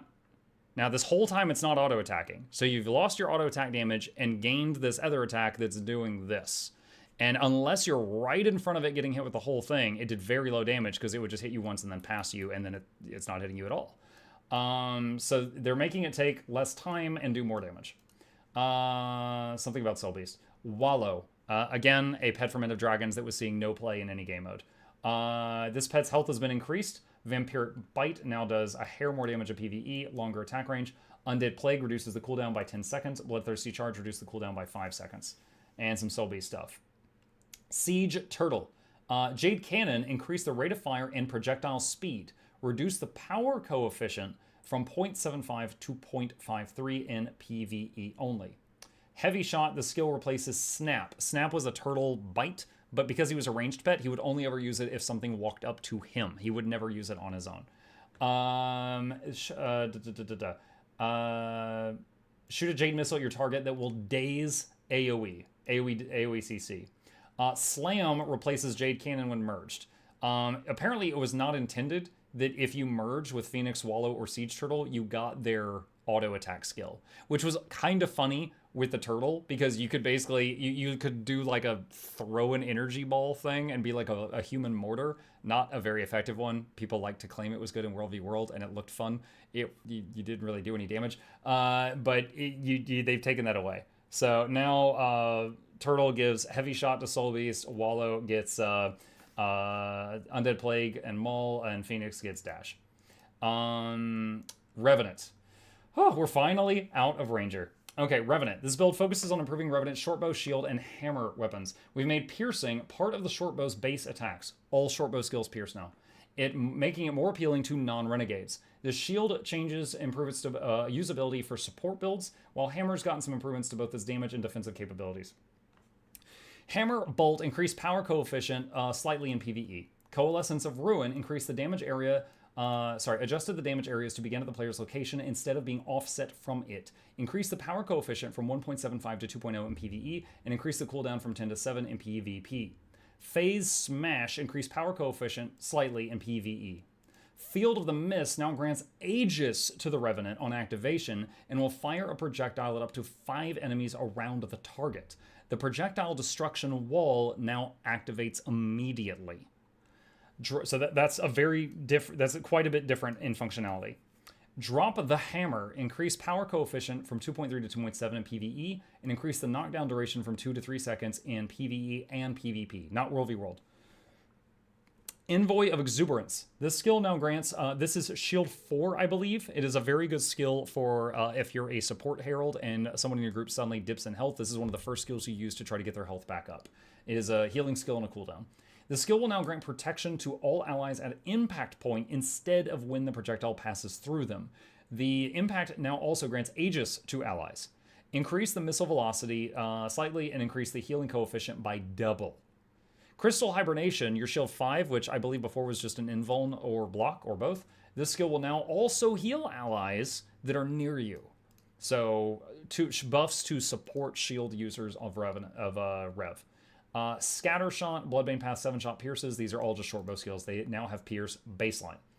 Inspiring Reinforcement, increase the duration of the initial stability from 1 second to 1.5 seconds in PvP, and increase the duration of pulsing stability from 1 to 1.25 in PvP. Okay, so that's the road from Dwarf that does pulsing stability. They found that the stability was wearing off like a millisecond before the new stability was applied. So you could just be standing on the road, which is supposed to give you a stack of stability every second, and something could run up and stun you if it landed on that millisecond between the wear off and the application, which was not the intent. So they did this to give it a teeny tiny bit of overlap. Spiritual Resolution. This trait now activates when invoking a legend instead of when using an elite skill. Set in Stone, this trait replaces Eye for an Eye. Gain protection when you use Profession Skill 2. Contained Temper has been reworked. You gain energy when you break out of a stun. Herald. Forceful Persistence will increase the damage bonus from 15% to 20% in PvE only. Increase the bonus damage per Herald upkeep skill from 5% to 7% in PvE. Renegade Bold Reversal has been reworked. It now gives you resistance when you use a heal. Heart Piercer no longer causes shortbow skills to pierce. That's because they gave it to all shortbow for free, so people that aren't a Renegade can get the pierce. Vindicator Reaver's Curse has been reworked. Reduces the energy cost of Energy Meld. Energy Meld enhances the effect of your next dodge. Angcian's Trust. This trait has been reworked. Energy Meld no longer has an energy cost and grants energy when you use it. Song of Arboreum. This trait has been reworked. Energy Meld grants more energy and also grants its energy and vigor to nearby allies. Someone in my chat says that should say endurance, not energy, so that might have been an error. Hey. Chip just woke up and walked in. Thief. The improvements to Staff are focused on Debilitating Arc and Dust Strike to give these skills a more unique identity and application. Pistol is also being tuned up to make it a more viable option for condition-focused builds of PvE. So, Pistol Vital Shot, increase the bleeding duration from 4 to 6 seconds of PvE. Shadow Strike, increase the torment stacks from 2 to 4 in PvE. Increase repeater effect duration from 4 to 10 in PvE. And from 4 seconds to 5 seconds of PvP in World v World. Alright, now chat's saying energy is correct on that earlier thing. Increase the repeater effect stacks from 1 to 3 in PvE and from 1 to 2 in competitive. The effect now causes the repeater skill to cost 1 less initiative, and 1 stack of the effect is consumed when using repeater. Unload. Reduce the initiative cost from 5 to 3. Fans of Pistol Unload, or PP Unload as it used to be called, are going to rejoice because, oh my god, it just got a lot spammier. Bountiful Theft. This trait now grants additional might to allies when stealing from a target with no boons. They felt like when you steal on someone that had no boons, it wasn't good enough, so they're doing this. Haste. Reduce the cooldown from 24 to 20 seconds in PvE and from 35 seconds to 30 seconds in competitive. Blinding Powder. Cooldown cut in half in PvE. Daredevil. Punishing Strikes no longer reflects projectiles. So this was Staff 1, and this was a reason that some raids hated having a Staff Daredevil there. I think it was Cairn, because they would screw things up by reflecting projectiles when they wasn't wanted. They have moved the reflect to Dust Strike, which will now reflect projectiles and strike foes in a circular area instead of a frontal cone. So 1, you can choose when you want to reflect, it's not spammy, and 2, it's easier to land because it's a radius around you. Debilitating Arc, when you use it, it now flips over and becomes a skill called Helmet Breaker. Helmet Breaker leaps at your foe doing damage and inflicting the dazed effect. Now, Debilitating Arc makes you roll backwards, and Helmet Breaker makes you leap forward, so you bounce out, bounce in, which means a lot of you guys using this are going to die on Mersat Overseer, just like the Mesmers that use Continuum Split. Impact Strike will now evade attacks, increase the cooldown from 25 to 30 seconds in competitive. Spectre, Well of Gloom, increase the base healing from 336 to 520 in competitive, and Well of Silence, increase the cooldown from reduce the cooldown from 35 to 30 in competitive. God dang. Sorry, these are long notes. My vision's starting to blur. Warrior, the last class, thank God. Berserker's improvements will make it easier to maintain... I'm going to tell you right now, there's some good stuff in here. To maintain Berserk mode in PvE encounters, and lower cooldown make it less punishing to fall out of Berserk mode. We've also improved the critical hit focus side of the arm specialization and tuned up a handful of underperforming skills and traits. Crushing Blow. Increased power coefficient from 1.5 to 2.25 in PvE and from 1.5 to 1.75 in competitive. Increase might stacks from 3 to 5, reduce the cooldown from 15 to 12. So you're going to hit harder and more often. Tremor, reduce the cooldown from 18 seconds in all game modes. To 18 seconds in all game modes. Increase the power coefficient slightly in PvE. Dolyak Signet, base healing almost doubled. Signet of Stamina now also grants 10 endurance per condition it removes off of you. Notes were so long the map shard closed. Yup. Vengeance. Increase the chance to revive from 25% to 100%. In PvE. Oh, now look, this doesn't even bother me. In PvP, this would be busted. But in PvE, when you're just minding your business and you're on your own, you're having fun, you are going to get back up, and you are going to keep just rage on, warriors, rage on. You are going to get back up. Opportunist. This trait will now also trigger when disabling an enemy. Reduce the cooldown from 10 seconds to 1 second. Reduce the Fury duration from 10 seconds to 3. Furious Burst. This trait no longer grants Fury when using a burst skill, but instead grants Fury when weapon swapping. Reduce the cooldown from 15 seconds to 4, and reduce the Fury duration from 5 seconds to 2.5. Deep Strikes. This trait now also grants 5% increased critical strike chance against bleeding enemies in PvE, and 10% increased critical strike chance against bleeding enemies in PvP and 1v World. Burst Precision now also grants 100% crit chance and 150 veracity for 2, 3, or 4 seconds based on your adrenaline when you strike with a burst skill. I don't know if what I'm about to say is a good idea. This is just an idea. There's been many popular builds with Ranger that relied on Valkyrie, which had Valkyrie stats, which had low precision but high ferocity. So you didn't crit often, but when you crit, it hit hard. Then they would use Sigil of Intelligence, so after weapon swap, they would get 3 crits. This reminds me of that. So if you were just like, if you were built with like Valkyrie type stats, and then you use Burst Precision, you do a burst skill, it doesn't hit very hard, and then you get guaranteed 100% crit chance, and then you just hit all your hardest hitting skills, I think that's going to just blow somebody up. And heck, you can do Sigil of Intelligence on top of that to weapon swap and then get, 3 more guaranteed crits that hit like a truck. Love to see someone try that idea. Maybe Captain Crapface. But I don't know if it sounds good in my head. I don't know if it'll work out. But someone try that. Let me know how it works. Aggressive Onslaught. This trait now also grants 2 stacks of might for 6 seconds. Increase the movement speed bonus from 25 to 33%. Increase the quickness duration from 2 to 3 seconds in competitive. Hey, Style Drop It. Thank you, buddy. Soldier's Focus. Increase heal attribute scaling from 0.8 to 1.0. Increase the protection duration from 2.5 seconds to 4 seconds in PvE and from 2.5 seconds to 3 seconds in competitive. Vengeful Return. This trait has been reworked and renamed to Stalwart Focus. Increase the incoming healing effectiveness and outgoing healing to allies. Heightened Focus. This trait now also grants, this trait will now also recharge all burst skills when it activates. Reduce the cooldown from 15 seconds to 12 seconds. So yeah, a lot of people are saying that these changes are possibly in preparation for a heal warrior. Maybe the new warrior staff coming is going to have some support skills. Don't know. But they have said multiple times during these patch note broadcasts that they've done that they want the support warrior to be an offensive support, not as much of a defensive support, but these are defensive-ish changes. Berserker Berserk, increase duration from 15 seconds to 20 in PvE and reduce cooldown from 15 seconds to 8 in PvE. So if you are a berserking enjoyer, the uptime of your berserk mode just went way up. Smash Brawler no longer extends Berserk's duration by a flat amount, but instead causes any primal burst skills to extend the duration by 2 seconds in PvE and 1 second in PvP in World v World when you strike an enemy, but once per skill. So if you burst and hit 5 enemies, it's only going to proc once. Decapitate will extend Berserk mode by 1 second in PvE. Heat the Soul no longer has an internal cooldown. Reduce the quickness duration from 4 seconds to 3 in PvE. Decapitate grants 2 seconds of quickness. So Heat the Soul is grant quickness to nearby allies when you use a burst, but it had a 5-second cooldown.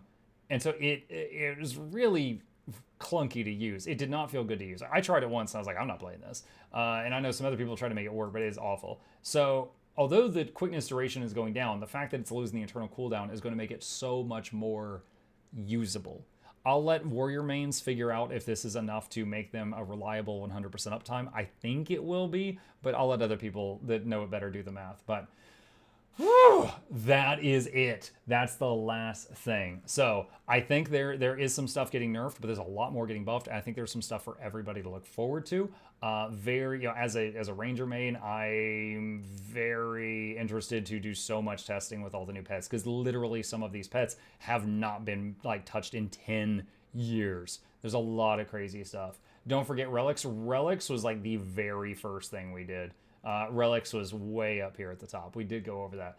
Let me see. Was there anything on here that wasn't on what we just did? No. I think we went over all the relics. They were first on the list at the bottom. Wait, what are you guys freaking out about? Hang on a second. Warrior, Berserker.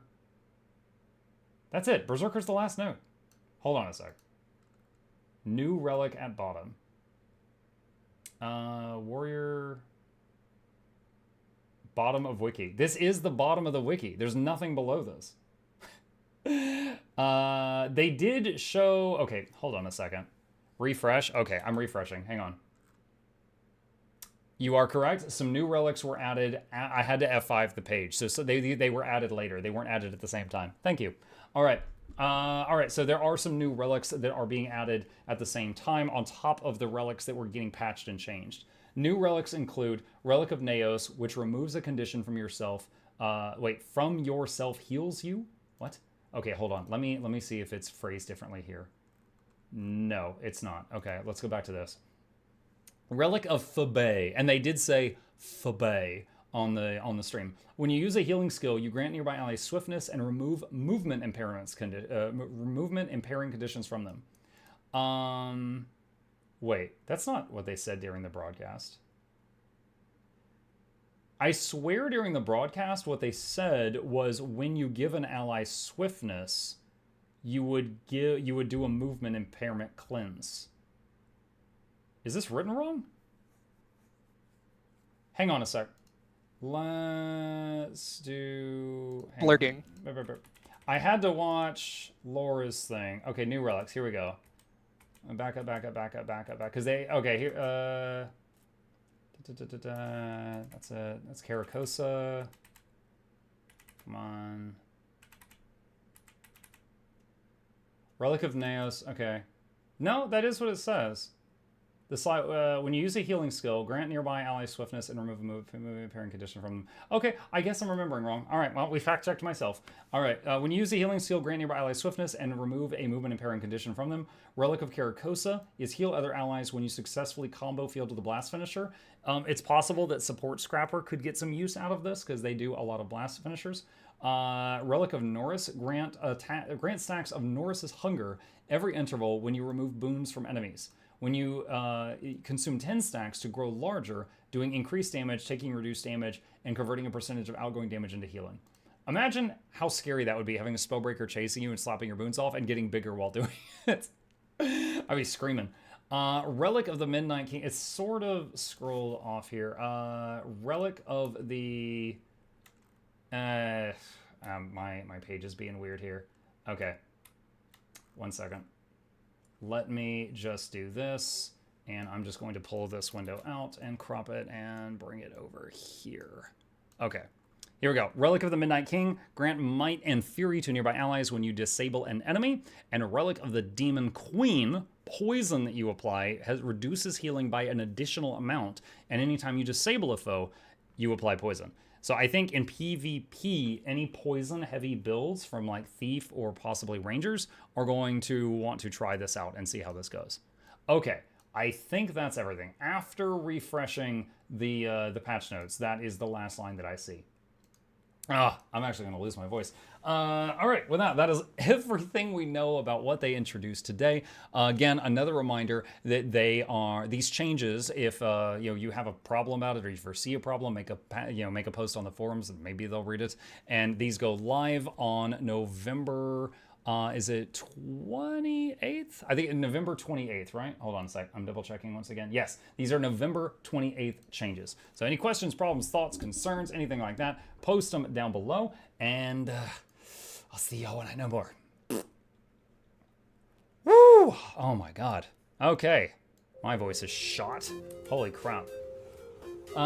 Is it safe? This match is even more massive than I'm usually impressed with. Yeah, Muck, I'm confused about the recording muted sound issue. Do Guild Wars 2 not stream on Twitch? There would be a VOD.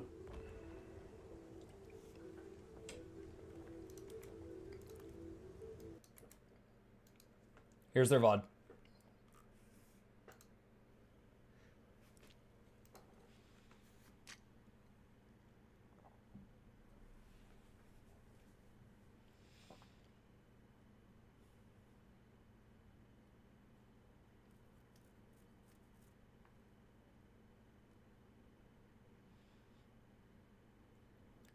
Would that not mean the stream was the same? No.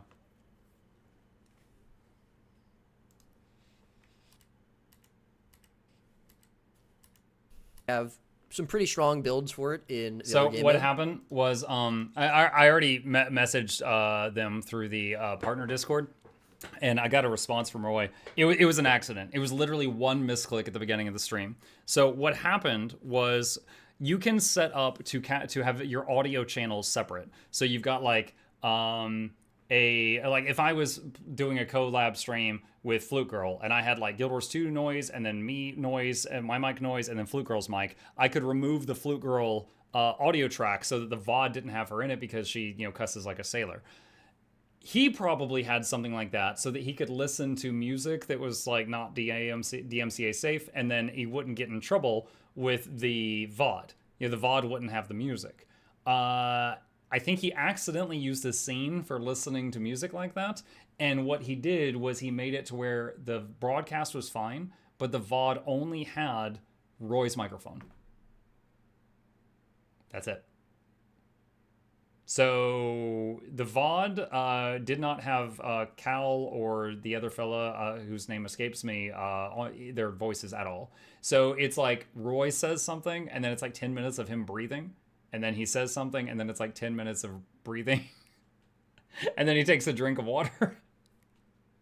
So in order for me, who did not watch it live, to see it, I had to like watch Laura watch the notes or watch Teapot watch the notes because they watched it when it was live and they didn't split the audio. So yeah, I'm pretty sure that this time, because of that mistake, and I'm guessing they didn't record it in a second location, they don't have they won't have a recording of it to put onto their YouTube channel. Yeah, there's still nothing new there yet. But that's what happened. Did they mention anything about the new Ranger pet and the 3-second lag when it's summoned? No, they did not. They mentioned a million changes to Ranger pets, but they did not mention anything about how when you swap to the Ether Hunter, it's for some reason unresponsive for like 3 seconds. I don't know why it does that. Be cool if they added that note in there, but no, at the moment it's not. WoW Pro streamer. Yeah, it's okay, Flute. Roy's new to streaming. He's never streamed before. Roy was eager to get back into the gathering nodes again. He was so nervous he didn't check the audio channel for stream. Yeah, something like that. Okay, chat. I need a quick bathroom break after freaking talking nonstop for like 2 hours. I will be right back.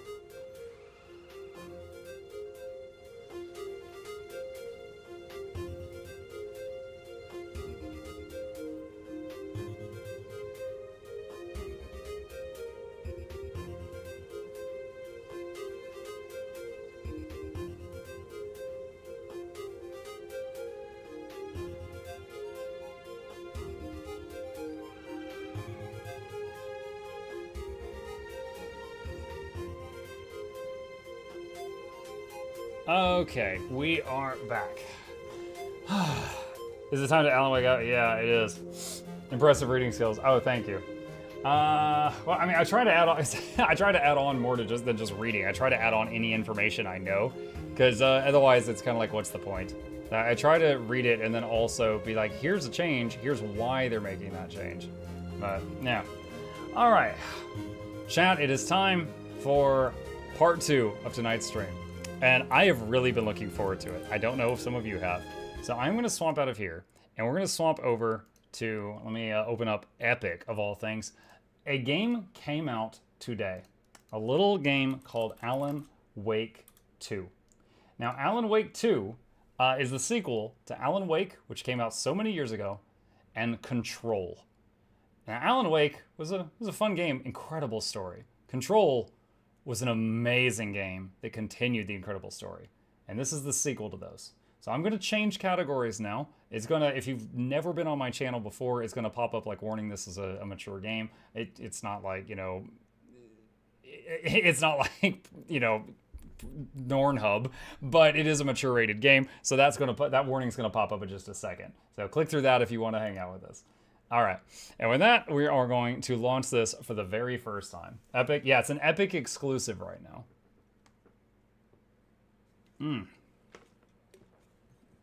PC Addicted said, did you ever think about doing an account audit for followers? I don't even know what that is. What's an account audit? What, just like clean your bags or something? There's apparently an option to remove nudity in the settings. Oh, does this game actually have nudity? Okay, I'll do that, hang on. All right, that's it. Okay. Photosensitivity, warning, certain flashing images are yeah. Okay, marker. Okay, we are opening Alan Wake 2 for the very first time. It just came out today. This is, of course, the sequel to Alan Wake and Control. I've played both of those games in the past. They're on Muckluck Plays if you would like to watch through that and see the story in order. It is a very good story. And I'm glad to get that out of the way now. So, first, I've been told that there is some dingle-dangles in this game. And we are going to turn it off if we can. Is there a don't show nudity thing?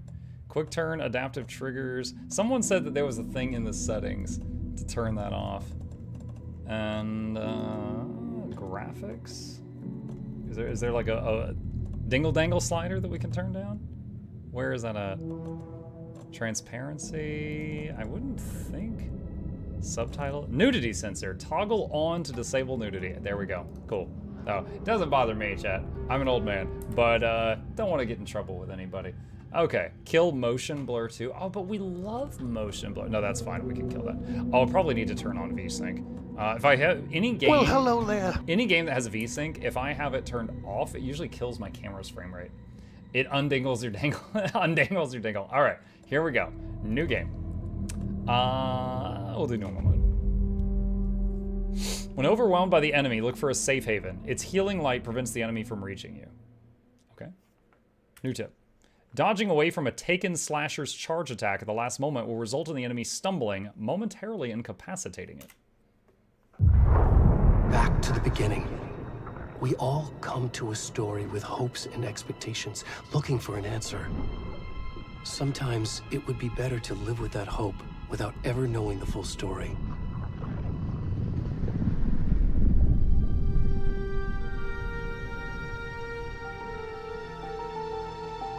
Guy looking like Zordon for a second there. In a horror story, there are only victims and monsters. And the trick is not to end up as either.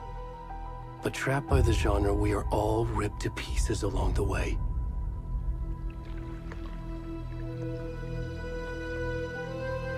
This is not the story I hoped it would be.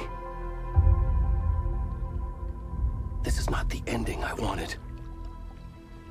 This story will eat us alive. This story is a monster. And monsters wear many faces.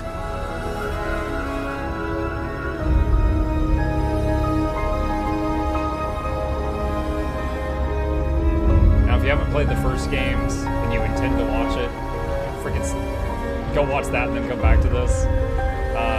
Diving, we're probably going right into spoilers. I wonder if he's still under the lake.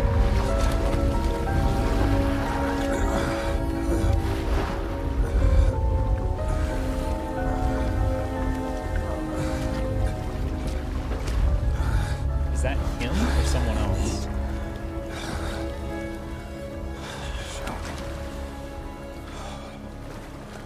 Oh god, are we gonna be playing this guy? With the dad bod? Yeah, I guess so. Alright. Alright, let's try the standard buttons. Control, nothing, no crouch, shift. Shift looks like a run toggle.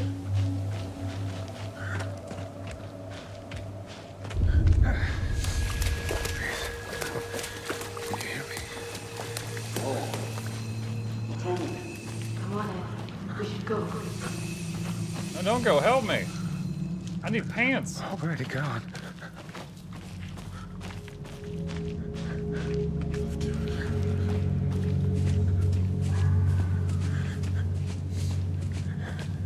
They put pants on him if you take the nudity off. So I turned on the filter and I lost pants.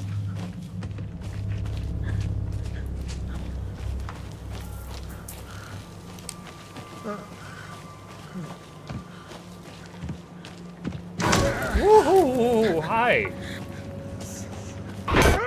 Jesus Christ! What? Do I need the heart rate monitor for this? What is happening? Was that Alan? That looked like Alan screaming. I knew this was a dark story. I didn't really think it was a horror game. Is it?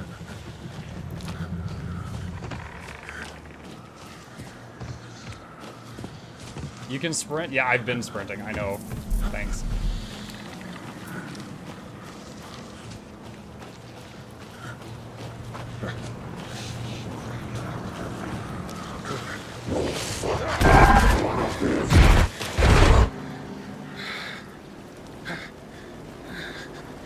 Okay.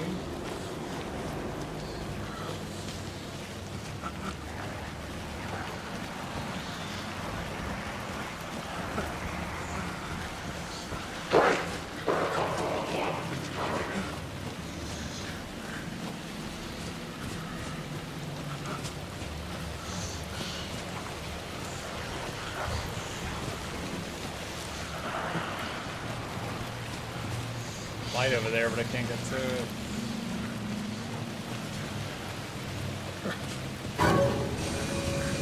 Help me! What? What?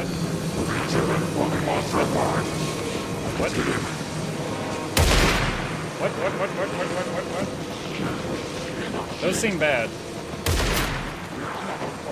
Also, they're stormtroopers.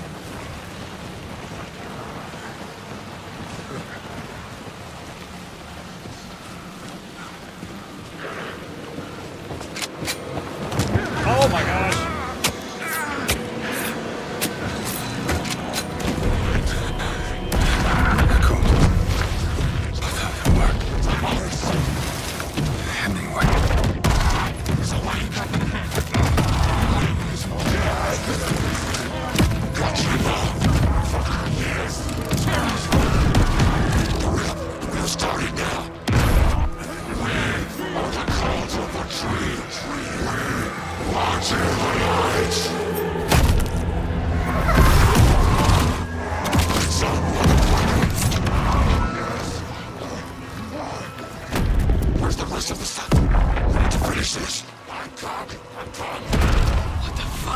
I think he's fine, Chad.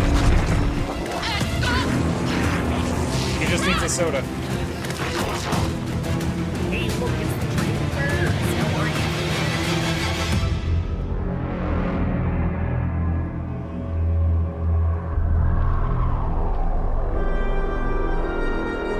Okay.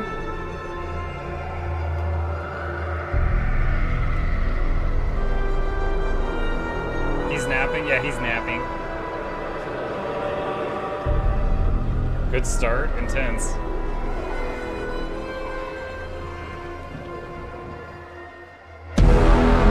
Alan.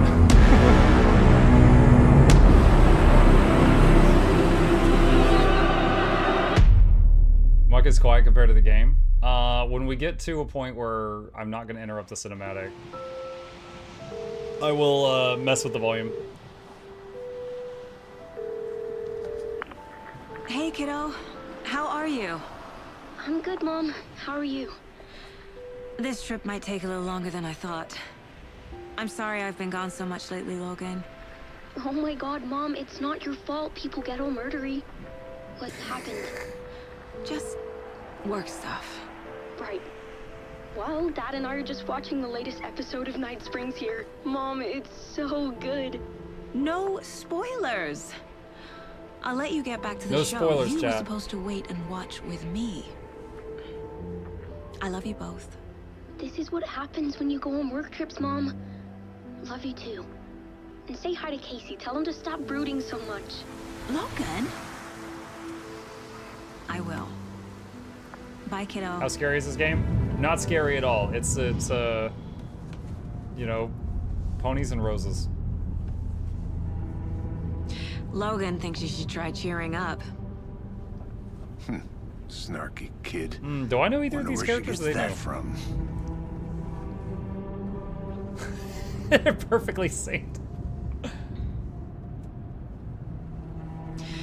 It can't be a coincidence that another body turns up just as we arrive in town. Feels like the killer's leaving us a message. I'm glad you're on this case with me, Anderson. It's right up your alley. You should take lead. Think of me as the backup. Okay. Any words of advice? Nothing that would cheer anyone up.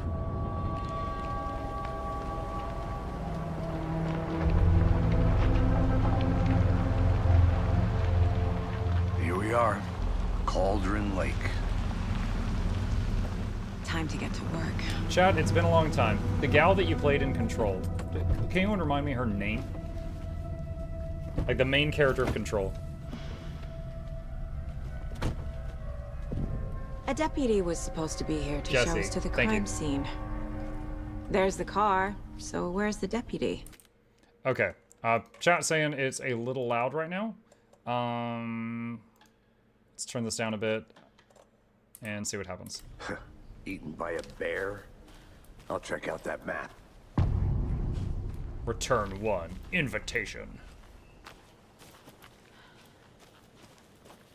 Get to the crime scene, find the Worth deputies. Memorizing before we get swallowed up by the trees.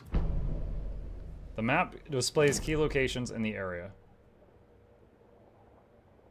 Wow, that took a long time to open. Okay, so I'm over here. You're the one who wanted to switch. I think I hear someone. I'm not walking all the way back Could down. be our deputy. I can go take. Hey, over here. Hey there. Agent Casey, right? Sheriff Breaker said you'd be coming by to take over the case. You're half right.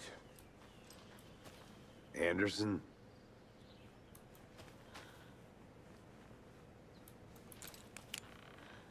Saga Anderson. I'll be leading this case. Seems you already know my partner, Alex Casey. Shoot. Sorry about that, ma'am. I'm Deputy Mulligan. I just figured that, you know, that, Federal agents right here, Thornton. My partner, Thornton, down at the crime scene.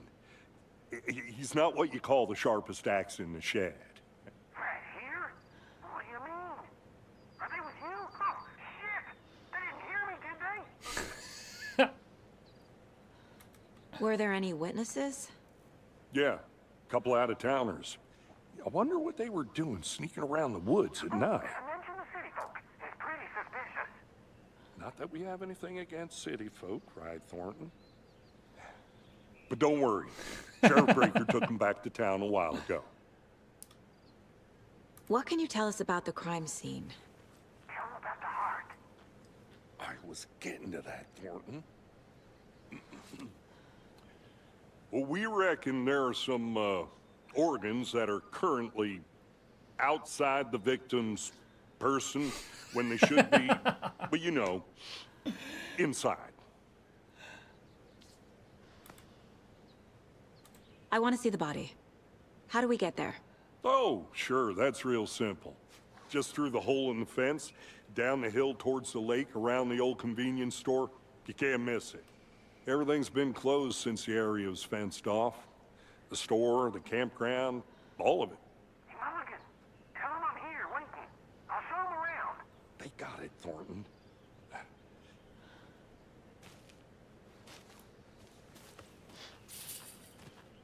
Meet Deputy Thornton at the general store. Before we get to the crime scene, there's time to review the facts of the case so far. Make sure I'm seeing the clues clearly.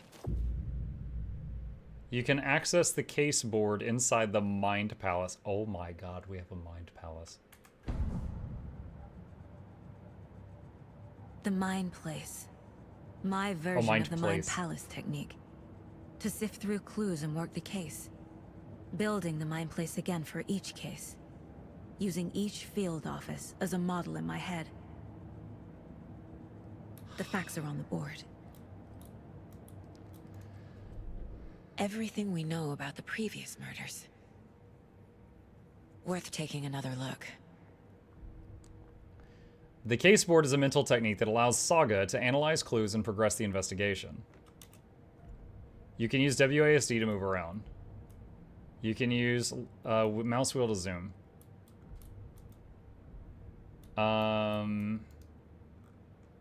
You are now free to navigate the case board and leave by pressing escape. Okay. Cauldron Lake murders. A series of murders have occurred around the town of Bright Falls. Finding the connections will help our search for the killer. Victims. All victims reported missing in 2010. No other commonalities. Ted Lane, dentist, stab wounds, bloating, bruising on the wrist. Reported missing in 2010, discovered 2012, shallow grave. Wendy Davis, teacher, body bloated, large chest wound. Found in 2018, Cauldron Lake, organs missing. Predation, stated the body does not match 8 years spent in a lake. Percy Wolf, store owner, bruising, heart removed, strange tattoos. Found 2 weeks ago. Chest wound was ruled as cause of death. Tattooing on the body is illegible. Was that the character we played in the intro? Murder method. Slight difference in murders. Bloating, only commonality in bodies, but not cause of death. Chest trauma. Exposure to water, post-mortem. Bruising on wrist and legs. 2 of the victims had bruising. Form of restraint. Strapped or belted down. Deep gash on chest, heart missing. Most recent victim died of major chest trauma. Consistent with 2018 victim. Hard to confirm due to condition of body. All bodies experienced bloating. Bloating of the corpse is indicative of drowning, but only 1 victim was found in water. Killer profile. Post-mortem tattooing of the body. Victim 3 was covered in illegible tattoos. A message from the killer maybe, or their art? The murder targets have no discernible common traits. Apart from going missing in 2010, all the victims have nothing apparent in common. Chest trauma resembles animal butchery techniques. Killer may be a sportsman or a hunter. Okay. Anything else in here?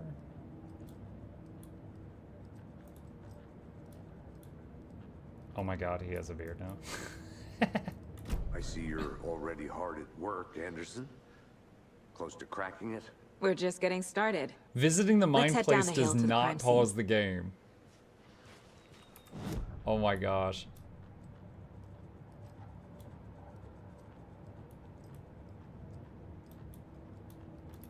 Oh my goodness. Woo! Hi Twix, is it a spooky game? It is now that you're here. Get to the crime scene. You can't sprint in the mined place either.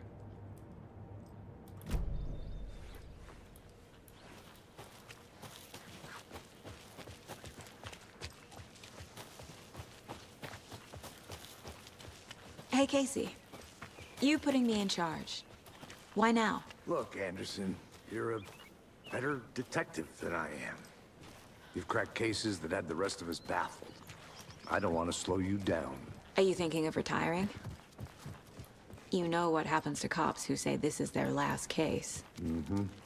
Real funny, Anderson. Stairs are out. You okay to jump down? I'm not that. Whoa.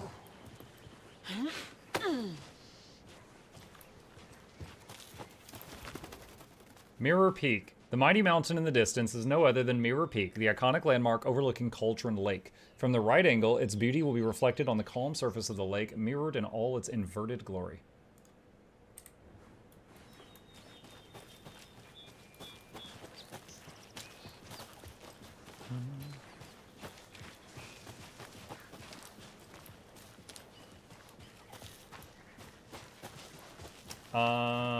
Miroslaw on YouTube says, I think the music should be lower under voice volume so it will not drown out conversations. I have subtitles turned on, but if it becomes an issue, I will do that. Check the map. Where are we right now?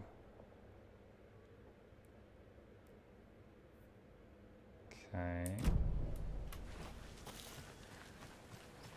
Not a bad place to get murdered. If getting back to nature is your thing. Damn. Should have brought an umbrella. I like the rain. The only thing around here that feels like home. You think the local law had the sense to put up a tarp? If they did, next coffee's on me.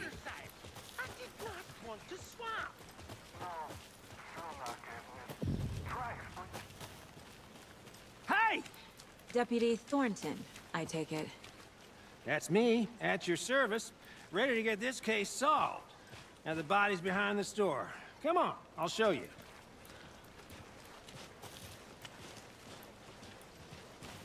So, FBI, huh? That's so cool. Hunting down psycho serial killers and shootouts with the mob. You forgot the UFO cover-ups. What? Those are real? You guys hiring? Let's just see this body, shall we? Looks like they did not put up a tarp.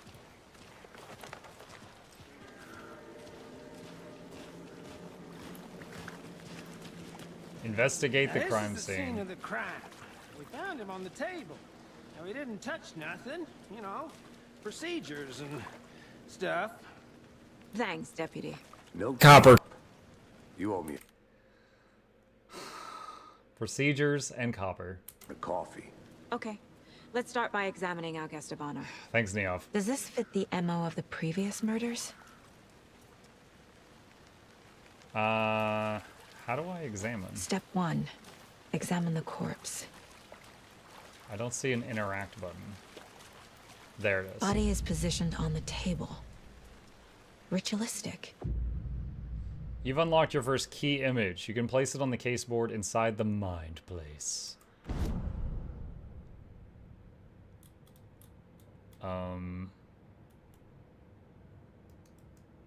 C allows sagas to see active clues. The key image can be selected with left click and placed on the caseboard. Another body turns up just as we arrive in town. Coincidence? Placing a key image on the board begins a new line of investigation. Cauldron Lake murder scene. Another body has been found in the woods near Bright Falls. Perfect timing. Need to see if this is linked to the killings we were here to investigate. Consistent with previous murders. When a key image is placed, it will prompt a new question. Objectives are viewable in the case board and your goals. You are now free to examine the case board or leave.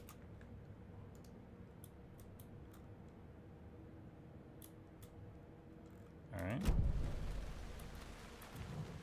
You can collect clues from the body to progress the investigation.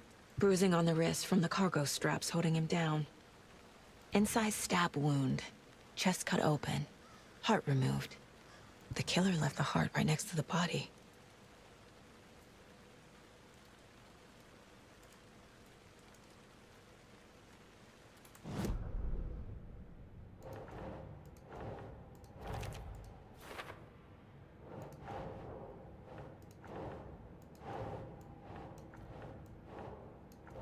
What the heck?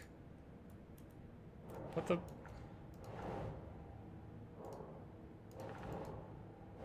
Ugh.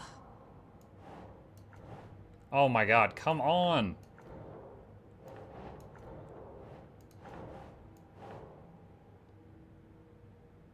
That's it. There. Okay, I had to drop it on the yellow Heart thing. removed from chest. Strapped by the wrists. Definitely matches the previous murders. But this time the heart and the straps were left behind. More clues to work with. This makes 4 murders that we know about. The clues have resolved the open question, unlocked a deduction. As you advance the investigation, new questions will be unlocked, updating your goals. You can check your updated goals by pressing Control. Alright. You're now free to examine the... Yeah, shut up. Let me look. Consistent with previous murders. Murder matches previous cases, but interrupted. May find new leads this time. Major chest trauma, consistent with previous killings. Heart found near victim's body. Heart was removed, but then left on the table near the body. Was this murder interrupted? Cargo straps used to restrain victim. Bruising indicates victim was alive when restrained. Matches other cases. Killers, question mark. Victim, question mark. Who is our victim? Who killed him? Need to find more clues. Multiple people were here. Multiple killers? Large amount of blood on the table. The victim died here. You can press Control, but can you press Alan awake? Ooh. Oh, there's something over there. Someone was drinking beer. They spent time here. Waiting. Someone left in a hurry. Knocked the tripod over. Was it for a camera?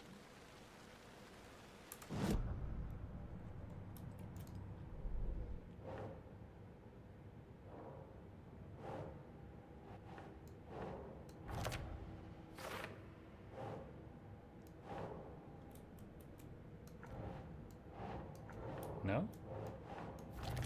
Huh. I would have thought it'd been under the other category. Footprints indicating multiple killers. Quite the party. Multiple assailants present, messy scene, crime of passion premeditated. Heavy blood splatter on table. They really made a mess here, caught up in the act, or just sloppy work. Multiple sets of footprints, lots of activity here. It's unlikely our killer was working alone. Okay.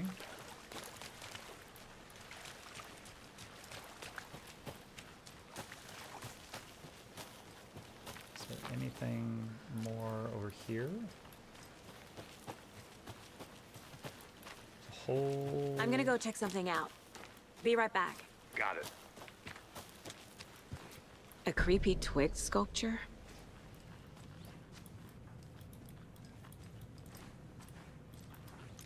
Hey there, Mr. Deer.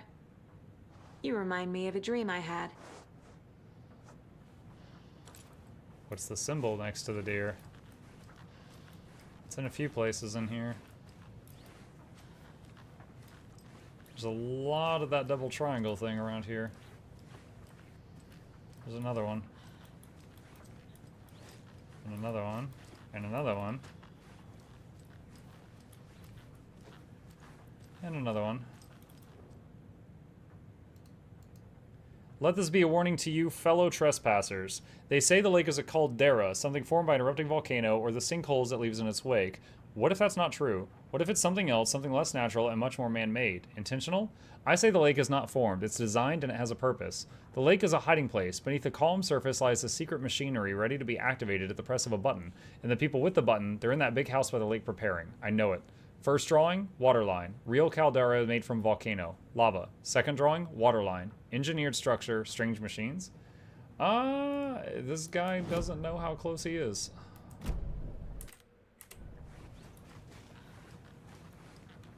Not exactly a giant machine, but definitely some ooga boogas. We know that from the last game. I've been doing some deep research online, and I know how to keep confidential matters confidential. Look, I get that the UFO thing was a joke, but you're probably trained to joke about it, right? To deflect?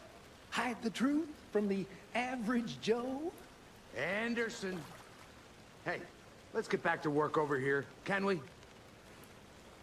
Any idea who the victim is? Oh, I sure do. His name is Nightingale. He was FBI. He came to town about 13 years ago. Now, I haven't heard a word about him since. Well, until now. Nightingale? Robert Nightingale? Oh, yes. You probably knew him. Brothers in arms. Oh, and sisters. Clues can be discovered by speaking to people as well as examining your surroundings. Let's see.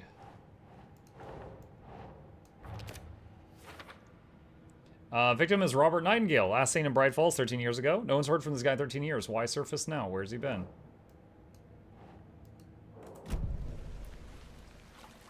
So you knew our victim? Well, I didn't recognize him in his current state. But yeah, I ran into him a few times at Quantico. Never worked any cases together. After his partner got killed in the field, he went off the deep end. Got the boot pretty quick after that. Icons on the bottom left corner indicate that critical content is available in the mine place. So what happened to Nightingale after the Bureau let him go? I only know the rumors. Hang on. Depression led to booze, booze led to Icons right there. paranoia. He got some wild ideas in his head, chased ghosts until he fell off the map. Guess he ended up here. I bet there's more to that story. But no happy ending. Three Cats on YouTube says the guy who was chasing Alan trying to kill him in the first game. Gotcha. Yeah, I remember the main plot of the first game, but individual characters' names is fuzzy. It's been so many years. Nightingale went missing 13 years ago. 2010. The same as all the other victims. Certainly fits the pattern. Makes me wonder what was going on that year. Probably something this town wants to forget.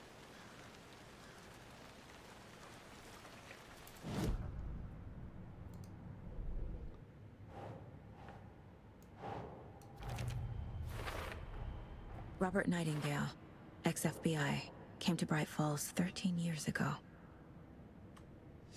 Victim ID'd Robert Nightingale, former FBI agent, mental state questionable at time of disappearance. Casey Nightingale went off the deep end, FBI fired him. I trust Casey's read on people. Sounds like the victim wasn't mentally stable. Premeditated or spontaneous?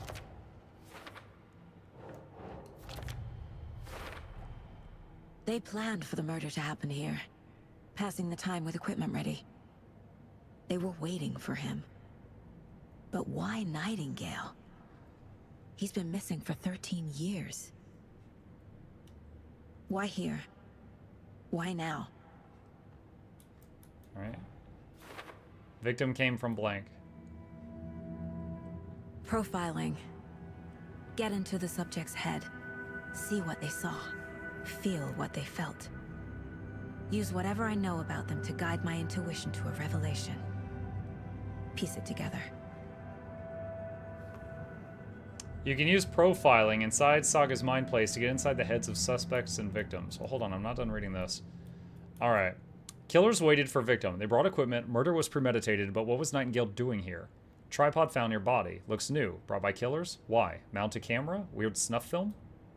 Cooler and beer bottles near body. Staking out the spot. Having a cold one while they waited for our victim? Question mark. Victim came from unknown.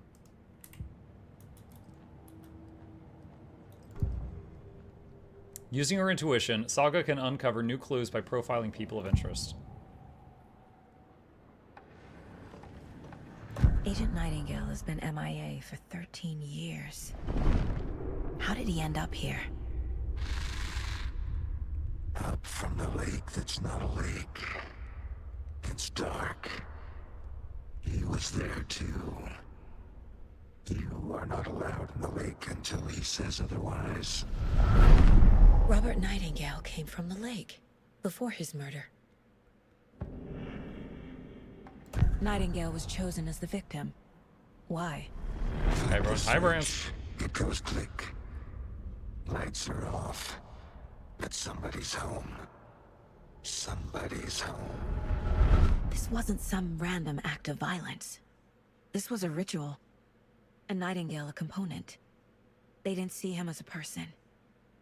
More like a container for something.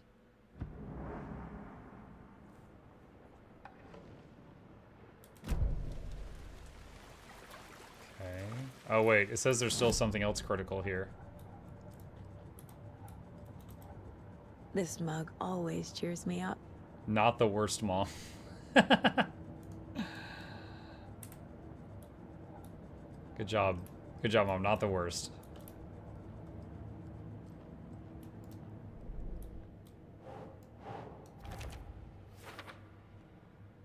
Nightingale came from Cauldron Lake. I can feel that Nightingale came from the lake, but why now, after 13 years? Where's he been?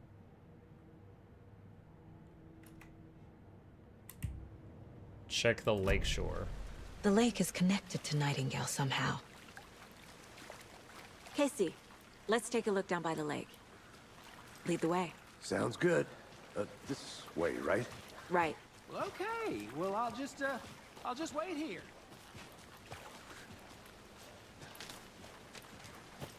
This one of your hunches, Anderson?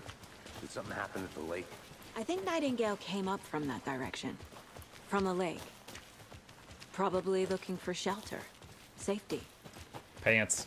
They were waiting for him. When you're ready, I'd love to hear what you put together so far. Sure. It's not that complicated. Nightingale was out in the woods alone at night, possibly nude. The killers knew he was here, ambushed him, dragged him to the campgrounds, strapped him to the table, cut his heart out. But then they were interrupted by those witnesses, the Bookers. The job is unfinished.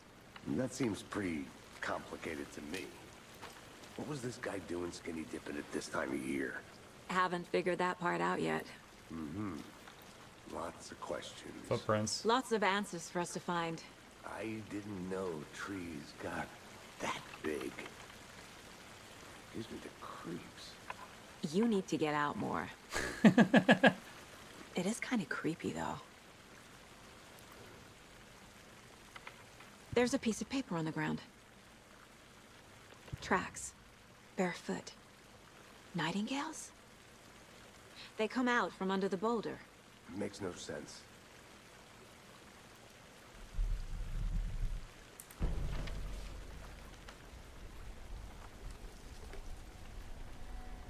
A page full of text on one side. Not a printout. Written with a typewriter. Old school.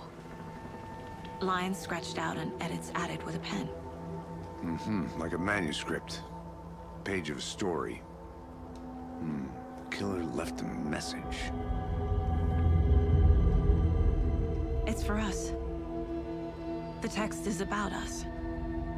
Is it from Alan? The victim was one of their own. FBI Special Agent Robert Nightingale. And then there was the page they found. Oh, it's a page from the typewriter. The first step down into terrifying depths. Reading the words. These words felt like a message. Someone knew they were here. Someone playing a game with them. An invitation. How could they not accept, even if they knew it would end up hurting them?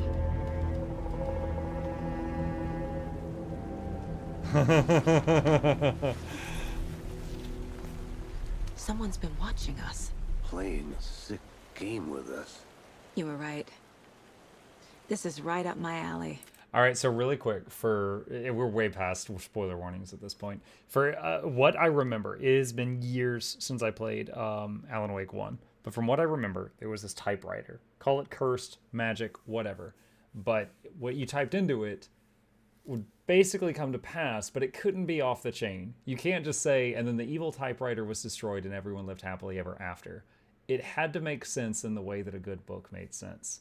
And you find out at the end of Control that Alan made up all the bad stuff that happened in Control in order to make Jesse become a hero, because every hero needs a villain.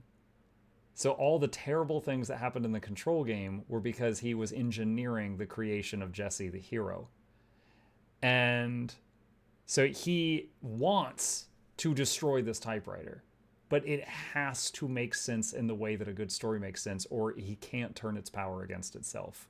So they just found a page from the typewriter where he engineers them coming here. And it's so good. It's so good. Nightingale came this way. Three Cats is correcting me and says, not the typewriter, the dark place. Okay. Again, I'm fuzzy on the details, but I remember the basics, and I love it. Either he dropped this page, or the killers left it for us. Mind Palace. Mind Place. I'm going to keep calling it Mind Palace. God dang it.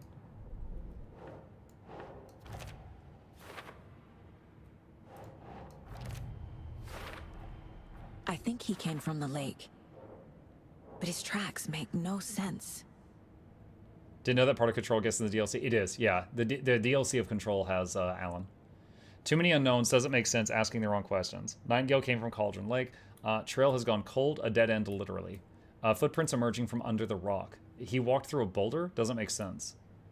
Anything else here? So the killer is watching us? Game on. Dude, one of these times, I'm going to be in here and I'm going to turn around and something's going to be behind me in my own Mind Palace. It's going to scare the hell out of me. Manuscript pages. Bododo-dudo. I should profile Nightingale about this page. But thanks, Rebel Hero. Let's see. 3 says he wants to escape the dark place, but not bring the darkness back with him. The darkness wants to come back too. Okay. If you're stuck or unsure how to proceed, don't forget to check the Mind Place. Profile. The page. We found a page in the woods. A story about these events. What is Nightingale's role in this? I carry his words close to my chest now. Inside, the awful truth. You must dig it out. Something was put inside him. In his chest. I must find out what.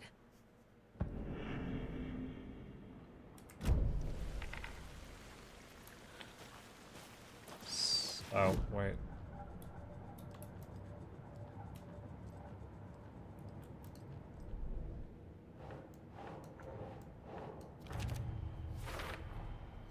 Found all I can here. Time to properly examine the body. See what I can find We inside. gotta stick our hand on the wound. Found all I can here. I need to get back to the body. Nightingale has something hidden inside him. There's more going on here that I'm saying I need to examine the body properly back in town. Casey, I think something's been put inside Nightingale's body. Let's tell the deputies to get the body to the town morgue. Okay. Whoever wrote that page made sure it read Dude, that's how you know he's been a cop for a while. He wasn't like, what? You? What the fuck? He was just like, okay. like a story. Like a scene from a thriller. I hate all of it. The text said we'd find more. I believe it. But what's the purpose? They're twisting events to create their own narrative. To do what? Entertain some fantasy? Projecting their desires? Are we characters or the audience? Witnesses to their design? All the above? It's all about control. He said the Deciding thing. What happens to who? Don't let it drag you in. Too late. I'm already hooked. I know the next chapter. You made it back. Good. I hope you didn't get stuck in any of those big puddles. Crazy flooding down there, huh? Just like I said. Deputy, I want the body taken back to town for a proper examination ASAP. Well, sure. But the coroner won't be back in town for another week after Deerfest. Not a problem. I'll do it myself. Oh, and Sheriff Breaker called to say he's got the bookers at the Oh Dear Diner in town. Oh, and I've got a key to the gate. It's a shortcut back to the parking lot just up the hill.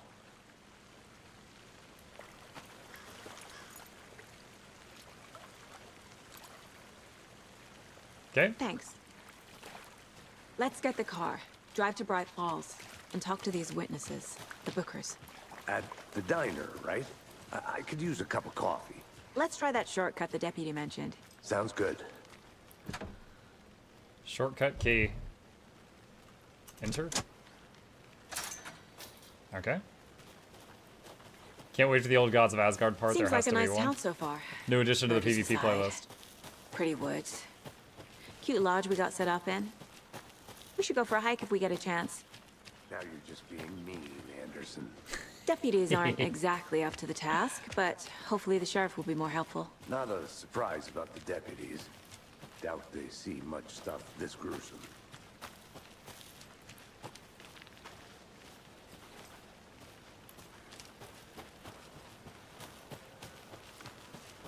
Can't fit the clues all together yet. Heart removed, tripod, tracks leading to a dead end. A tripod for a camera? To record a snuff film? Maybe. And why take out his heart just to throw it away? To stuff in something for us to find. He's stuck. Flashy says that was the whole issue. Thomas Zane hand. Can't remember if his girlfriend Barbara Jagger died of or not, but he brought her back. But she was possessed by the darkness. I think I saw something. It'll only take a minute. I'll wait here. Yeah, because you're stuck.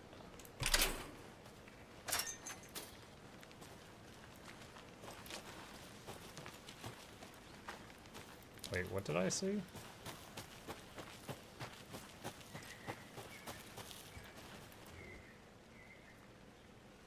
I'll look around. See you in a bit. Take your time.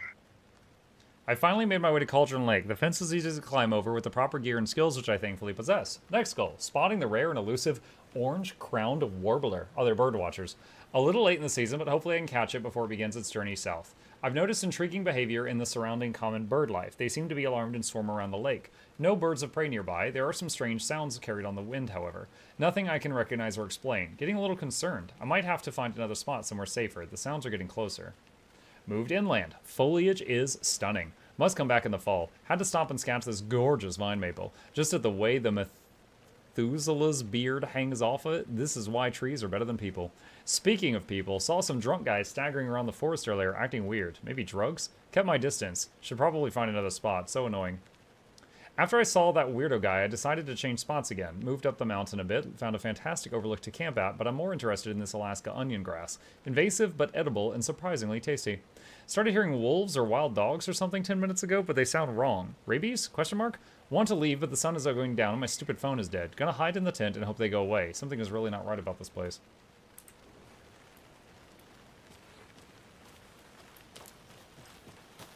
And then he died a horrible death. Oh, nice. You got unstuck. Good for you.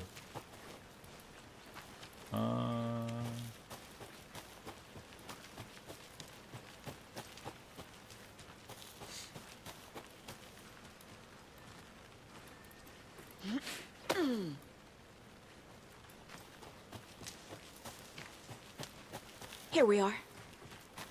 Let's drive back to town and meet the sheriff at the diner.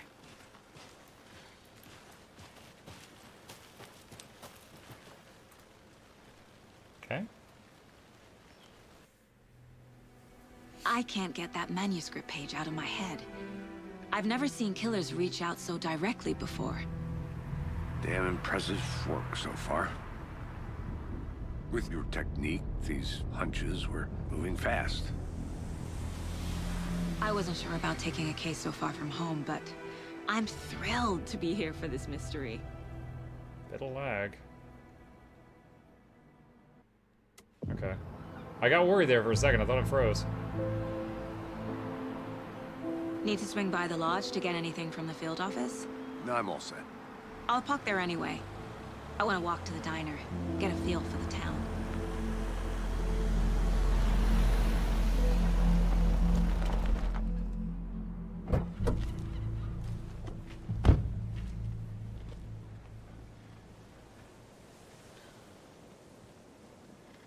What are those guys dressed up like air The fresheners? diner's just up the waterfront. Shouldn't keep the sheriff and our witnesses waiting. I smell coffee.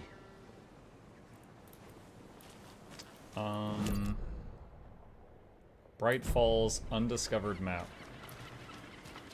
That looks like it could be it.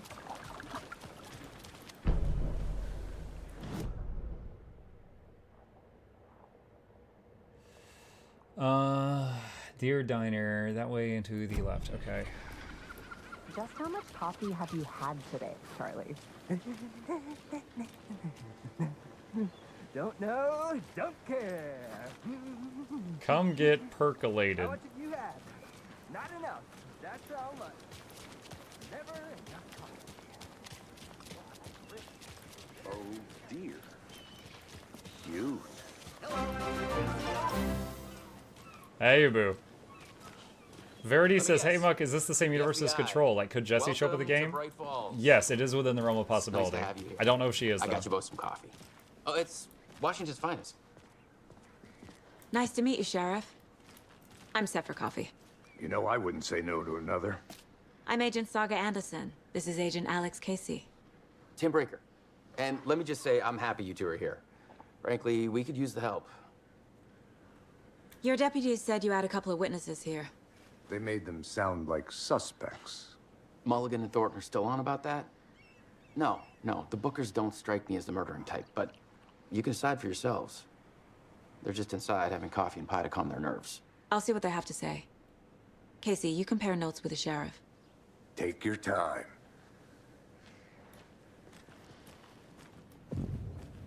I remember this diner. That happened.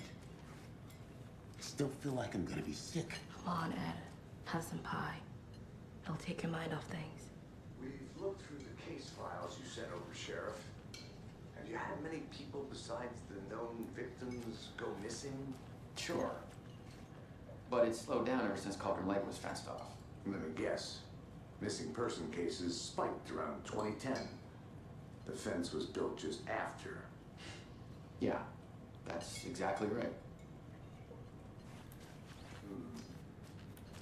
Excuse me.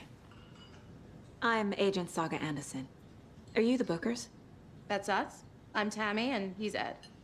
Hello, officer. Just Saga is fine, Ed. So, are we being charged with anything? Because if not, we'd love to get back to our hotel and decompress after what we saw. Take a bath, scream into pillows, that kind of thing. We're not charging you. I just have a few questions. Nothing to stress about, okay? What were you doing at Cauldron Lake last night? I'm a writer. True crime. We're here from New York, doing some research on a famous novelist, Alan Wake, who went missing here. I was down at the lake, getting some details. Perfectly legal. So what did you see in the woods? This naked dude came out of the lake, and he was acting crazy, shouting weird shit at us. He must have been on something. Unless skinny dipping at dawn is a thing around here. Then we heard shooting. We ran into these psychos in deer masks. They were tearing into the naked guy with knives, like some kind of satanic cult.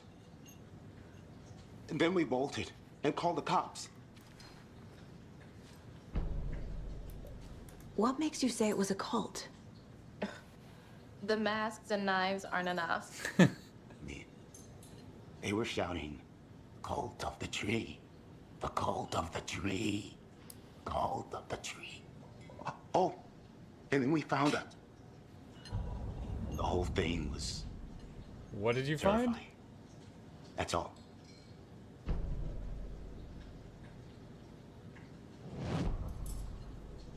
I'm just gonna stare at you guys and go into my mind palace. The cult of the tree. What aren't the bookers telling me? I found their necklace. The symbol is 2 triangles. The cult wants their spruce tree back, Tammy. Finders keepers, Ed. My publisher will want this on the cover. Tammy found something. A necklace belonging to one of the cultists. How did you figure out she found a necklace specifically? The bookers were at Cauldron Lake. Why? The fence was built to hide what's there. They say the rider fell in the lake. Private party. No trespassing. My book has questions. Past the bolt cutters. They broke in for the sake of Tammy's book. Nothing to do with the murder. They were telling the truth. Did you play Alan Wake 1 in Control, Geeky says. Yes, it has been years, so I remember the main story, but fuzzy on the details. So you found something there, right? A necklace these cultists may have dropped. Okay. Wow. How did you put that together? It's evidence. You need to hand it over. Told you not to keep that thing, Tammy.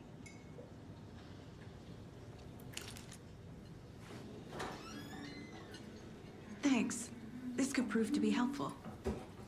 Do me a favor. Stick around town for now in case we have any more questions. Like we'd even dream of missing dear Fez. Oh, God. Saga! Saga Anderson. As I live and breathe. Have we met? I thought we'd never see you back here after that awful, awful thing happened to your baby girl. How are you? I'm sorry. Who are you? I don't know what you're talking about. It's me, silly. Rose. You know me. I don't think I do. And what horrible thing happened to my baby girl? She drowned. Your daughter. That's so weird you don't remember. How do you know I have a daughter? Oh, I know what this is. You're blocking out your traumatic memories. Happens on TV all the time. No. You're mistaking me for someone else. If you say so.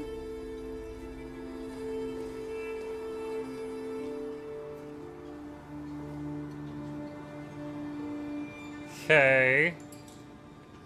I'd be calling home and be like, hey, daughter, please stay away from any bodies of water. Just don't freak out.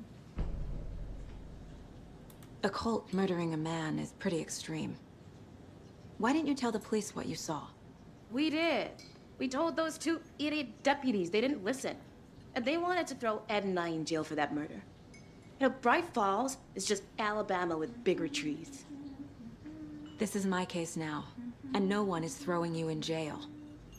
If you need anything else, just come to me. Got it. Thank you, Saga. That head thing she's wearing makes it look like she has a Cinnabon on her head. How can you be so calm? All set? My guys have Nightingale at the morgue if you're ready to go take a look. Let's go. Well, Casey, I got a lead. Looks like we're dealing with a cult. The cult of the tree. A murder cult. Fuck. Have you heard of this cult of the tree, Sheriff? Only the urban legend. If you're in the woods at night, the cult will get you. That sort of thing. We're not gonna find out you're the Grand Wizard or something, are we? I played some D&D back in the day. Wizard was always my favorite class. Morning, Sheriff! Looks like you have some guests. Morning, Ted. Yeah, real important guests. Deerfest. Always draws a crowd, right? Too true. More the merrier. Have a good one, Sheriff. Fire wizard. Oh god. Shiama Hey, what says, do you I know about recognize that you. You're the world famous Minecraft Bed Wars player, right? Whatever you just said, the one and only, yes. Tris from the diner. Rose? Yeah, she's a bit of a space case. Always has been. Why? What'd she do now? She kept saying that my daughter drowned. She even knew my name. It was all very weird. Rose has a talent for saying the weirdest thing possible. But it's best not to take it personally.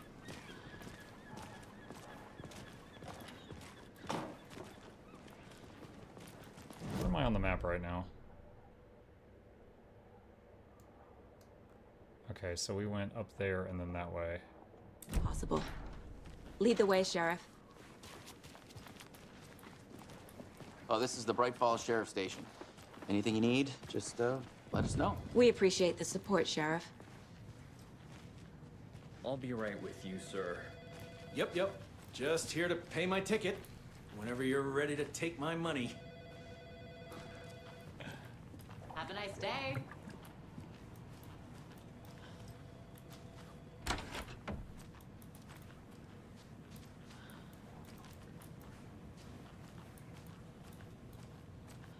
I remember some of this place from Alan Wake 1. So we share a morgue with the funeral home next door. It's a shoestring budget. I guess you guys don't have that problem, though. Our only coroner rotates between a few other towns, and he's away this week. But you can handle this, right? I'm qualified to perform examinations. Yes. Just woke up, is it me or are the mics muted during the balance preview stream? Yup. Something about morgues. They always cheer me up. I can't say I feel the same. He's joking.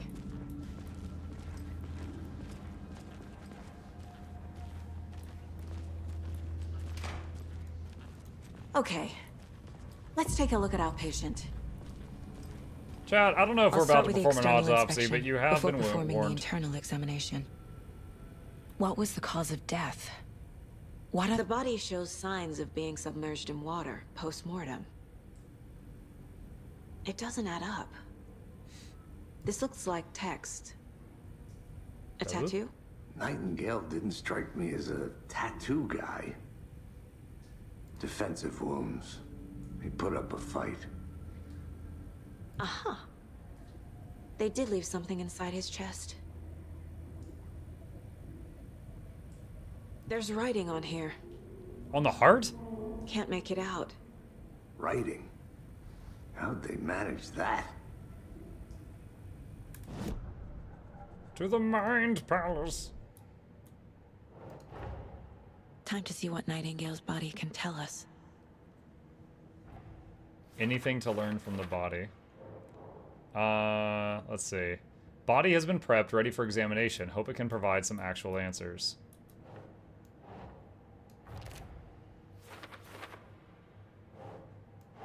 That's not right.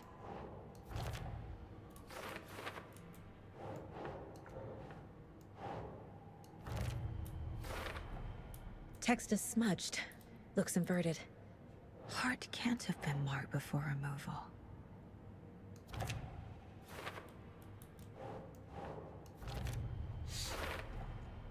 There's definitely something in his chest.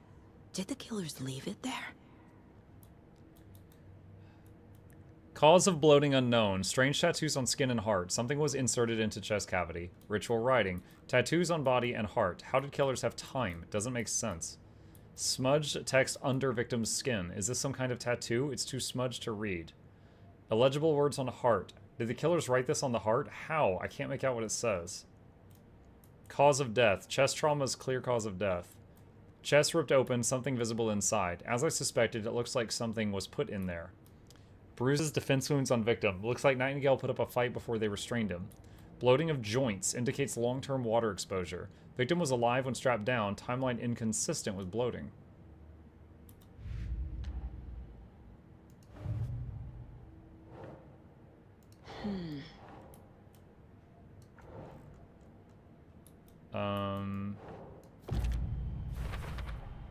We're dealing with an organized group of killers, not a lone serial killer.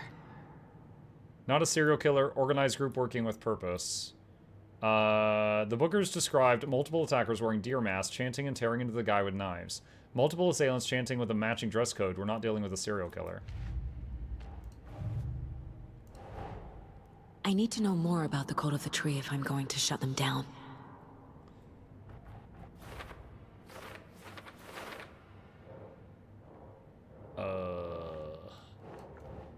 Cult necklace with strange tattoo.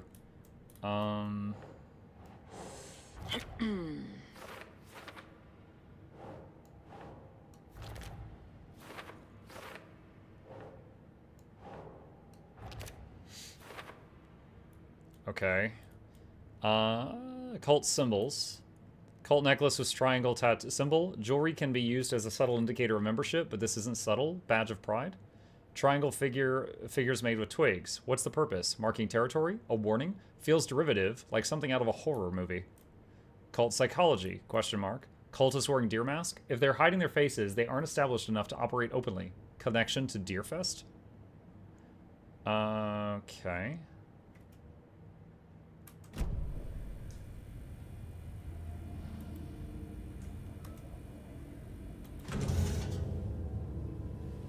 Get ready, chat, it's gonna get nastier.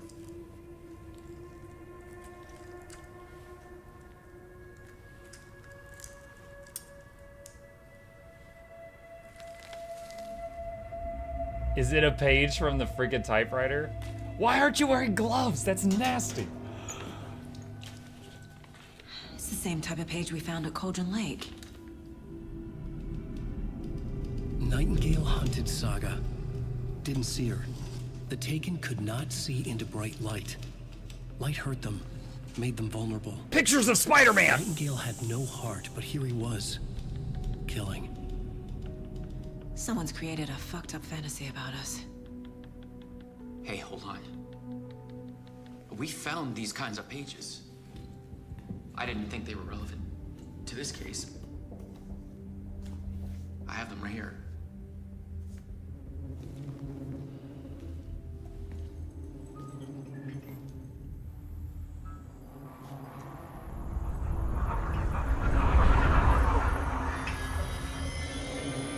Wait.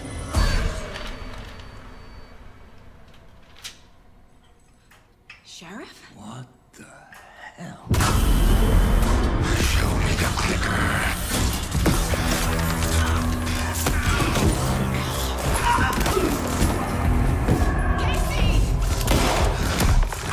Atta girl, yeah, get the guns. Good attempt, good effort.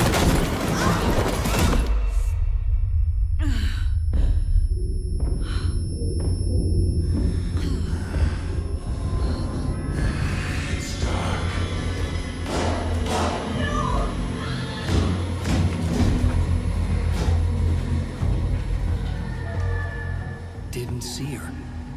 Could not see into bright light.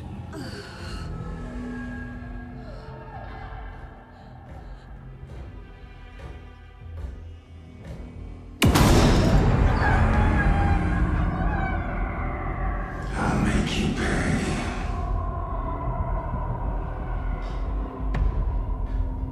What? Shit. He's coming. No weapon. The page said to get into the light.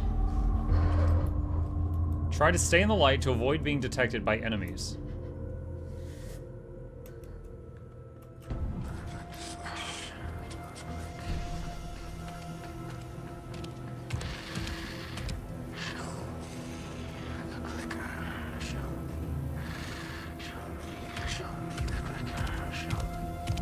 He can't see me in the light. My His gun's out of the hall. voice. Gotta get it back.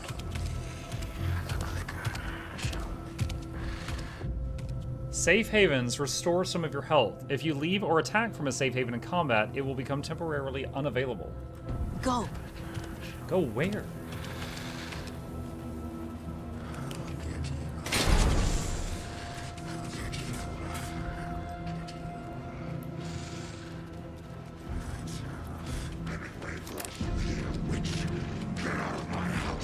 Aim by holding right click, left click to fire.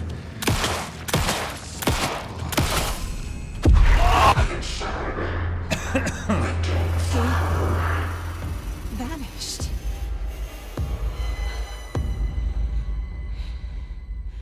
Yo, I'd be spinning around thinking he's gonna oh my wash and Daru me. End of chapter. Oh my god, that was intense. Oh my lord.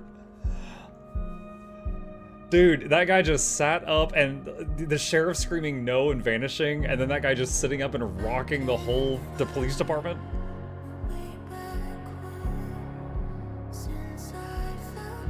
Oh, I really hope this doesn't oh, I just had a flashback. Alan Wake 1 got me DMCA muted. Not a strike, but muted like 14 times. I really hope this doesn't do the same.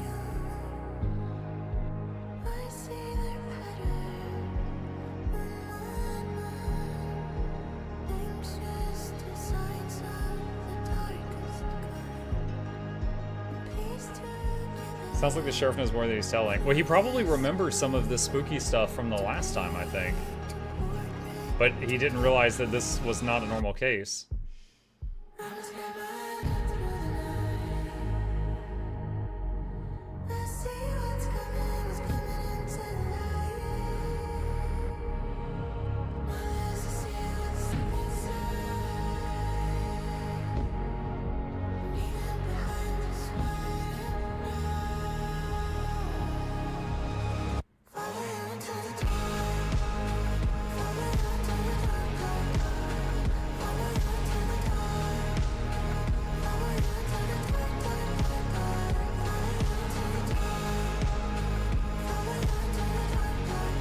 Monitor tomorrow? Maybe.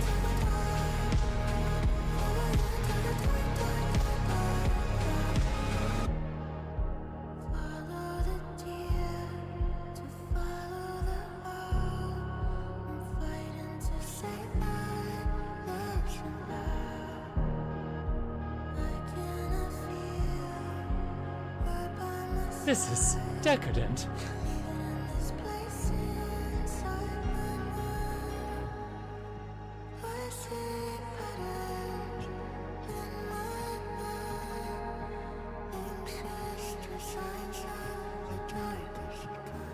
Songs are written for the game. I think the developer said it should be okay.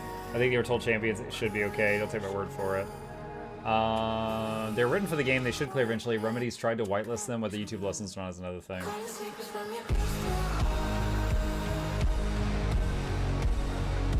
There was some other game I played recently where I got a whole bunch of claims on it. Because, like, the game... It was oh, Dragon Age Inquisition. Some of the YouTube thought that the background music in Inquisition was from Halo, and it was claimed by Halo, but like a month later they realized, oh wait, this isn't us, and then they released it.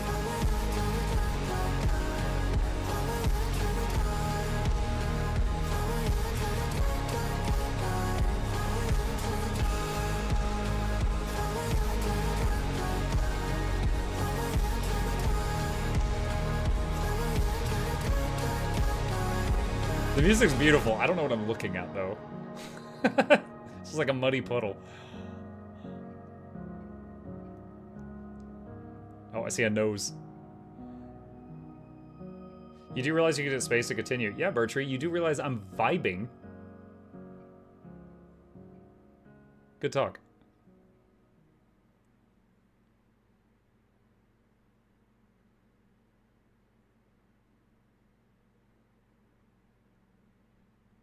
Bertree's like, why aren't you skipping the game you just paid $50 for? Use the console. Skip ahead. Fast forward. Copper. No. Actually, at this point, I'm wondering if I am supposed to hit the button. Is this just on a loop at this point? Or is this an actual, like, video? Oh, fade to black? Maybe? Okay, I'm gonna hit it. I just didn't want to miss anything, y'all. I just didn't want to miss anything. He didn't have a heart, but he still got up. The page predicted all of it. It helped me fight him. He just disappeared? What the hell is going on here? We need to figure that out if we're gonna do anything about it. Somehow we need to make sense of this. Right before things got crazy, Sheriff Breaker just vanished. Maybe the sheriff knew more than he was letting on. He seemed anxious, like he dreaded what was coming. One more mystery. There's no rational explanation to what we just saw. I'd love to blame this on mass hallucination caused by inhaling volcanic gas, but we both know that's bullshit. This was supernatural. Well, I'm glad you were the one to say it. Now we can figure out a way forward. The victim of a ritualistic murder turns into a monster. Is there a connection? Looks to me like the cult of the tree is performing rituals to create monsters. Maybe. We need to start with learning this cult's goal. Their purpose. Okay. There's one of the pages on the floor. These pages are important. Breaker dropped one before he disappeared. Saga was back at Cauldron Lake. Saga had to pursue Nightingale into the overlap. Finding a way in would be difficult. A ritual. Saga would learn how. Stop the monster. You can read collected manuscript pages in the Mind Place.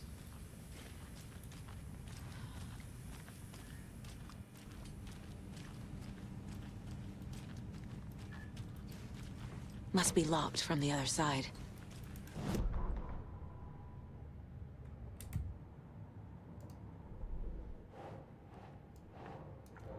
No. Where does this go? No.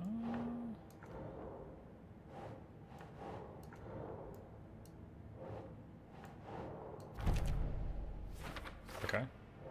Oh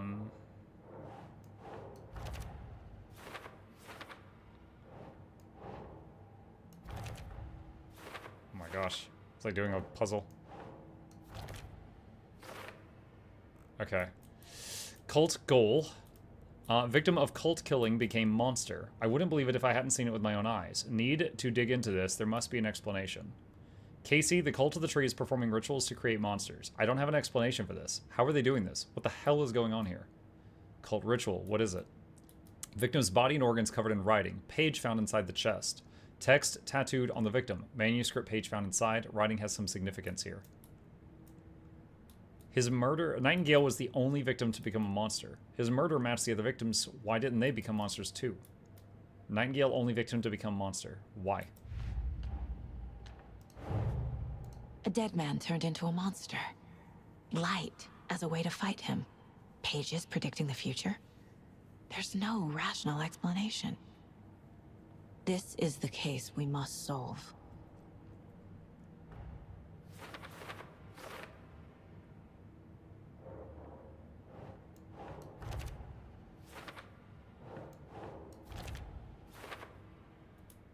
Okay.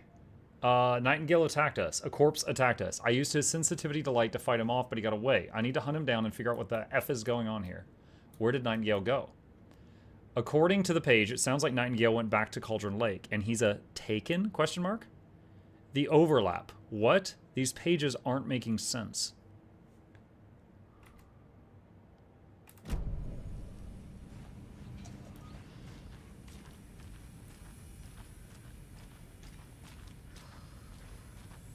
The page places Nightingale back at Cauldron Lake. Calls him a taken. We need to head over there, stop him, before anyone else gets hurt. Okay.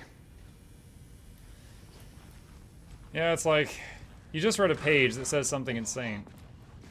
We heard gunshots. Y'all okay? Did you get spooked by the bodies? Sheriff Breaker disappeared. Nightingale turned into some sort of a monster, and there are offices down. You two handle things here. We need to get back to Cauldron Lake immediately. Fuck me. That's terrible. We'll do what we can,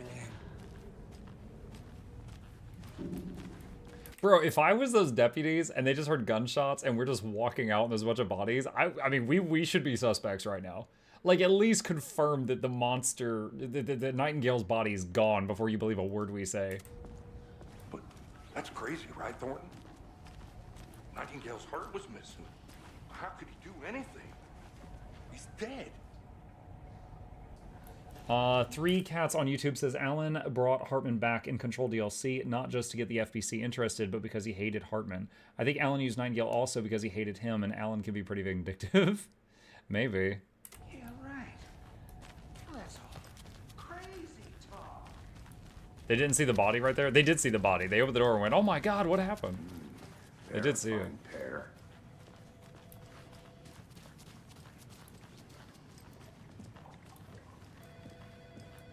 My client has been held here long enough. Are you gonna let me speak to them or not? Just a moment, ma'am. Someone will be right with you. Nightingale and his cult are dangerous. We need to be prepared in case things escalate more than they already have. Can you call it in, Casey?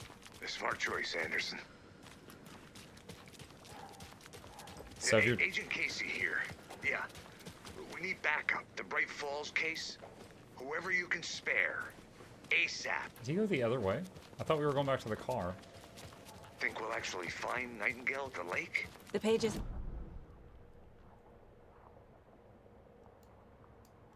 I mean, I assume we gotta get back to the car. I guess this way is Lead. faster. I'm gonna take a quick look around. Meet you back at the car. See you in a bit.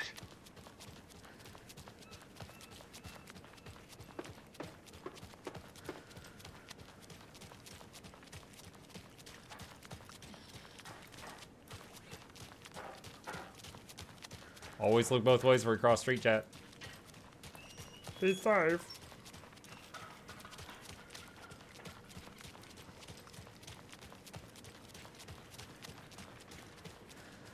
Did you check out the town, Anderson? Just getting my bearings. Ready to go? Waiting on you. Rinse and repeat. Clock out. Like when Inner Mind plays dialogue keeps going, yeah, it warned you that it does not pause the game. I need to come clean, Anderson. I know why Nightingale was here 13 years ago. He was chasing a writer, Alan Wake. Tammy mentioned him. She's writing a book on his disappearance. You know the detective character from his books, Alex Casey. Yeah, I've heard the jokes at the office. Cold case Casey. Murder case Casey. Sorry. Ha. It's the same name, similar job. It's the first thing anyone thinks of. It annoyed me, but that was it. Then, 10 years ago, I started getting strange letters in the mail. Fragments of prose describing murders. You've heard the stories about what happened in New York. Some of it, at least. Bodies started to pile up. It was a murder cult. Turns out the fragments sent to me were from the crime books of Alan Wake. The cult was copycatting the murders from the books. In their heads, they were performing a ritual to bring Wake back. Their imagined prophet. After that case, I started looking into Wake's disappearance on the side. And you thought this case might be connected to him? His name does keep popping up. I just wanted you to have all the facts. Next time, give them to me before we find ourselves in the middle of a horror story.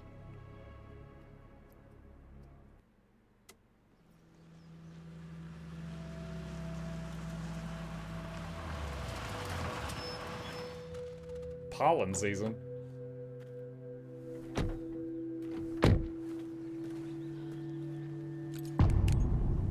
Return to the heart. Not chapter 2? The page says Nightingale's in something called an overlap. Need to figure out exactly what that means. I'm happy I'm not in charge of this mess. Thanks. Let's start looking for Nightingale where he was killed. The writer of these pages knows what will happen. Because they're behind this, or because they can see what's coming. Impossible things are happening here. A world operating on different rules. I need to understand this strange logic. They say, oh. To see the clues. There we go. Thanks. To solve the case. I've been thinking more about the cult of the tree.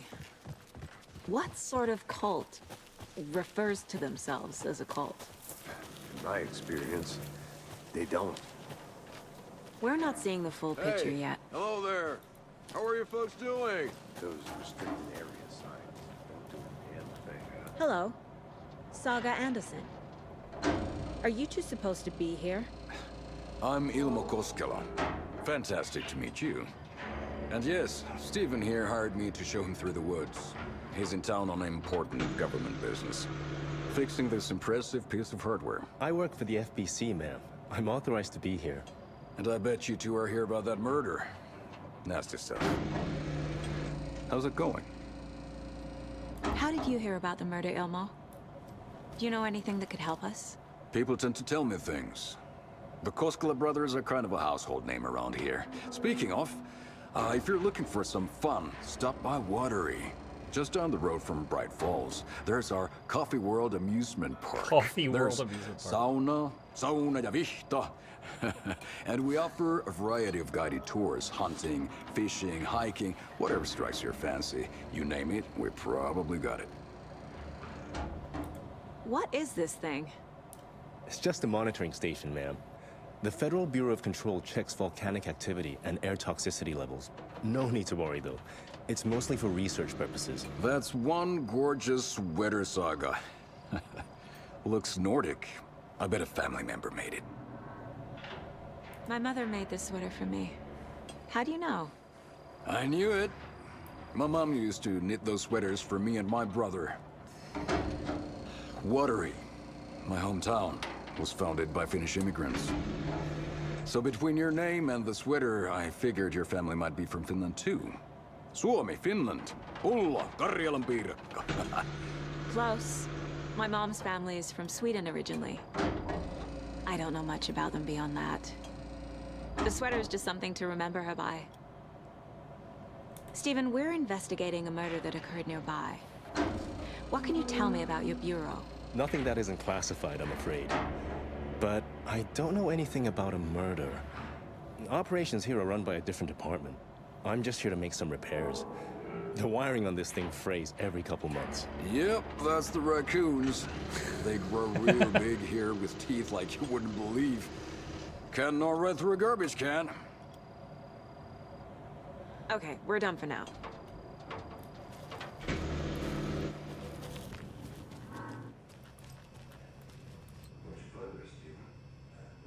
Clear maintenance note. Clear signs of tampering. Signal was rerouted into a transmitter that is not one of ours. I fixed it so any alerts will come our way, but it's definitely concerning.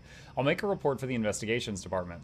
Leaving this here in case I'm not the next person to fix things. If you're reading this, check for tampering. We may want to put more secure metal plating around the whole thing so that the raccoons can't get to it anymore. Stephen Lynn, Chief Technician. I'd be happy to get you VIP tickets into Coffee World. Just say the word. Thanks. Let's get to the murder site, Casey. We brew our own beer, too. Awesome beer. Now we're talking. Coffee World. A lot of things about this case keep bothering me. But one thing feels really off. Breaker's disappearance. I don't get the feeling Nightingale was responsible. He was about to give you more of those pages. Something didn't want us to have them?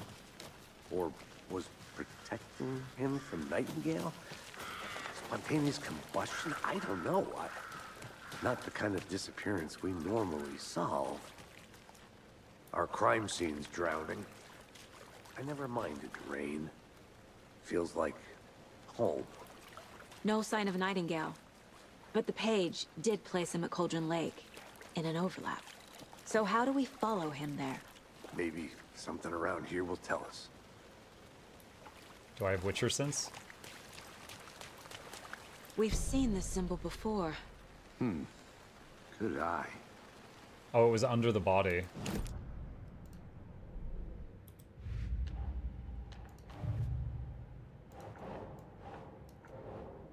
No?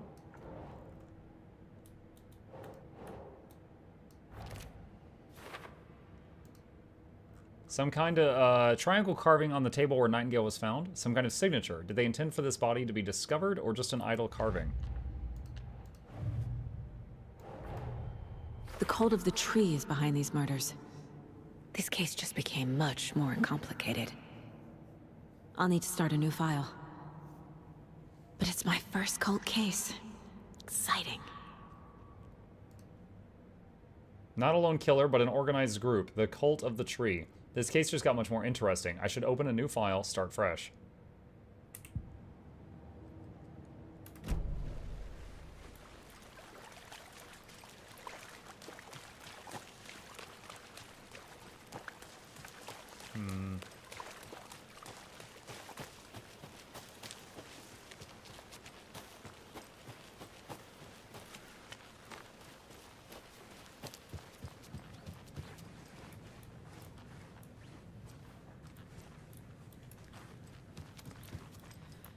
There's all these symbols in here are triangles.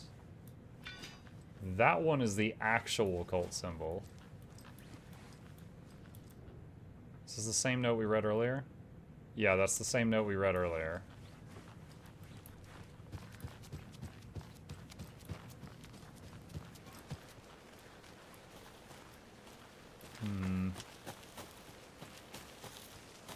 FBI Asura Mukluk is on the case.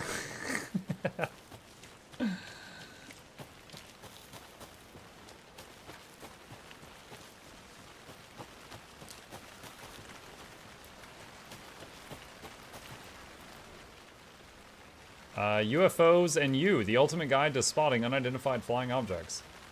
Writing this down in case it happens again and I forget. I got that feeling again. It hit me suddenly at 1:15 a.m. after I'd finished my Ama on the porch of the trailer. I got in the car and drove chasing it. Ama? Is that a beverage? Starry night, not much moon. As expected, it led me past Bright Falls to Cauldron Lake. I tried to find the right spot, the right emotion, the right thought, the combination to have it all aligned to make it happen, terrified that it would. It didn't. Not this time. Frustrated, but relieved. I scanned the sky for the shapes, the objects. Nothing. But when I blinked repeatedly, I think I saw the after image of an octahedron. It faded fast. Ama was the local beer. Oh, okay. When I got ready to drive back, I felt someone watching me. Here, but not here. It's him. I know it is. Does he know I'm getting close? I'm on the right track. It was right to come back to Bright Falls. Is that a kid's lunchbox? An Alex Casey movie lunchbox. How do you like the knitting, Casey hates hero? the I made it jokes just about for you. coincidentally having the same name as a fake detective. He hates those cheesy crime books, but he really hates the movies. Manuscript fragments.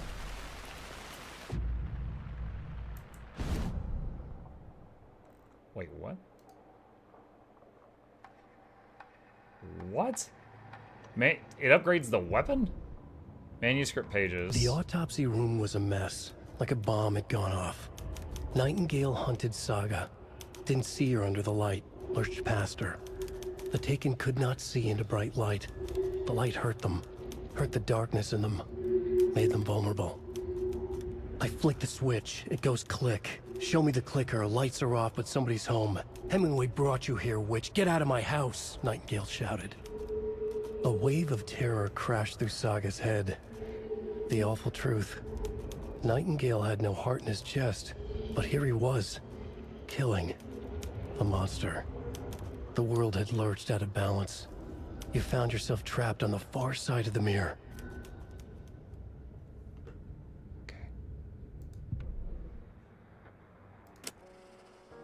Oh, that's just the song.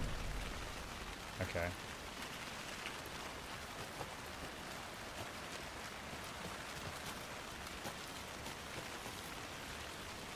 Fragments are crafting materials for upgrades sitting around, yeah. It's just weird. I found like a kid's lunchbox that's got some piece of paper in it. I'm like, I can make my gun better with this.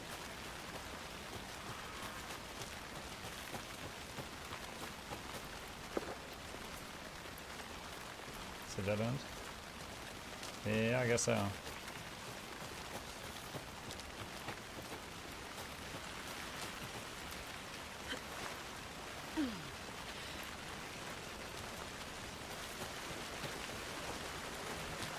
Copper. Ooh, you suck a lot.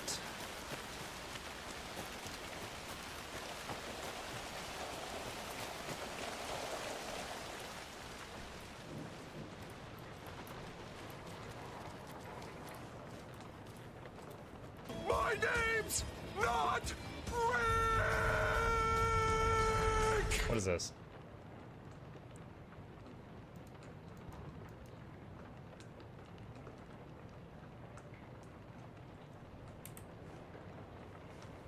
Got a picture of some like poker chips or something?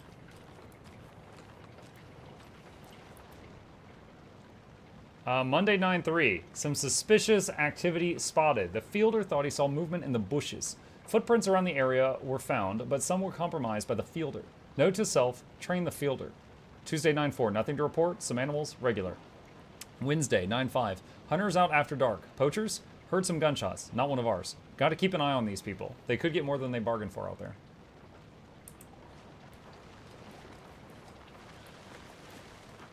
Like a laundromat?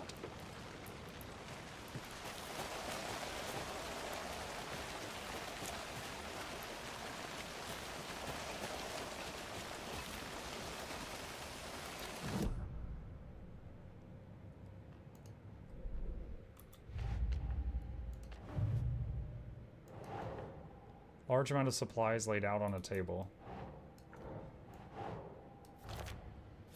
Cult psychology.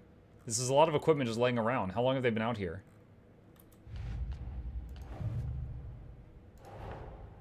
Finding a Casey movie lunchbox out here can't be a coincidence. Another message.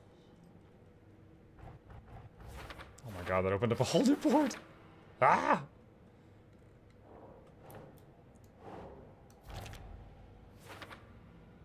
The note inside mentions making knitting just for me. How do they know I knit? Or maybe just a coincidence. It's Flow Girl! Lunchbox found near the Cauldron Lake campground. So these are just like collectibles, I think? Bright Falls area, Cauldron Lake area. Okay. Points of interest cases track objects and information that Saga has acquired to chart collection progress.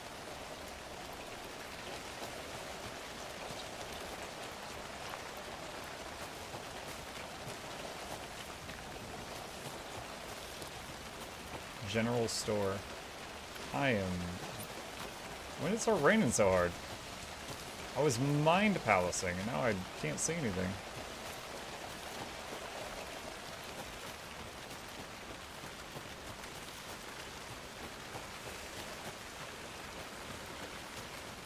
Alright, there's our partner. Oh, what's that? Bare feet. Nightingale. I'll see where...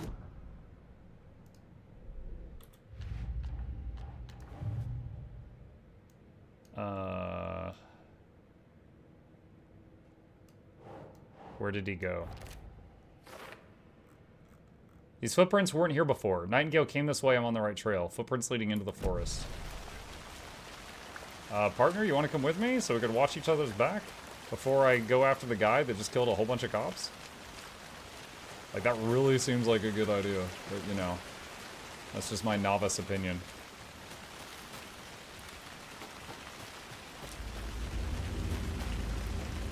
Oh my god, it's after midnight. Why are you guys letting me stay past my bedtime? What are you doing? Where is he? Okay. We'll go until the next thing that feels like a checkpoint, chat. And then I gotta... The tracks lead into the water. Where'd he go from here? I can feel something. I was not ready for that. Nightingale isn't far.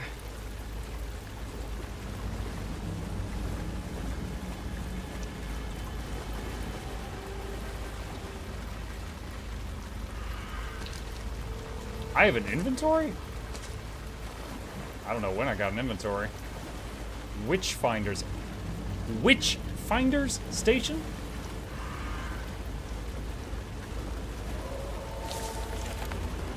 Wait, do I need to reload? I sunk a lot of bullets at him earlier. Okay, I did. Why is my partner not with me? My partner takes terrible care of his partner. Just throwing that out there. Out of curiosity, can you save this game at any time? Resume load option. I guess not. I guess it's an autosave game.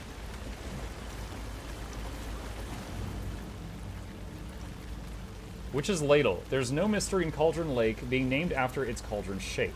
And yet, there are many mysterious stories about the lake, it being a gloomy doorway to the underworld, or of a witch whose cauldron the lake really was. The legend tells that when the affections of a local sheriff went unanswered, he accused the lady in question of having bewitched him. She was drowned, but her dropped ladle grew into a strange tree, named Witch's Ladle. The woman returned to avenge her wrongdoings. If she was not a witch before, she was one now. She killed the sheriff, drowning him in the lake. Then she took out his heart and locked it in a box. With the heart, she would summon him from the lake to exact revenge on her behalf, or so the legend goes. I didn't mean to do that. I was just trying to close that board.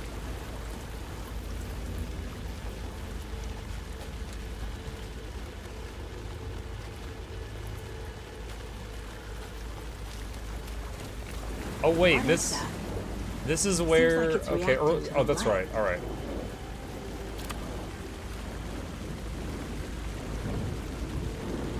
These aren't the same tracks that were here before. They're headed into the tree, not out of it. Yeah. You can toggle flashlight boost to increase damage to darkness and burn through dark substance. My flashlight burned the dark stuff away. It was covering another page. The fuse was in place. Saga stepped into the witch's hut. Inside, a bright light. There were objects that stood out to Saga, as if the light had manifested them. The witch's hut. Okay. I trust the pages to lead me to the overlap. Okay. Damn, this is good. All right, chat, I'm pretty sure it just did an autosave. So we are going to say that that's our save, and we will pick it up from here tomorrow night. Oh, my goodness. Dang. This is good. This is good. I apparently need to wear the heart rate monitor so you guys can laugh at me squirming. I did not realize it was going to be this jumpy, but I am very enthralled by the story, chat. This is very enthralled. So, chat, thank you guys for tonight's stream. I hope you guys enjoyed it as much as I did. I am going to get to work for anyone who missed it, making a video about the patch notes and get that live before bed. A couple quick plugs. If you happen to be new to my channel, my name is Muckluck. I stream every single evening and every weekday morning, so my next stream will be tomorrow night. I'm going to be continuing Alan Wake 2 if you wish to join us. If you're watching on YouTube, please consider hitting the like button for the video. It does help us out with the algorithm. And subscribe if you haven't already. If you're on Twitch, welcome to the channel. Be sure to hit that follow button if you'd like to join us again. Really quickly, these are my YouTube links. I do have 2 channels. The first one's got mostly the edited content and I stream on, and the second one has a full playlist of every game in nice, neat, organized manner if you want to just binge watch Alan Wake 1 or Control or anything like that. It's all there. And a very special thank you to our dear patrons. They keep this channel alive. They're the ones making all the weird freaking sounds during the stream and scaring the hell out of me. And if you want to join that group of people that spook the daylights out of me, there is a link to that in the chat. Y'all have a fantastic evening. Sleep well. I'll be back with more Alan Wake tomorrow night.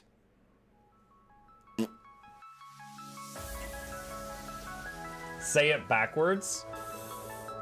Edge the need only you'll but see to take, please. Week every giveaways, beakers, the touch don't speakers, the up crank way, the on is entertainment, stay the enjoy. You hope we lab the 2 viewer, dear you welcomes, third the Snuffles, Van Chauncey, Sir, and fourth the Esquire, Reginald Bartholomew, Douglas, Muckluck.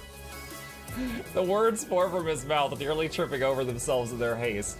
My name is Zunikai. I used to be a slave here, but then I worked hard and they made me an overseer. I kept a good eye on the slaves, and if anyone slacked off, I whipped them hard.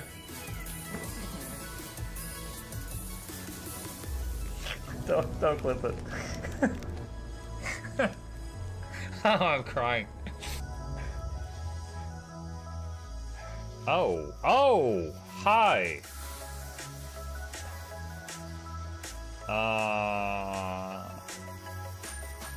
You stay there. I'm going that way. Deal. You broke the deal. Oh, Chauncey can swim. I didn't know that. Wait. How does he look so dapper while swimming?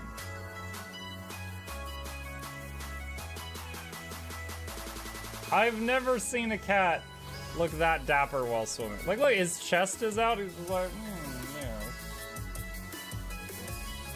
yeah. Have you attempted Oxygen Not Included?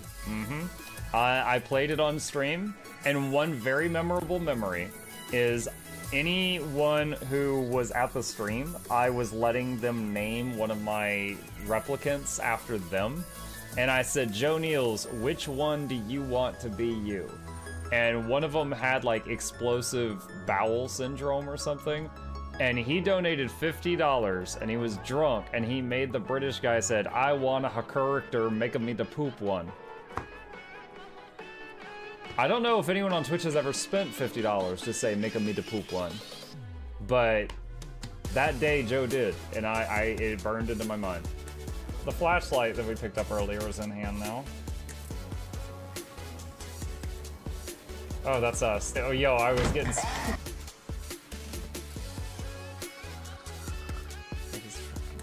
Cardboard, this is not going to go well. Run an update. I'm running software updates. This is true horror, chat, because I was a tech support. I can't get away from it. Updated. They just left bread on the table. That bread's gonna dry out. The bread is gonna dry out. There's so much bread. You don't, like, there's the baby's not eating bread. There's 2 of us. There's like 3 loaves of bread there and another 4 right here. What are you doing?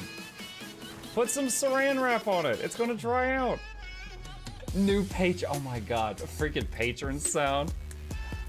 Oh, yeah. Just like, a new arrival. And then Ed Wolf was sure to follow. Oh, hello, welcome page. Sit down, you. Oh, Season. Good to see you. I use numpad for my mounts.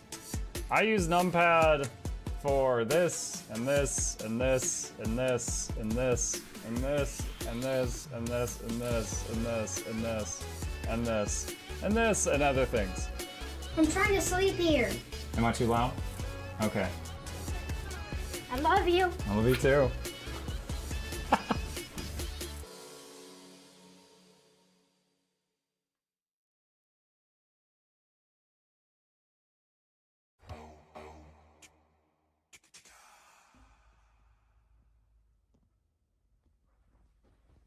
You're still here?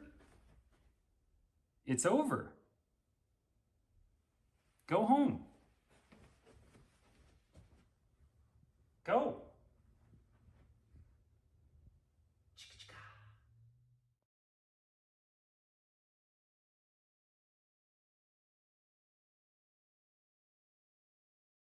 Some viewers may find the following video disturbing. Viewer discretion is advised.